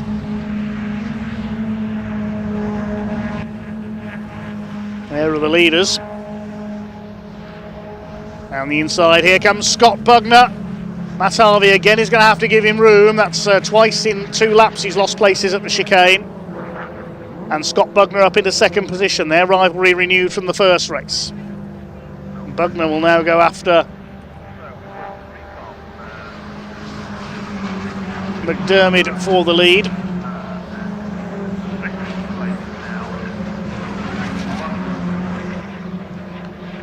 Saw Bugner and McDermott have some great battles last season as well.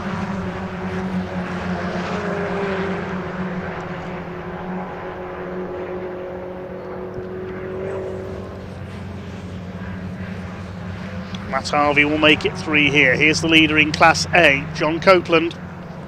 O'Halloran behind him, the invitation class runner. There's Anthony Bate, the leader in Class B.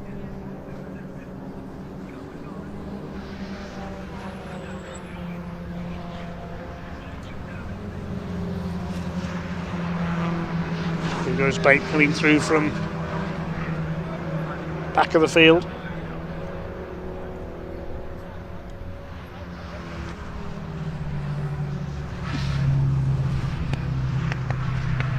Through Church Corner, the yellow flags will be out there, of course, because of the stranded car of Greg Thomas. There it is. Marshall bravely tending to him there. And Bugner is lining up Jake McDermott for a possible attack here into the chicane. He's going to be forced to go around the outside. Harvey shadowing them. Line astern into the chicane. Lee Pearce is closing up on them as well. And not surprisingly, the safety car is being scrambled. There's the reason. Greg Thomas's car stranded on the exit of Church, a dangerous position. And as Greg, the man from Dartford in Kent, walks away, his race is done. The safety car brought out to recover his car.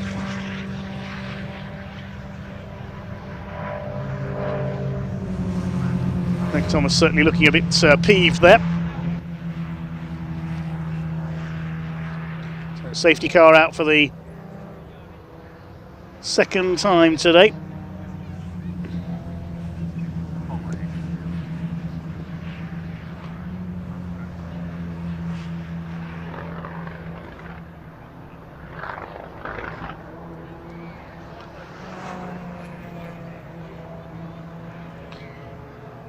Meantime, we'll take a quick insert from the drag strip on the runway. A BMW in action there. Apparently the car we saw earlier, thank you Dirk Devil RC Motorsports, was the 1941 Willis Coupe. Thank you for that. All I know is it looked absolutely stunning.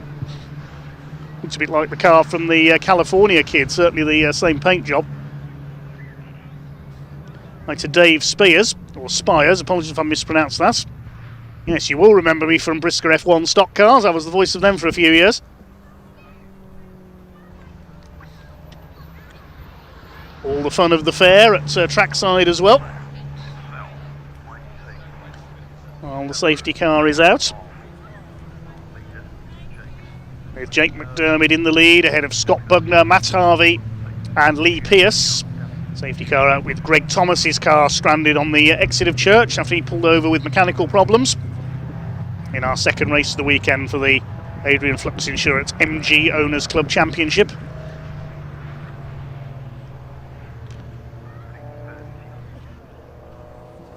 Back heads up Woodham Hill. Pretty breezy here at Thruxton Circuit. You can see from the windsock there in the background.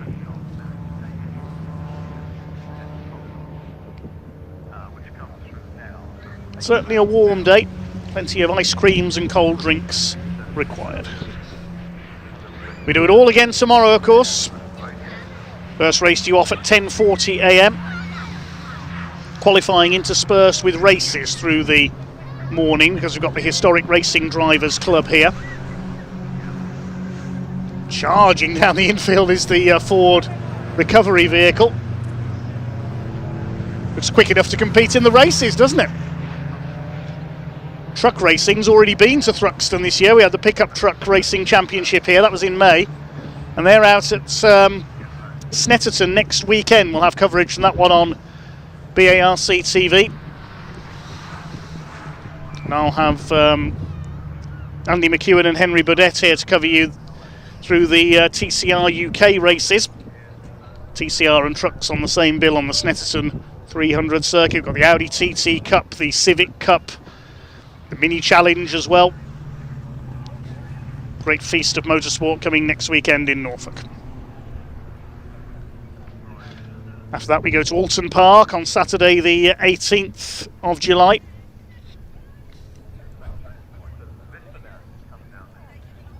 And the weekend after that, there'll be ARC action, but I will be in Italy for Speedway. A rapid tow away for Greg Thomas's car.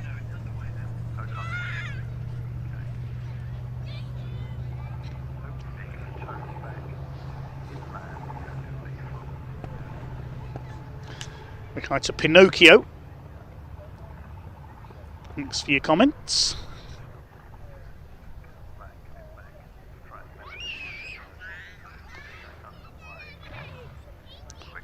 Paul Hadsley says, was that the Hell Rod from Carmageddon 2, or was that the car that it was based on? In the drag strip over there, I don't know. Could be.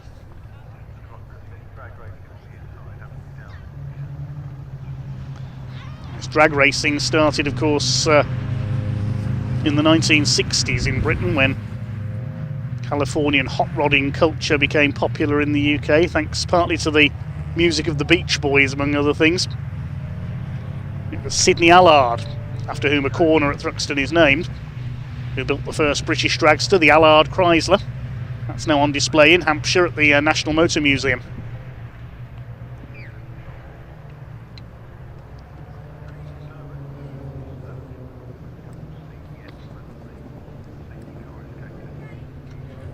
Where's the number 70 of Greg Thomas? Has been towed to the infield, so we'll be going racing again next time around. One more lap behind the safety car. It'll be a short sprint for the line, probably of 2 laps, I reckon. Can Jake McDermott hang on? The man from Milton Keynes.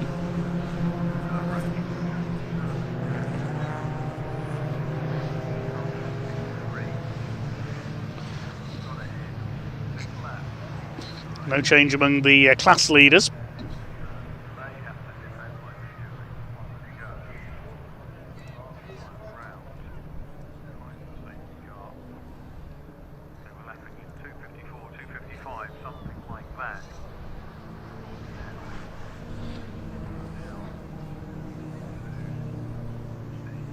May even be a 1-lap sprint, because it depends how long this lap under the safety car takes. The safety car, if anything, has quickened up a little.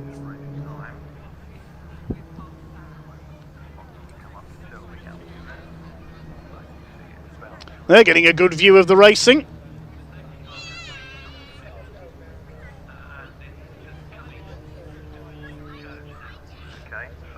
Wonder if Ian's had a go on that this weekend. Find out if Ian's got any head for heights.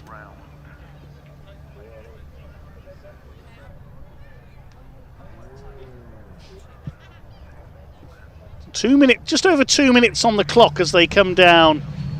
What's the best lap of the race been? The fastest lap is with Lee Pearce at 1:32.744. So they're lapping in the 1:32s, 1:33s. Now, is this going to be a 1-lap sprint or 2 laps? The safety car is almost certainly going to unleash them this time.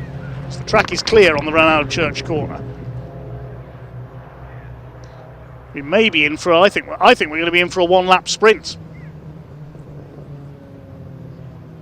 About to restart round 8 of the Adrian Flux Insurance MG Owners Club Championship.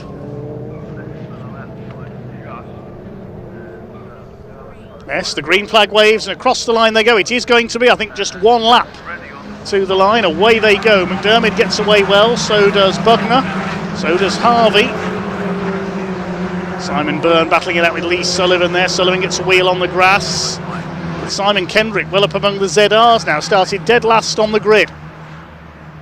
Running wide there, that's Reese Lawson, a big lock-up for him, and also running wide was our leader. He ran wide briefly into Campbell there, and this has allowed Scott Bugner to close right onto his tail. Matt Harvey's going to have a go as well. This is going to be interesting as they head out towards Noble, but Bugner had to back off there, and here comes Harvey. Matt Harvey could split the two leaders. Out of sight they go onto the back of the circuit. Here they come. It is Harvey up into second place. He's going to have a go for a second win of the day, but Bugner's ready to renew his rivalry with the number 20. This is exactly what McDermott will be hoping for, so he can make the break on the run towards Woodham Hill. I think it will be checkered flag this time. Lee Pearce trying to get on the podium as well in the 2-3-4, the blue car. Through Church Corner, Jake McDermott. Second place, the 20 of Matt Harvey. Now here comes Pearce. Pearce trying to break his way onto the podium in the 2-3-4, taking advantage of the safety car. Matt Harvey's on the grass. Oh, goodness me, I thought he was going to lose it there. They're side by side on the run into the chicane. 4 of them together. Any one of these 4 could win it. Oh, my goodness, into the chicane. Across the chicane goes McDermott. Missed his braking point there. Clock has gone to 0. The checkered flag is surely going to wave. This time, McDermott crosses the line in first place ahead of Harvey, Bugner, Pearce, Byrne. The first of the Lawsons is Rees. My goodness. I really thought Matt Harvey was going to lose it in spectacular fashion there as he got onto the grass. My heart was in my mouth. I don't know about his. But Jake McDermott takes the win. He did cut across the chicane on that final lap, but I don't think he gained any advantage from it. So I think that result will stand. We'll have to wait and confirm officially as always, though. Matt Harvey second and Scott Bugner in third place with Lee Pearce fourth. He gets the fastest lap of the race. Let's have a look at that again. Harvey, McDermott was defending. Harvey onto the grass. That was a scary moment indeed. Harvey got up the inside. He had the lead. Now, McDermott goes to the left. Now, did he gain an advantage by cutting across the chicane curbs there? I wonder if the officials may have a look at that one. But the order that they cross the line, the provisional results, Jake McDermott takes the win by just under a second ahead of Matt Harvey, with Scott Bugner in third place. Lee Pearce fourth ahead of Simon Byrne. Reese Lawson in sixth ahead of Lee Sullivan, Chris Lawson, Connor Lawson and Andy Firth rounds out the top 10. In terms of the classes, Simon Kendrick, well done to him, from the back of the grid to 15th, wins Class F. Class A goes to John Copeland ahead of Harry Scott, with the number 71 of Carl Bate in third. Class B, that goes to Anthony Bates, 16th from the back of the grid for him, ahead of Hannah Leonard. Class I goes to Philip O'Halloran's MGB, the invitation class. There's a couple of retirements there. We lost Greg Thomas, which brought out the safety car. Jim Bainham and Rob Addison sadly retired into the pits, as did Malcolm Best with his white MGB GT. A reminder that results will remain provisional, as do all the results we bring you straight after the flag, subject to any judicials. And we will celebrate in Parc Fermé very shortly. Next up on the programme, the second race today for the heroes of Formula Ford 1600, and then a grid of classic touring cars, classic and historic Thunder Saloons with Blue Oval Saloons. Let's head down to Parc Fermé in the meantime.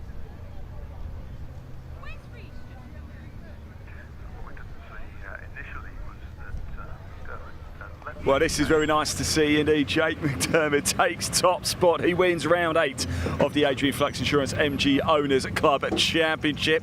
There might be a few results that might need to be sorted out a little bit later, but we're going to enjoy the moment right here. We'll let Jake get his helmet off. He goes over to see family. There's Dad Steve as well alongside him. Steve, you must be, are you not getting a little bit itchy feet out there? I thought you'd be back in the car by now. Oh no, I'm in the other car, but the deal was I step out this year and give him a good crack at it.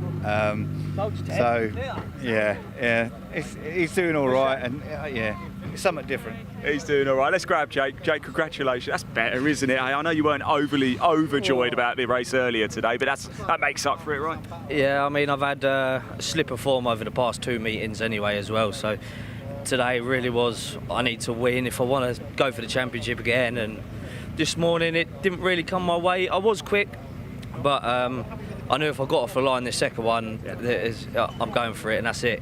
So. Yeah, I ain't even got words to say to you, mate. I can't say anything. Go on, go celebrate. It's just brilliant. Well, Jack, I'm happy for you, mate. Go celebrate. Congratulations. Matt Harvey over here. He's having a fine day indeed, haven't you? A first and a second today. Not bad, eh, Matt? Not a bad day. Not a bad day at all. Really good, yeah. Tight with Jake at the end there. Yeah. Got a bit spicy, but we made it through, and yeah, P2 again. Awesome. Loved it. Collecting pots, Matt. Have you got a big enough cabinet at home for them? Might need a new one. Well done, mate. Great day indeed. It's Scott. Scott. Well, I'm pleased to see the car's okay. It's not on fire yet. It's not on fire, so that's good. And you know, it's been a pretty good day, isn't it? A pair of podiums. Yeah, it's been good. He's straight line and chicane, so we ain't gonna have that, and I'm gonna make sure of that. But it is what it is. Yeah, it's good racing. Yeah, I'm happy we finished both, and it's not any more damage than what it was in race one. It looks a bit better, doesn't it? Last time like we were on Monday morning. done it? Yeah, I'm happy with it. We've finished 2. We've gained points on him. Yeah. And we'll have to chase him at Brands. I think that looks how I'm going to look after the England game. Scott, good to see you, my friend. Thank you so much. There we go.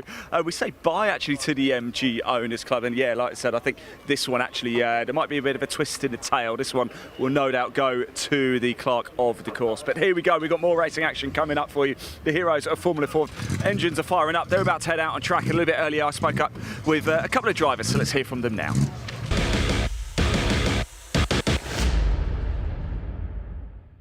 Hello everybody, welcome down to the assembly area. It's time for the second race of the day for the heroes of Formula 4. We had a cracking race earlier, don't we? Tom Nippers taking a win from Charlie Mann and Rory Smith. This man down here, Peter Molyneux, we didn't catch up with him a little bit earlier, but he did win the classic category. Peter, just coming down for a very quick chat. Wanted to speak to you earlier actually, but we didn't get a chance. Congratulations on the class winner earlier, but this car is a fine looking machine, isn't it? Tell us a story about it. It's a 1971 Crossley 20F. They made about 25 of them. Wow. It was sold new to America, spent most of its career over there, and then the previous owner imported it, restored it, and I got it from him about 6 years ago. Really? I haven't done a lot with it. It's just nice to get it out around Thruxton today.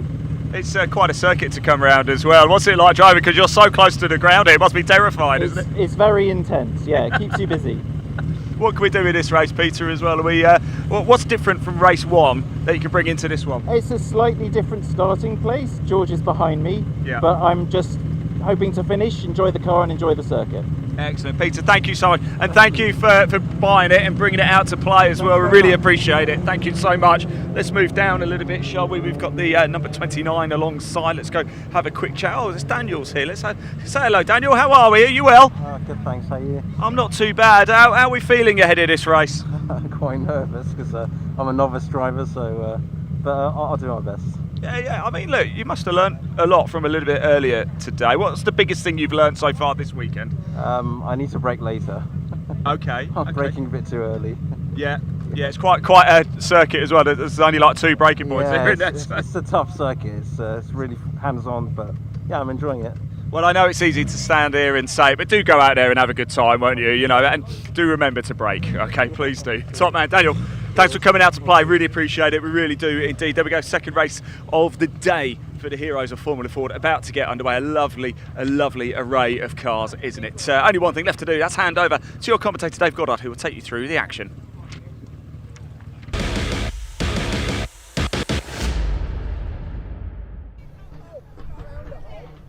Formula Ford's on their way to the grid then for their second race of the day. A cracking battle between the top 3 earlier on. Let's see if they can repeat it here. Starting in the order that they finished race 1. So Tom Nippers starts on pole, the Welshman alongside Charlie, Wild Thing Man in the number 20. Rory Smith on row 2 alongside Richard Tarling, the first of the classic cars, the Reynard 89. Ben Tilley on row 3 alongside David MacArthur. Drew Cameron in the Medina Mark 2 alongside Tom Hawkins on row 4. The 5th row, Gavin Wills, number 6. In the turquoise, Van Diemen from 2000, the RF00. That's alongside Peter Molyneux, who we just heard from, the first of the historic cars in the Crossley 20F. Daniel Sajadian, we just heard from him as well, row 6 alongside George Townsend in the Merlin Mark 20, number 67. And looking towards the back, Felix Fischer is not there after his accident earlier on. Felix okay, the car is not though, sadly, so he won't be out. Up to the grid they come then now. Tom Nippers with that heroic move around the outside to go from third to first into the chicane in the first race and take the win. Driving the 2001 spec Van Diemen. See that the cars on the outside, Charlie Mann and Richard Tarling, pointing towards the inside of the circuit to try and cut across and get the best line towards the complex.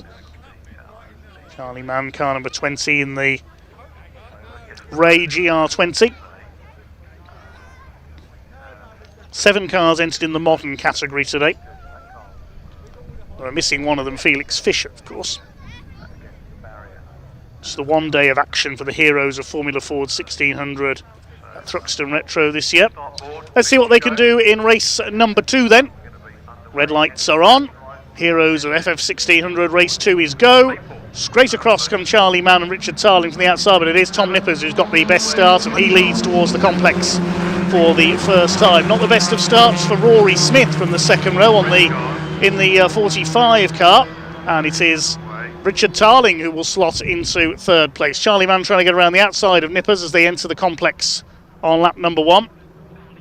And Rory Smith being pushed down to fourth place, being pushed back almost to fifth. That's David MacArthur up behind him. He's got away well. Ben Tilley behind him, and I think it's Drew Cameron in 7th place. Then Tom Hawkins and Gavin Wills battling it out. So for no tangles this time. This is where Felix Fischer went off on lap 1 of the first race into the tyre wall. They're all okay this time. It is Tom Nippers who has the lead, but under pressure already from Charlie Mann in 2nd place, the number 20 in the Ray. Out towards Church Corner, and Charlie Mann dives for the inside. It was at this point on the final lap of race 1 that his car cut out briefly. It was running out of fuel, and he had to settle for 2nd place. Rory Smith there in 3rd. He's got ahead of Richard Tarling's older car, and here comes David MacArthur. He's good looking quick here in the number 15. Does most of his racing up at Alton Park in Cheshire. Won't get round Richard Tarling there. He's got Ben Tilley on his tail as well in the older 1985 Van Diemen. Goes to the inside. There's Cameron behind him, the black car with the red and white nose. Tom Hawkins, the black car with the white nose, number 28 behind him.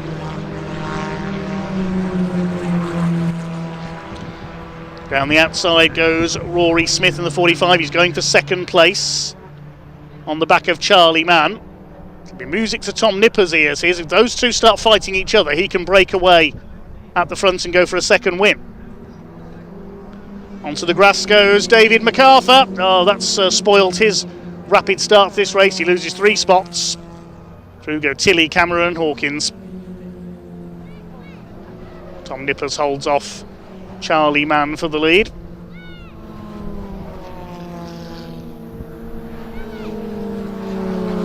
Here comes Rory Smith on the inside at Church Corner. If anyone can overtake there, it's Rory, the Thruxton expert. There's not quite room this time. Classic class. Class A is still led by Richard Tarling in 4th position. Class C for the historic cars led by Molyneux further back in 10th. And now they're starting to join in battle. Here comes Rory Smith down the outside. He's been watching Tom Nippers, I think. This is the sort of move he tried to pull in the first race. And Charlie Mann has to go over the grass there on the exit of the chicane. Nowhere he could go there. Side by side with Richard Tarling. So Rory Smith has got through into 2nd as a result of Mann's loss of momentum. And Tarling goes through into 3rd place. Winner of many classic Formula Ford races and titles over the years. Richard Tarling. He's raced all sorts of historic single-seaters over the years. And the man from Henley-on-Thames goes up into P3. Now trying to chase down Rory Smith for 2nd place. Tarling, the Formula Ford veteran, thinking, I'll show you younger pretenders how it's done. It'll be a good battle of youth and experience. George Townsend, unfortunately, in the pit lane again. Had problems with the Merlin in race 1 and he's in trouble again. There's David MacArthur, number 15. Trying to fight back after a grassy moment earlier on.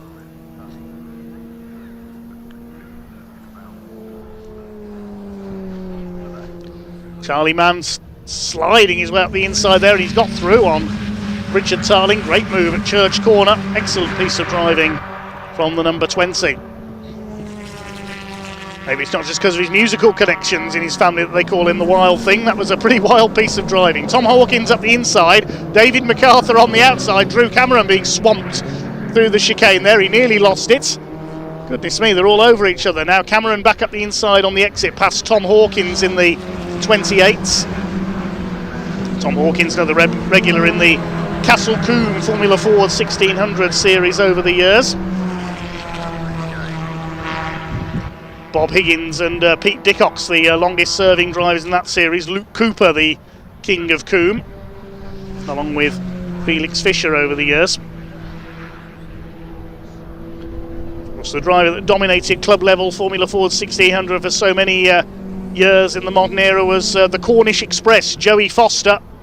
Joey now taking a bit of a back seat in his racing over the last couple of years. And the man who most likely has taken part in more Formula Ford races than anyone else over the decades, not here this weekend, Rick Morris. Contemporary of Ayrton Senna in his Formula Ford days, but Rick decided he liked Formula Ford so much he stuck with it and has been there ever since. Here's the treble one, that's Peter Molyneux, now leading Class C. Tom Nippers has done the fastest lap of the race, 1:22.789. Still this battle rages. Drew Cameron now ahead of David MacArthur and Tom Hawkins. That's for 6th position behind Ben Tilley in 5th.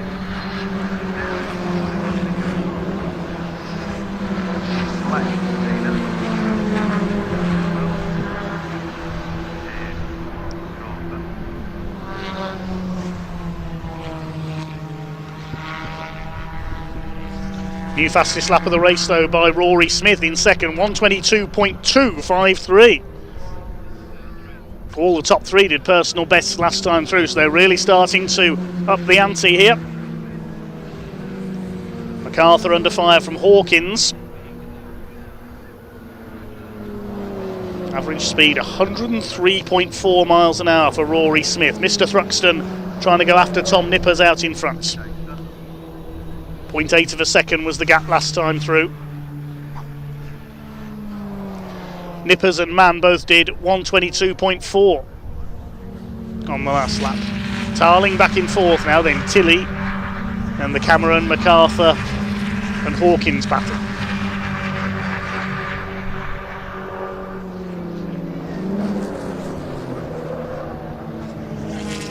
Gavin Wills is 9th behind them, Molyneux in 10th, Daniel Sajadian rounds out the field.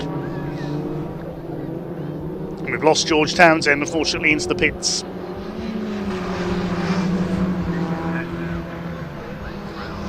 Just under 8 minutes of this race to go, and the lead battle not as frantic as we saw in race number 1. Heat number 1. This is not the Walter Hayes Trophy. That's the heats and finals knockout format. I'm sure all these drivers will compete at Silverstone at the end of the year, or indeed at the Formula Ford Festival. Both of them won by the same driver last year, Irishman Jason Smythe.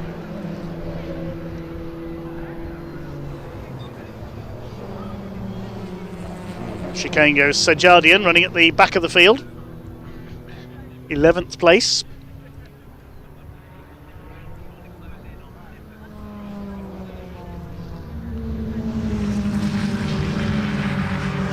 Right to the club chicane once again. Watch for Rory Smith. Let's see if he can mount an attack this time.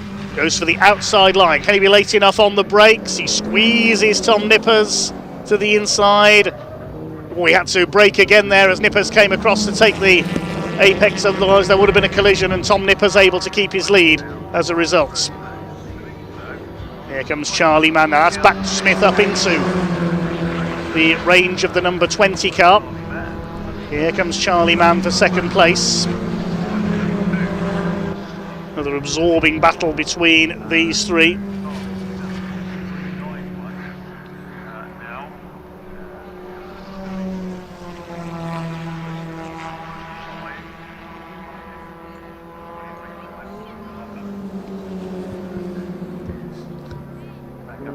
Just over 6 minutes of the race to go.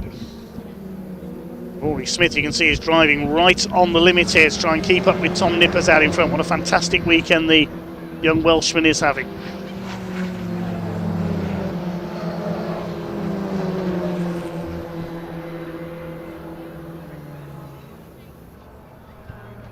Here they come towards Church Corner. Clear of Tarling and Tilley in the older cars, battling it out for fourth and the class lead in Class A. Hawkins third in Class A, facing down Drew Cameron. It's most of the cars, ones with the turquoise blue icons on the timing tower graphic, compete in the modern class.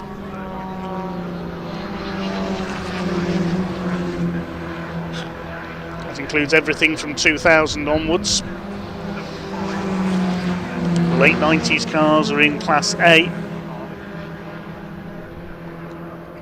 Very oldest in Class C. No Class B entries this weekend, the middle order in historic racing. Engines all designed to be exactly the same. The Ford 1600cc unit. Rory Smith and Charlie Mann still together. Have they swapped places in there? Yes, they have. So Charlie Mann has come through into second. Might tell which red car was ahead there from my vantage point, but it is Mann through into second. Now he's going to try and go after Tom Nippers, who had opened up a lead of about 3/4 of a second over the second place pairing. Sliding their way through Church Corner, nearly a wheel onto the grass for Charlie Mann.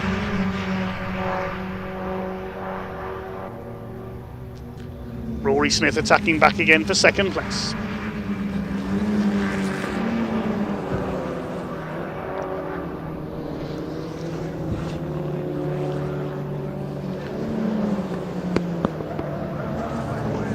Out of the chicane they come. 3 minutes 50 left on the clock. Leaders have already come through. Now here's the fourth place fight, and they've been caught by David MacArthur. He's going to have a go at Ben Tilley, or try to, for fifth position.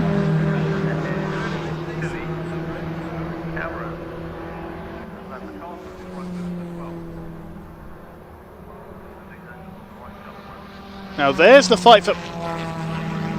According to the timing screen, Rory Smith has pulled into the pits. I thought I saw one of the cars in the lead battle slow as they came off the chicane. Yes, Rory Smith in trouble. So the pre-meeting favourite is out of the race. Some sort of a problem with the 45. I hope he hasn't run out of fuel. We saw Charlie Mann say at the end of race one that he was running low on fuel on the last lap. Meanwhile, Ben Tilley is going for fourth place. They disappear briefly behind the infield and throwing it up the inside there. Ben Tilley, goodness me, that was a brave move. But Richard Tarling just keeps his foot in, stays alongside. David MacArthur says, OK, you're going to squabble, I'll try and have both of you into the chicane. Here he comes to the outside. Who's going to be latest on the brakes? David MacArthur runs too wide, but he's managed to split them, and Ben Tilley, having briefly gained one place, loses two. That's all happening there for fourth position. Sorry, third position now, of course, with the demise of Rory Smith. Though this is for a podium place. Tom Nippers still leads from Charlie Mann. There they are out towards the back of the circuits. They've just lapped Daniel Sarjadian, I think.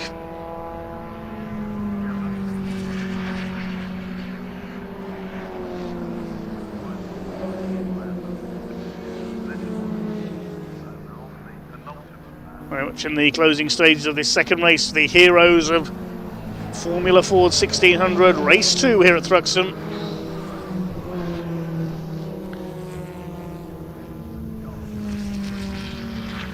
David MacArthur holding off Ben Tilley for what is now fourth place. Just under 1.5 seconds in it, so Tom Nippers has been able to get away slightly from Charlie Mann for the lead. It's looking good for a double for the Welshman.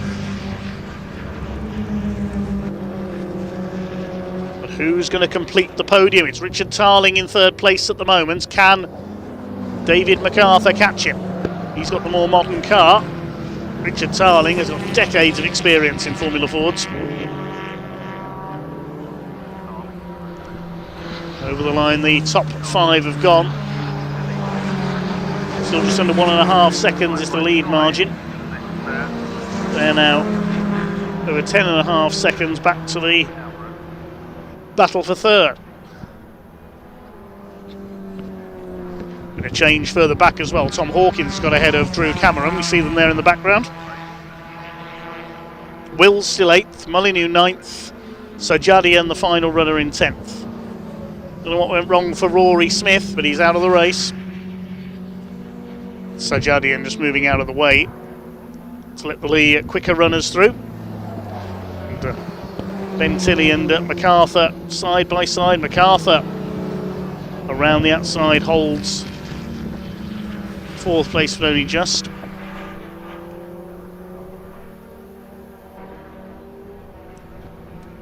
The clock has counted down to 0. It's going to be a win for Tom Nippers.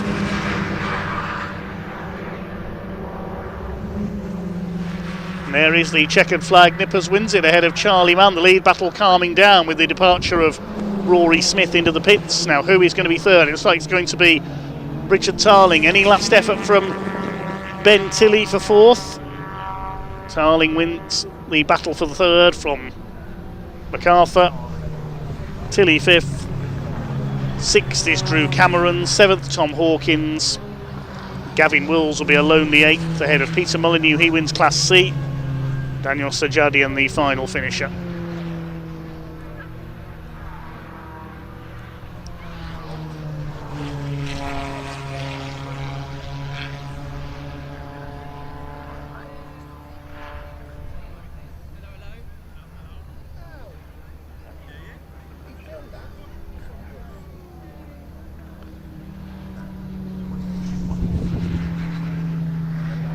The provisional results in a moment, waiting for Peter Molyneux to cross the line. Here he comes, and for some reason, well, there we go. They've flicked a checkered flag now. For some reason, it was showing that Tarling and MacArthur hadn't crossed the line, but we saw them come through. It's like glitch in the timing today. TSL will sort it out. Thank you to them for their live timing. As Molyneux crosses the line to win Class C. I'll give you the provisional result then. Tom Nippers, Michael's his dad, sorry about that. Tom Nippers, 2 wins out of 2, completing 11 laps, 1.5 seconds clear of Charlie Mann, with Richard Tarling, the Class A winner, completing the podium. David MacArthur 4th ahead of Ben Tilley, with Drew Cameron in 6th, battling past Tom Hawkins. Gavin Wills 8th, Peter Molyneux wins Class C in 9th, Daniel Sajadian completing the top 10. We sadly lost Rory Smith when he was on for at least a podium into the pits, and George Townsend pulled in early on as well. Felix Fisher, a non-starter after a crash in the first race. Thank you to the heroes of Formula Ford 1600. Big thanks to all their organisers behind the scenes as well. Let's head down to Parc Fermé.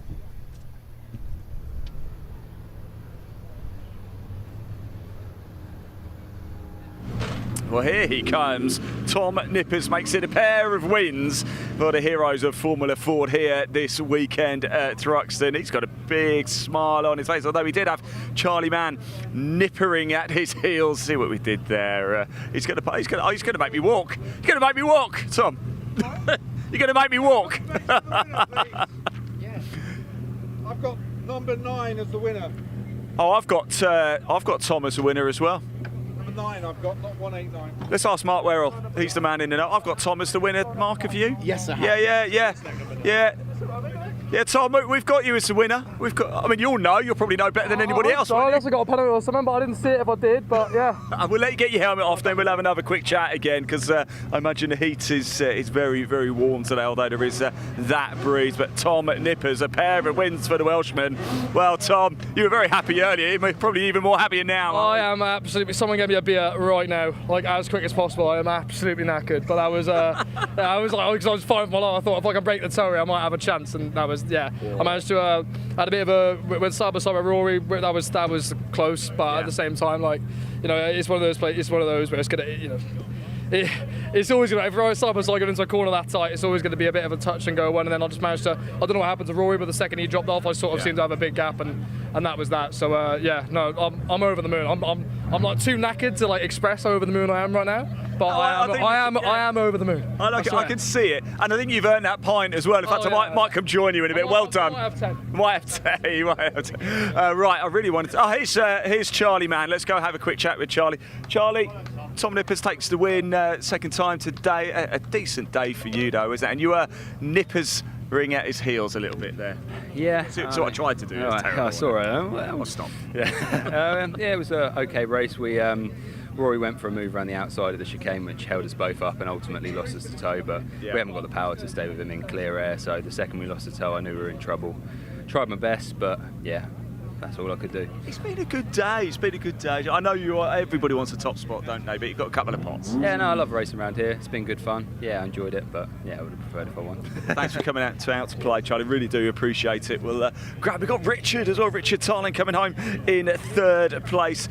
You may remember at the start of the day, at the start of that race, we spoke to Peter Molyneux, didn't we, over in the assembly area. I've been told since actually that him in the car is a combined age of 100. Richard, let's have a quick chat with you. Congratulations, you enjoyed that. Thank you. Yeah, it was good. I was glad that I wasn't on my own towards the end. So they end up towing. It's a towing circuit. So in these kind of cars, like if you get away in a bunch, you can stay in that bunch. But if you lose the bunch, so I end up losing the bunch because my car's older and it's not as aerodynamic as the new ones. So I end up missing a gap.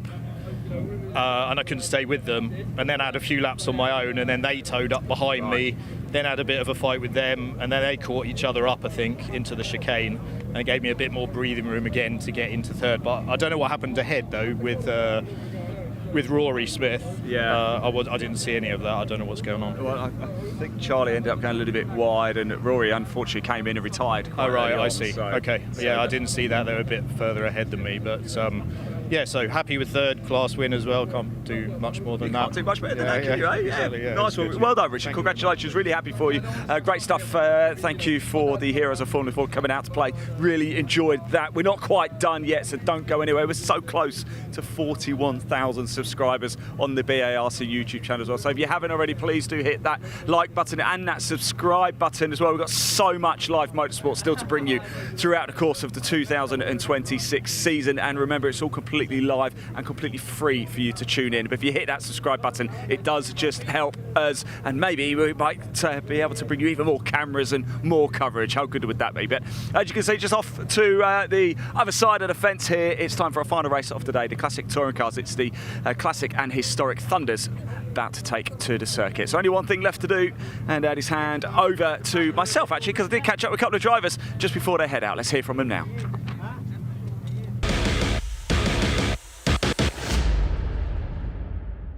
Right, everybody, here we go down at Assembly, and a little bit sad because it's our final race of the day about to get underway, but it is an absolute whopper. If you haven't already, turn that volume up.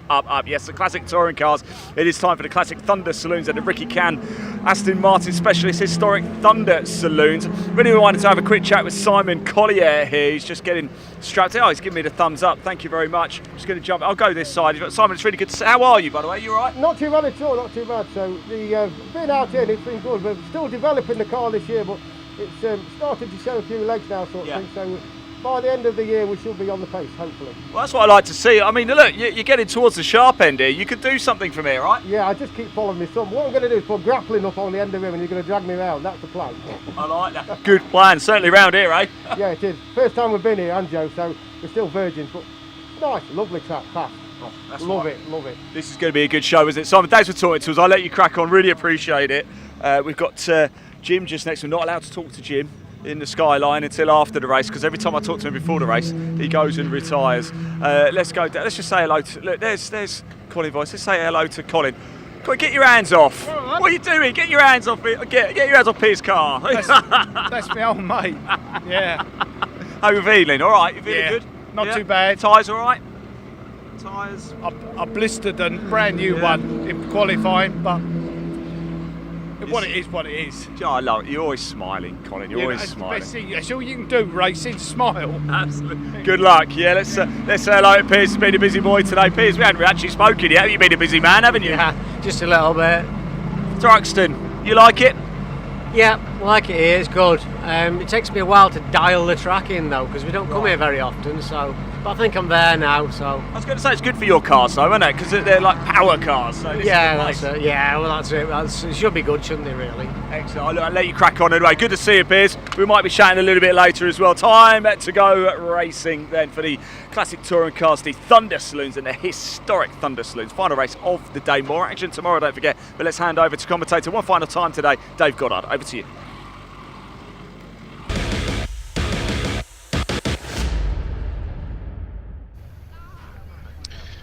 Yes, thanks Ian. It will be a rolling start for our final race of the day, of course. The classic Thunder and historic Thunder Saloons, the most powerful cars run by the Classic Touring Car Racing Club. Classic Thunder sponsored by PRG Trailers. Ricky Can Motorsport sponsors Historic Thunder, and the Blue Oval Saloon sponsored by Burton Power mixed in as well for everything Ford. Let's have a look at the grid. It's a very warm welcome back to former Thunder Saloon champion Nick Vaughan in the UK's fastest Audi A3, and he's put it on pole by 3.5 seconds. The first time he's raced it for a couple of years. And it's for a special reason he's come back this weekend as well. More on that in a moment. Giuseppe Calari, Joe Calari to his friends, and his BMW is alongside him, the London-based Italian. Row 2, Dave Farrow in his crazy V8 engine BMW 1 Series, the EDF Motorsport car, alongside Ian Bauer, the reigning Classic Thunder champion. Already seen him out today in pre-93 touring cars, his BMW on Row 2. Piers Grange, the boss of PRG Trailers, has switched from his Ford Falcon to his Mark II Escorts with a very heavily tuned 2.6 litre engine under the bonnet. He's on row 3 alongside Joe Collier's BMW, the current points leader in the Thunder Saloons. Colin Voice with his turbocharged Mark I Escort starts alongside Simon Collier, father of Joe. Completing the top 10 on the grid, James Janicki with his Nissan Skyline R32 GTR. Great to see that out there. We want to see flames spitting from the exhaust of that car. Kevin Denwood's BMW Compact, and again a very highly tuned machine. Alongside him, Colin Voice tunes that car. Row 6, Martin Reynolds, not in the Mustang this time, in his Mark II Escort, alongside Alex Thistlethwaite. He's jumped out of his Mustang and into his Chevy Camaro. Row 7, we've got Cliff Pellin's Ford Fiesta, similar machine of Will Hunt alongside their Blue Ovalers. On row 8, Michael Rudge with his Mark II XR2, the West Midlander, and Todd Hawkins Fiesta ST150. Penultimate row of the grid is the Keneally family's Fiesta, Michael and Pat. Again, we don't know which of them is in the car for which of the races. Alongside him, Colin Claxton's Mark I Escort. And then from the back of the field, hopefully, we'll see a very special car indeed. I'm just looking out on circuit now to see if it is there. Nigel Mustill's Group 5 Ford Capri Turbo. Sadly, it's not. He did have problems in qualifying, as did Peter Moffat's Mark I Escort. That's not there either. So sadly, Nigel Mustill, the ex-Brick Car racer among other things, I don't think is out there, which is a real shame, because his Group 5 Jägermeister liveried ultra-wide arched Turbo Capri is a stunner. But sadly it broke down in qualifying. 18 cars on the grid for this one then, and we mentioned that Nick Vaughan in the Audi, there he is, the UK's wildest Audi A3. He's racing this weekend on his comeback in memory of his father, Alan Vaughan, aka King Prawn, because Nick is known as Nick the Prawn Vaughan. But Alan Vaughan sadly passed away last month following a fight with cancer, and Nick Vaughan would dearly love to take a win in his father's memory today. He's gone the right way about it. He blitzed everybody in qualifying in this crazy Audi that he's owned from new. It was Nick's road car. It is still street legal, that car, believe it or not. Starting alongside Giuseppe Calari in the silver and yellow BMW. Dave Farrow's BMW 1 Series V8 on row 2. Almost a special saloon type of car, that is. Ian Bauer is not there. So we're missing the Castrol BMW after the earlier race. Piers Grange's Escort is there, the first of the Blue Ovalers. Joe Collier. Colin Voice, Simon Collier. James Janicki's Skyline, watch for that coming through. Alex Thistlethwaite in the classic Camaro, the ex-Martin Thomas car.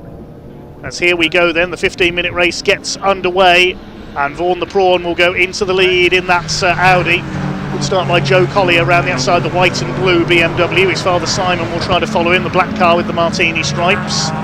Alex Thistlethwaite, the circuit owner, that's the ex-Martin Thomas British Saloon car Camaro. Dave Farrell at the inside attacking Joe Calari. He nearly loses it on cold tyres, and through goes Joe Collier into third place. First of the Blue Oval Saloons is Piers Grange, but already Nick Vaughan is clearing off into the lead. He's desperate to win this race in memory of his father Alan. And there won't be a dry eye in Parc Fermé if he does so. James Janicki in the Skyline. Had a lot of problems with that car over the last couple of seasons. Good to see it running well here. Piers Grange, the 2.6 litre Escort, chasing Dave Farrow. Colin Voice, the leading historic Thunder car. I think the only historic Thunder car in this race, in fact, with Nigel Mustill having not started. Just double checking that now. No, Colin Voice is listed as Classic Thunder on the tiny screen. In fact, yeah, he's Classic Thunder B. The only historic Thunder car is Alex Thistlethwaite's Camaro. Car that featured in that famous 1971 televised race at Crystal Palace with Murray Walker on commentary. Was in Ovaltine colours then. Now in a different livery, but great to see it racing here at Thruxton. Dave Farrell at the inside takes Giuseppe Calari, the Britannia recovery car. Good battle between the Beamers. Joe Collier's already gone through, the Classic Thunder points leader. Used to race a space frame Vauxhall Tigra with the Classic Touring Car Racing Club. He's up to second now. Father Simon a few places further back, the former Bangor racer, used to race for the Barton Boys team based in the Midlands. Remember seeing him in action at Hensford Raceway in my formative years. It's Colin Voice. Turbo wastegate chattering on his familiar Mark 1 Escort. Been racing this car for many decades now.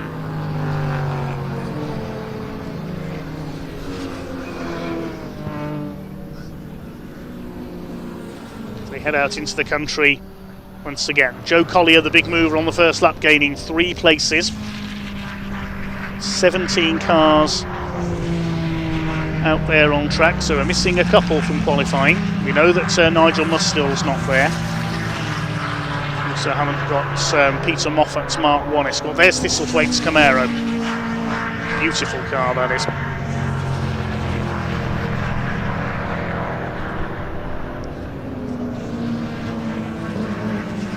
Just trying to work out which other car that qualified but didn't take the start in this race. I think it was Ian Bauer, wasn't it? Yes, he's missing.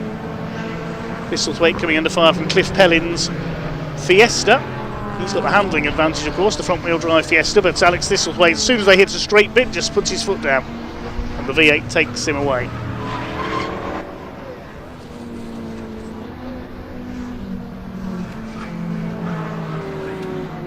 Up they come towards the complex. This is where the Fiesta's got the handling advantage. Nick Vaughan still leads. He's just on a 1 minute 21.265. Qualifying time was a 1:19.3. He must have turned the boost up to 11 to do that.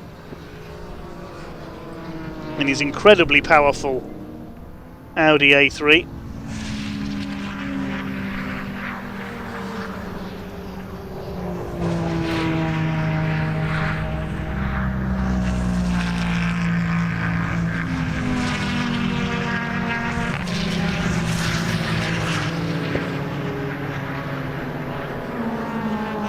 Nick has said in the motoring press in the past that if he turns the boost right up to 11 on that car, it has over 600 brake horsepower from an Audi A3.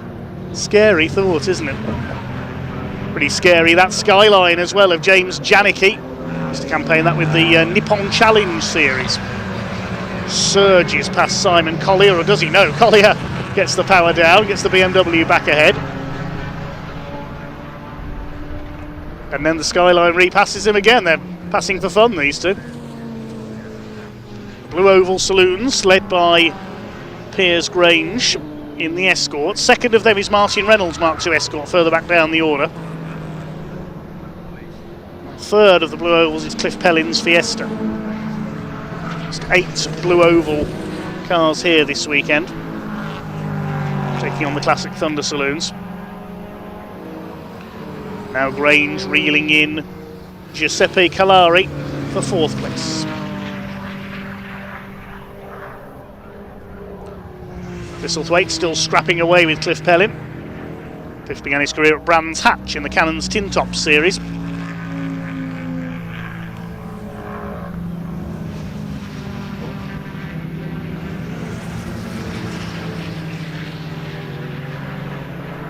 Still all 17 cars that started still running. Shame we haven't got Ian Bauer out there. Must have found a problem with the BMW after finishing second in that pre-93 touring car race earlier on. Probably fixing it for tomorrow as we speak. Maybe he's gone back to Southampton to get parts for tomorrow. Not all that far from Southampton here as David Farrow slides the 1 Series through the complex.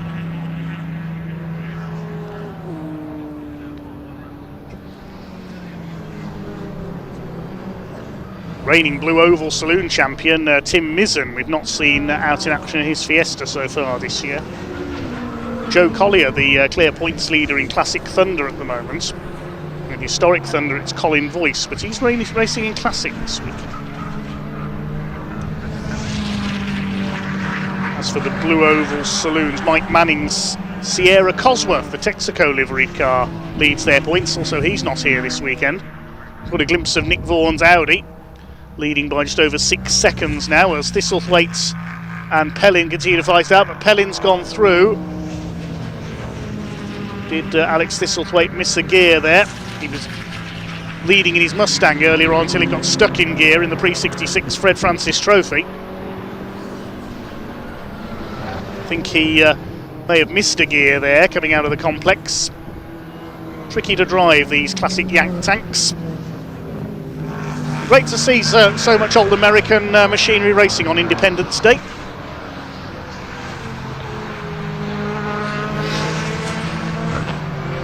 Piers Grange still leads the Blue Oval Saloon split as he has so many times before, a multiple champion in this magnificent Escort. Chased by the Mark 1 Escort, similarly massively modified, of Colin Voice, engine tuner and builder by trade, looks after Kevin Denwood's BMW among others. Kevin currently down in 9th place.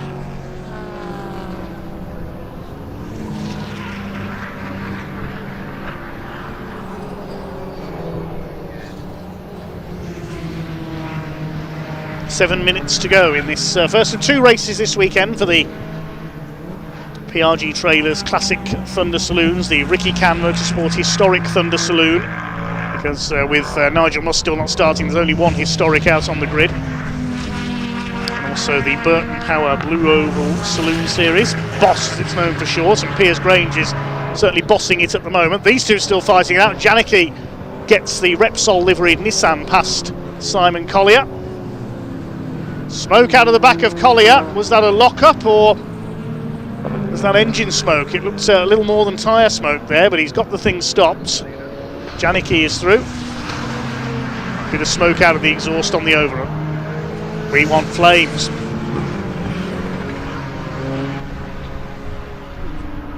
Cliff Pellin still ahead of Thistlethwaite, who runs a bit wide. Well, he is the landowner here at Thruxton, Alex Thistlethwaite, so if he churns the grass up, he's got to fix it.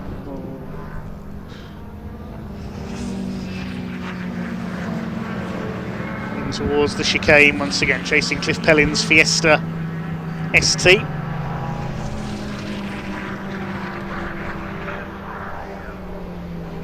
Over the line they come to complete their 6th lap, 11th and 12th overall.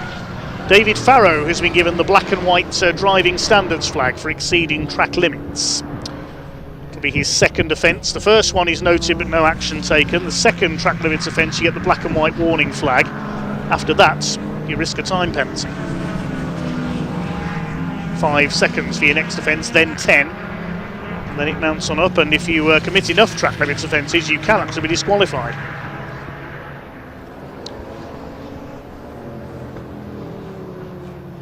Back in the order, there's Colin Claxton's Escort, Will Hunt's in his Fiesta, and here's our leader, Vaughan the Prawn as he's known, a former Thunder Saloon champion, won the title in this car back in 2023. The UK's maddest Audi A3. Weighs less than 1,100 kilos. Over 250,000 kilometres on the dashboard, he tells us.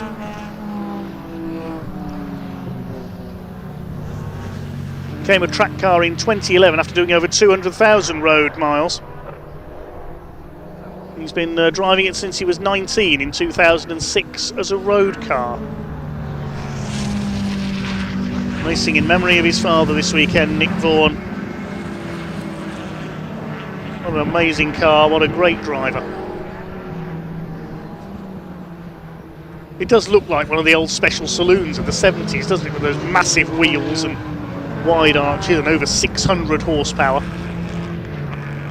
Over the line he goes. What's his quickest lap in this race? 1:21.21, so a couple of seconds off his pole time. The Escort's still fighting it out, but they're in different championships, so Piers Grange won't mind too much if Colin Voice gets past him. Piers Grange is miles ahead of his Blue Oval Saloon Series rivals. Second of them is Martin Reynolds.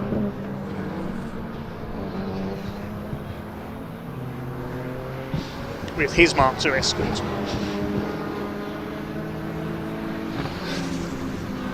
No real battles on track besides the one we're looking at now. As the lead gap is up to 5.7 seconds. David Farrow is about 14.5 seconds further back in third place, and Joe Kalari 7.5 seconds off Farrow. Joe Collier, second in class at the moment behind Nick Vaughan. Useful points for the championship. That's Thistlethwaite up the inside. He's going to go through on the chicane. That's Cliff Pelham. There's the leader coming up to lap these two. Couple of laps remaining for Nick Vaughan.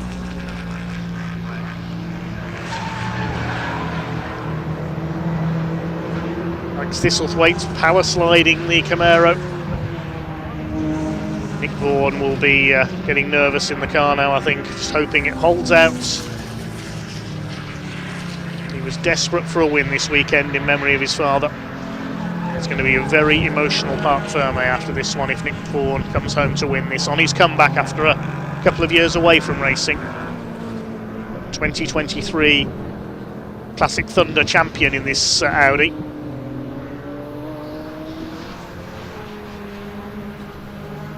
There's Joe Collier in second place, a rather lonely second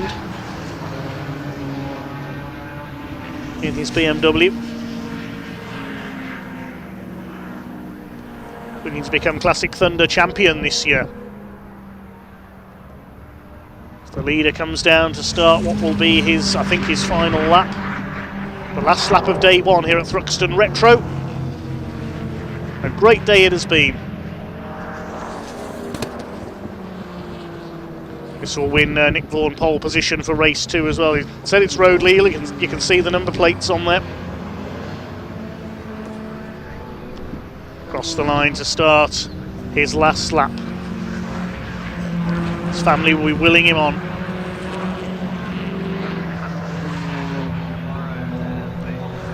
.6 seconds is the gap back to Joe Collier in second. David Farrow set to complete the podium. Piers Grange well clear in the Blue Oval Saloon Series. Alex Thistlethwaite will be the winning historic Thunder, with his rivals having failed to start. There's David Farrow slapping Colin Claxton's Castrol Escort. Will Hunt just behind him, trying to take 13th place away, the Fiesta. It's the leader. He's just got Church Corner, Woodham Hill and the chicane to negotiate now. He's almost there.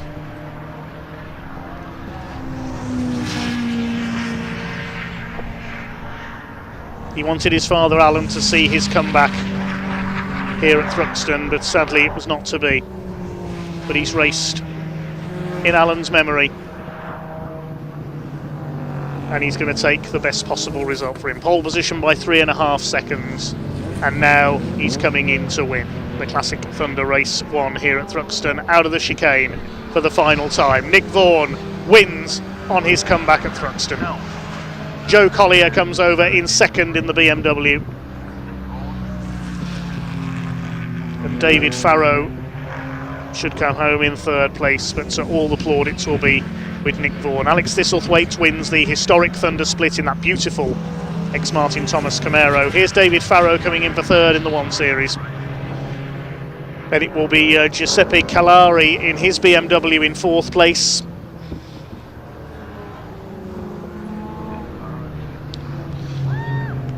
He takes 4th. Piers Grange comes in the Escort. He wins the Blue Oval Saloon Series, split by about 3/4 of a lap ahead of the 2nd place Blue Oval and Martin Reynolds. Here comes Simon Collier down in 9th place in the end, drop back from James Janicki and Kevin Denwood in the end.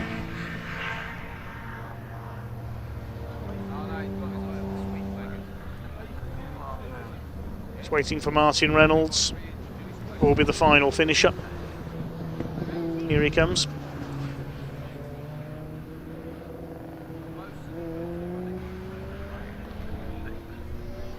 Michael Rudge across the line in the Fiesta finishes at the back.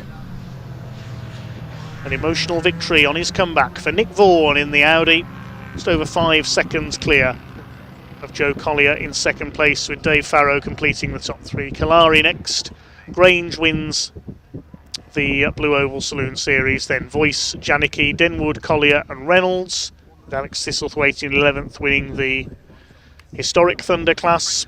Then Cliff Pelling, Colin Claxton, Will Hunt, the Keneally family, we don't know which one it was in the Fiesta, with Pat and Michael sharing the Fiesta this weekend, and Todd Hawkins and Michael Rudge the final finishers.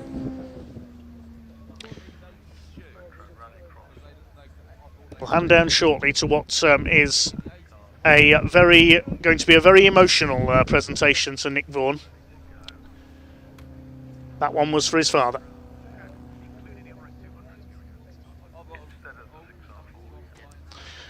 Okay, that's just about all from me then. I'll join you for day 2 tomorrow. Big thanks to everyone here at Thruxton here on day 1 of the Thruxton Retro Weekend of 2026. Big thanks to all the volunteer marshals, all the other officials, to our camera crews as well. And I'll join you at around 10:40 tomorrow for the start of our 2nd day. That's about all from me, Dave Goddard. I'll see you tomorrow. And now it's down to a doubtlessly very emotional Parc Fermé with Ian.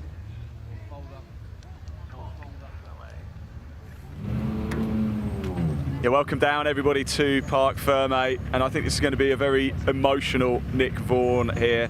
He lost his father 6 weeks ago. Everything was geared up to this weekend and getting him down here for one final time. Sadly, he didn't make it, but I know what this is going to mean to Nick. Joe Collier coming home in 2nd place, Dave Farrow in 3rd. We'll have a quick chat and I can see what it means to Nick. I think it is going to be very emotional indeed. Let's just give him a big hug.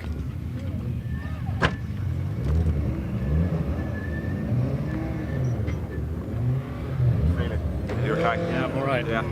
Bit shaky, this but one I'm means all a right. lot, right? That was unreal, Ian. That means everything, mate. My dad passed away 6 weeks ago. We were going to come here. It's his birthday next week. We were going to try and win it, get a pot, give it to him. We've done it. Sorry, I'm a bit of a mess, but mate, thank you so much. That was fantastic. I'll see you tomorrow. Yeah. Yeah. Have a good night. Thank you, mate. Thank you. Right, let's go. Have a understandable, very emotional for Nick. Joe. Oh, there you go. Good stuff. Joe, well done. Congratulations. That was some race, wasn't it? Wasn't it? Yeah, we had a bit of a problem in quali. Yeah. I only managed 3 laps. Our fastest lap was on the first lap. Front end come off on the car. The wind coming up the back straight just destroyed the front end. So we started 6th and got up to Nick. We just couldn't close the gap. It's been hot, hasn't it? But that wind has really been catching. Ridiculous. Yeah. It would just damage the car. Like it's that much headwind coming on. Yeah. But no, we put some different tyres in it, and then we'll give him a proper race tomorrow when we start right behind him. So nice, Joe. Yeah, congrats to Nick. He's dedicating this one. He's been for a lot of stuff, so I'm glad he's won. Nice one, he was quick, mate, and yeah, fair play to Nick. Tomorrow's a different story. Joe, well said. Cheers, mate. Yeah, go get it tomorrow. Cheers, yeah, pal. Thank you very much, Joe Collier there. Let's grab a quick chat with Dave Farrow as well in the BMW. Wow, what a car, what a driver as well. He's finished up with Mark Ware also. God, Dave. Yeah, how we doing, mate? What up, mate? How was that? All right. That was good. The This car doesn't really like this track. I'm not going to lie. Okay. Why is that? It's just the high speed stuff. Okay. The car, it grips perfectly fine, but it's because the short wheelbase, the wide track. The wide track gets the air pushed against it. Short wheelbase makes the car quite nervous at high speed. But I think I'm trying to ask too much of the car for what it is. It's heavy and short wheelbase, but okay. So just keep it on the podium. Yeah, then. that's basically all I'm trying. If we can stay here over the weekend, again, that's why I was quite aggressive in the first couple of laps, purely because I knew that the tyres would not last. 5 laps in, if that, it was Yeah, but it was fun. It's great fun. I love driving this thing. It's leery. It makes great noise. It goes sideways when I want it to. It gets a lot of positive comments in the live chat as well. I mean, when people see it going sideways all the time, they love it. So yeah. Dave, go have a good night tonight. Yeah, rest easy, and I'll see you in the morning. Yeah, top man. Thank you very much. There we go. That rounds out day 1 here at Thruxton Retro. I hope you've enjoyed it as much as we have. It has been an absolute cracker. It's had it all. It's had thrills. It's had spills. It's had the emotional moments as well. Guess what? The beautiful thing is we are back tomorrow. We're live from around about 10:30. We've got a number of races to bring you. Very much looking forward to it. If you haven't already, please hit that like button, hit that subscribe button. Massive thank you to all of you for tuning in today as well. This is the reason we do it, so you guys can watch it, and it is something of a dream. That's it from us down here in Parkfame. We will be back tomorrow live on the BARC YouTube channel. And so everybody have a lovely and wonderful evening. We'll see you in the morning. Bye-bye.